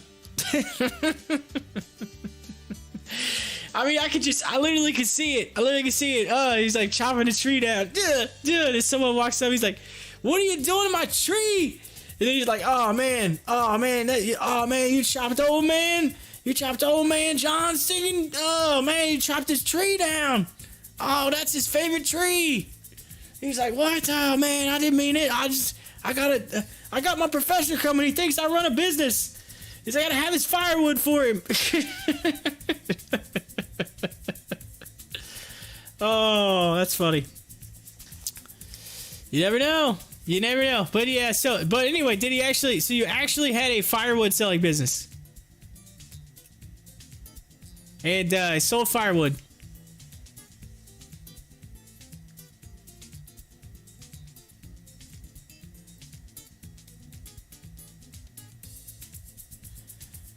Oh man, 3 minutes. Yeah, I got about 3 minutes and I got a bolt. 3 minutes. And so here's what we'll do. I'm just gonna go ahead and give the rundown. All right, I'm gonna give the rundown for the day.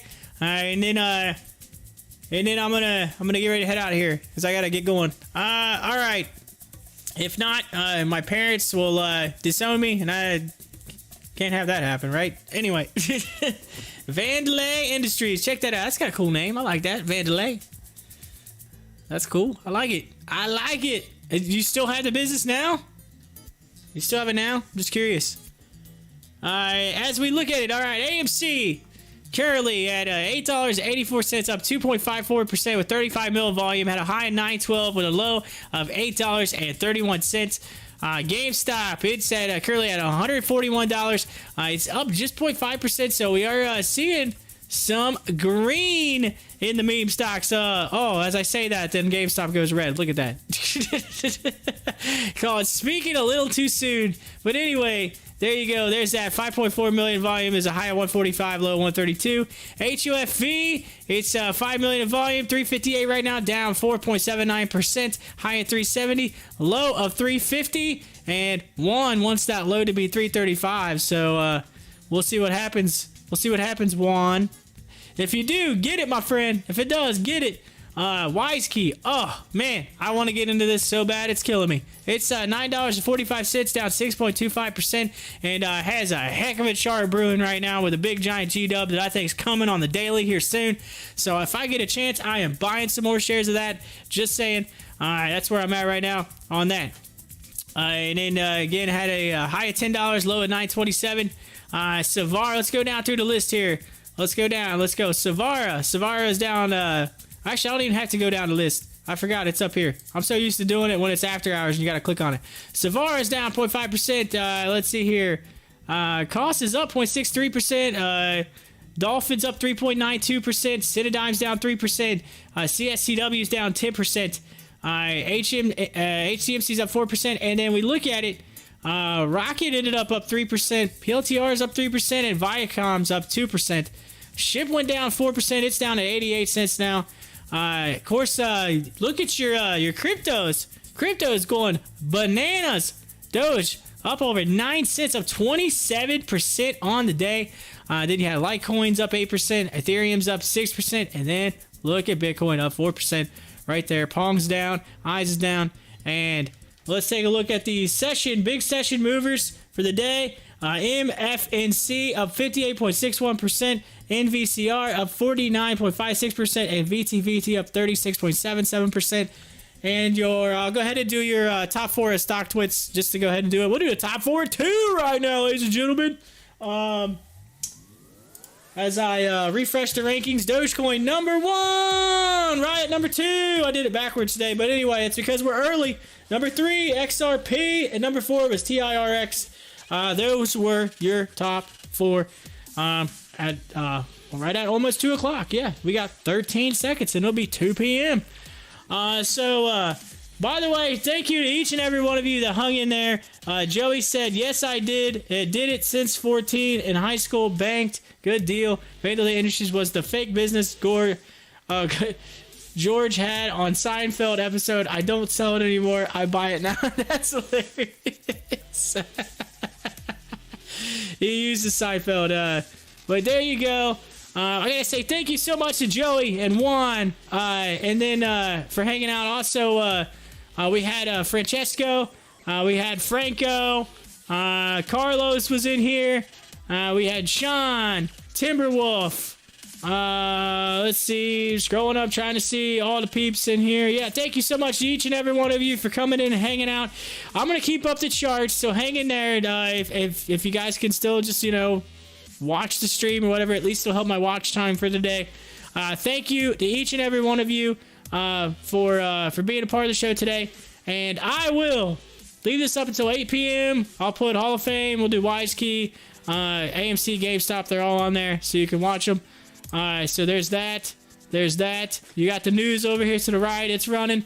And I am going to head out, take my family to the airport, and I will see you all right here tomorrow, bright and early, for another episode of Pop the Chart right here at 9:25 a.m. Also, if anybody pops in and you're in here and they say something live chat, I'm going to put a thing up in here saying I'm out for the day. I'll be back tomorrow. Just let them know that I'm normally here, that it's not just typically Sharks through the day. If you would, I would ask that if y'all hang in here. If you do hang in here. If you could do that too, just let them, hey, no. Yo, I'll be back tomorrow. I just had to go to the airport. So, thank you so much. Appreciate it. Y'all have a good day. Y'all have a great Tuesday. Have a great Tuesday evening. I will see you back for tomorrow. Hump Day! Right here. On what I hope to be your favorite station. Pop the Chart. And wait for it. Bye!